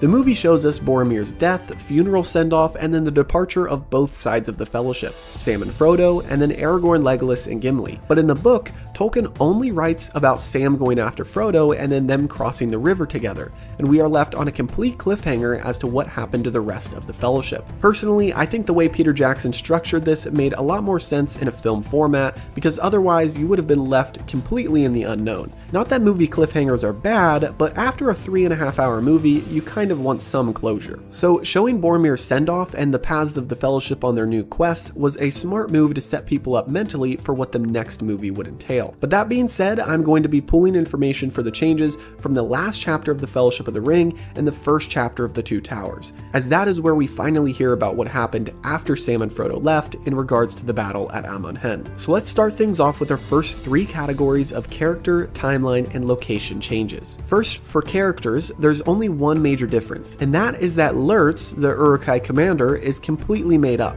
He appears nowhere in the book, and you'll see why once we get to the plot changes. But for now, just know that the real character in the books is an Uruk-hai named Ugluk, and he appears later in the story, so he won't be able to die for plot reasons. Therefore, they create Lurtz as a dispensable character just for the movie. Next, for the timeline changes, there are 2. First, the movie skips over their night camping at Parthgallen, which is the shoreline they come to at the end of the river near Amon-Hen. In the book, they stay there for the night, and then the Battle of Amon-Hen happens the next day. Second, the last shot of the movie, showing Sam and Frodo on the rocky hills/mountains, would have technically been a couple days after the breaking of the Fellowship. Not a big alteration, and one could argue that this shot was a couple days after, but you know the deal, I gotta mention everything I notice. Lastly, in regard to location differences, we just have a bit of a change as far as distance goes. Peter Jackson sort of compacts the area of these events, whereas the book is way more spread out. They camp at Parthgallen, Aragorn is at Amon-Hen when Boromir dies a mile from Aragorn, and they set Boromir's funeral boat over the falls a mile from Parthgallen. The movie just shows all of this happening right near where they camped, but in the book, these dots on the map are like all a mile from each other. Alright, so now we are to the all-important section of plot changes.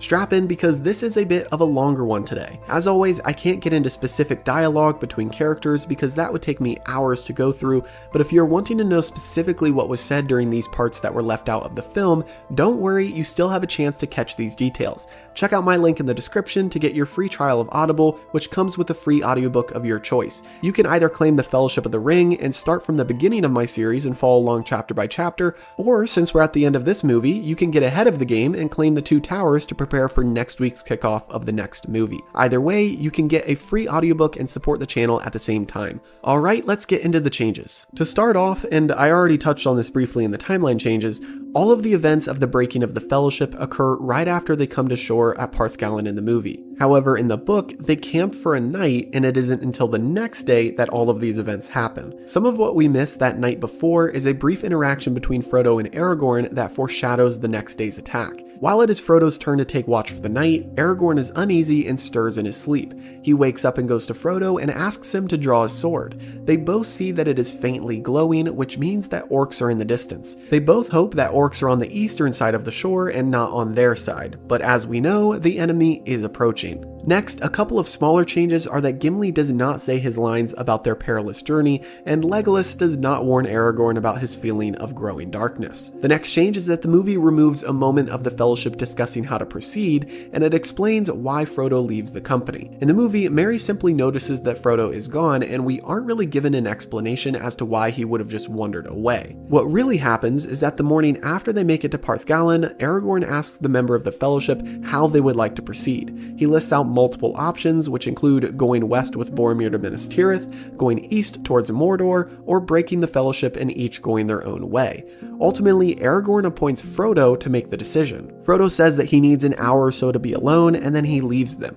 Sam notices that Boromir is the only one who watches Frodo leave, and another small change is how indecisive Aragorn is in the book. In the movie, he's just like, boom, this is what we're doing, no questions. But in the book, he almost doesn't want to make the decision himself, as he is still torn between going to Minas Tirith and claiming the throne, or going with Frodo as he has pledged his loyalty to him. Plus, Aragorn knows that the best move is to go straight to Mordor and not take the ring to Minas Tirith. This is not an issue in the movie, because in the movie, Aragorn does not really want to become king and fulfill his destiny. But in the book, he does, so he's very torn on which way to go. The next change is in regard to Boromir and Frodo's conversation in the woods. Simply put, there is a lot more dialogue between Frodo and Boromir than what is shown in the movie, and a lot of it was used in the Council of Elrond. I can't dive into everything they say, but here are a few key highlights. 1. Frodo isn't rude, but he does voice his concern about the strength of men, which is partially what sets Boromir off. Number 2 is that Boromir says in this conversation, "Is it not a strange fate that we should suffer so much fear and doubt for so small a thing?" This line is moved to the Council of Elrond for the movie. Number 3 is that Boromir requests to see the ring as he only saw it once in the House of Elrond. Frodo refuses, and Boromir says, "I care not." This line is moved to the moment when he picks up the ring on the snowy mountainside, which was fabricated for the film and isn't in the book. Lastly, at number 4 is that Frodo says that nobody can wield it, which is a line given to Aragorn earlier in the film, and Boromir then says that it is a gift, and some other things that are pretty much word for word moved to the Council of Elrond in the film. So although this moment is condensed for the movie, they did take a lot of this dialogue and repurpose it throughout the film. The next change is that after Frodo escapes Boromir, his vision while wearing the ring is a lot different. In the book, after running from Boromir, Frodo goes up to sit on the high seat of Amon-Hen, which is called the Seat of Seeing. While he is looking out over the land, he sees many things, like orcs crawling over the Misty Mountains, smoke on the border of Lorien, fire in the land of the Beornings, and more. He then takes the ring off and decides that he must go on alone. After deciding to go alone, he slips back on the ring to make his escape and heads back down to the river. Meanwhile, back at camp, we have our next change. As previously mentioned, Merry doesn't notice that Frodo is gone because they were all aware why he had left to have some time alone. Instead, this is what really happens. While Frodo is gone, they all talk amongst themselves and eventually discuss what they would each do. Gimli and Legolas say that they wish to go to Minas Tirith, but if Frodo decided to go east, then they would accompany him as it would be faithless to abandon him now. Aragorn agrees, but says that they would not all need to go with him. He says that if it was his choice, he would have Sam, Gimli, and himself accompany Frodo east and have Merry, Pippin, and Legolas go with Boromir to Minas Tirith. Merry and Pippin then speak up and say that they won't leave Frodo, but would try to convince him to not go to Mordor, as they are pretty scared. They say that that is probably what is taking him so long to decide. Then Sam speaks up and tells them that they don't know his master at all, as Frodo has already made up his mind. He then says that it would be of no use to go to Minas Tirith, then turns to Boromir to say, "Begging your pardon, Master Boromir." But to their surprise, when Sam turns to him, they all find that Boromir is nowhere to be found. Soon after this, Boromir reappears from the trees and they all notice that he just doesn't look right. He then tells them that Frodo slipped on the ring and disappeared, and Sam says that Frodo wouldn't have done that without a reason and insinuates that Boromir must have done something to him, and Aragorn is also of the same mind. They then all go running after Frodo. A small change about Frodo's escape is that he never encounters Merry and Pippin in the woods as he's running away. Since he had put on the ring to become invisible during his escape, nobody actually sees him leaving.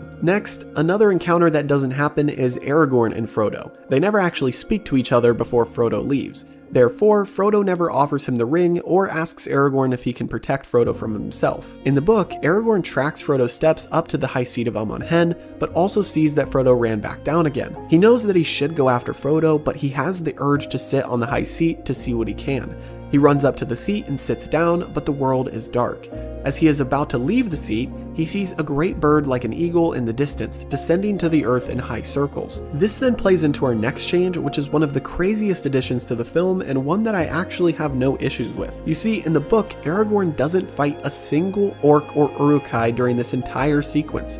What happens is that while he is leaving the seat of Amon Hen, he hears the cry of orcs and then the horn of Gondor, and he runs after the noise. After a couple horn blows, it suddenly cuts off and Aragorn runs into the forest towards the noise without encountering a single orc. About a mile away, he finds Boromir leaned up against a tree, pierced by many arrows. This also means that not only is Aragorn's first fight with a bunch of Uruk-hai an addition for the film, but the 1v1 defending Boromir's body is also a film special. As we discussed in the character section, Lurtz was added to the film specifically for this moment, as he was dispensable and had no other role in the book since he didn't exist in Tolkien's writings. I do have to say though that this 1v1 is one of the coolest fights, and I have no issue with Peter Jackson adding it to the film. The next change is when Boromir and Aragorn share their final words with each other, and it's a lot less emotional than in the book. As you might remember from one of my previous episodes, I had hinted at the fact that book Boromir seems to regress and become more and more corrupted each chapter, whereas in the movie he almost starts corrupted and then has a final stand that is pretty noble. I am taking nothing away from Boromir's final stand in the book, but the main change is the dialogue between these two characters. In the movie, Boromir says that he would have followed Aragorn and calls him my captain and my king.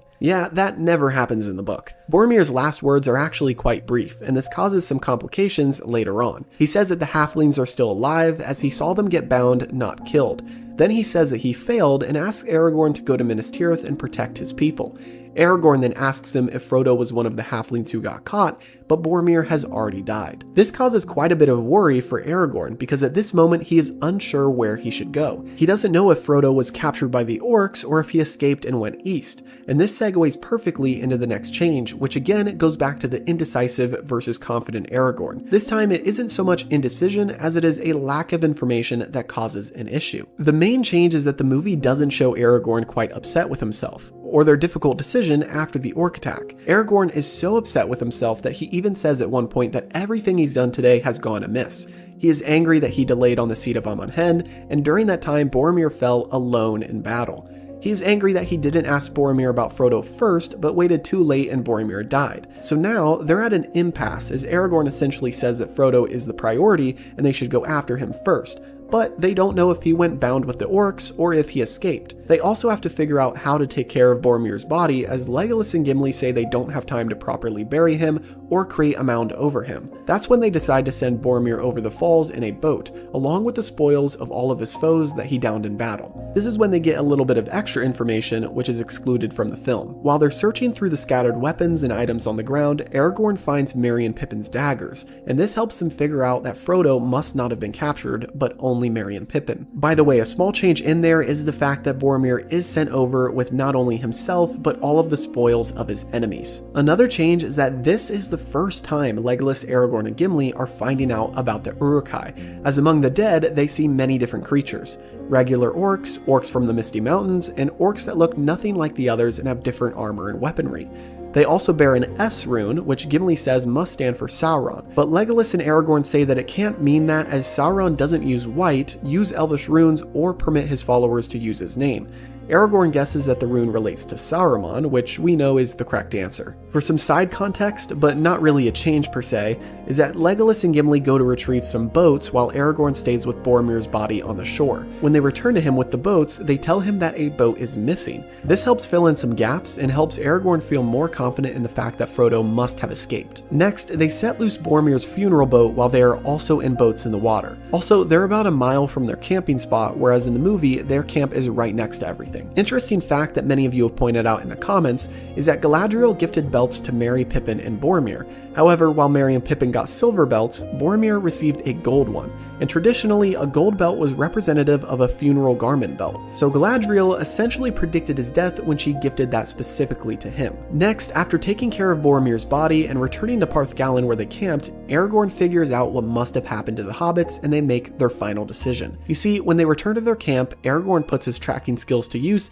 and sees some footprints of a hobbit going into the water and then back again, which we know was Sam almost drowning. They also spot that 2 packs are missing, including one of the larger ones, which was Sam's. realms. After gathering this information, Aragorn concludes that Sam and Frodo escaped to the east together with the missing boat, and only Merry and Pippin were taken by orcs. Gimli and Legolas try to figure out why Frodo would have left without them, and Aragorn says that he probably didn't want to lead any other friend to death in Mordor. But the other two members of the Fellowship are still confused at what caused him to run, as Legolas says maybe some orcs came upon him which caused him to use the ring to escape. Aragorn of course knows what really happened, as one of Boromir's final words to Aragorn was his admission of trying to take the ring from Frodo, but Aragorn keeps this a secret out of respect for Boromir. Now that we have covered many of the changes that relate to the other members of the Fellowship, let's rewind and see what happened with Sam and Frodo and address those changes about their escape. First, when we hear Frodo saying, "I wish I had not lived to see such times," that is actually pulled from Chapter 2 of the Fellowship of the Ring book, when Gandalf and Frodo are in the Shire talking about the ring. I guess we are meant to believe that this is Frodo thinking about the conversation and having a flashback, although they never actually have this scene in the beginning of the movie. Also, a massive change you probably picked up on because I've mentioned it quite a few times already is the fact that Frodo used the ring to escape in secret. However, Sam being Sam, of course figured out his master's plan and finds him even when he's invisible. After they learn that Frodo used the ring and left Boromir, they all run off in an unorganized panic to search for him, and Aragorn goes to the seat of Amon Hen, and Sam can't keep up with him. Sam then pauses and tries to use his head to figure out the puzzle, as he says that his legs are too short to run around to find Frodo. He then puts together the puzzle pieces that Frodo made up his mind to leave and was going to sneak off to the east side of the river. At this, he runs back down to the boats and sees a boat sliding into the water all by itself, and he rightly guesses that it is Frodo, invisible, pushing the boat into the water. The next change is that after Sam gets saved by Frodo, they go back to grab their supplies. Another small change that happens in the boat is Sam's line about his promise to Gandalf. In the books, Sam never makes a promise to Gandalf, but actually tells the elves near the Shire that he won't leave Frodo. Specifically, he makes this statement to the elf Gildor. Lastly, the final change is that Sam and Frodo cross the river before the others even start fighting the Uruk-hai.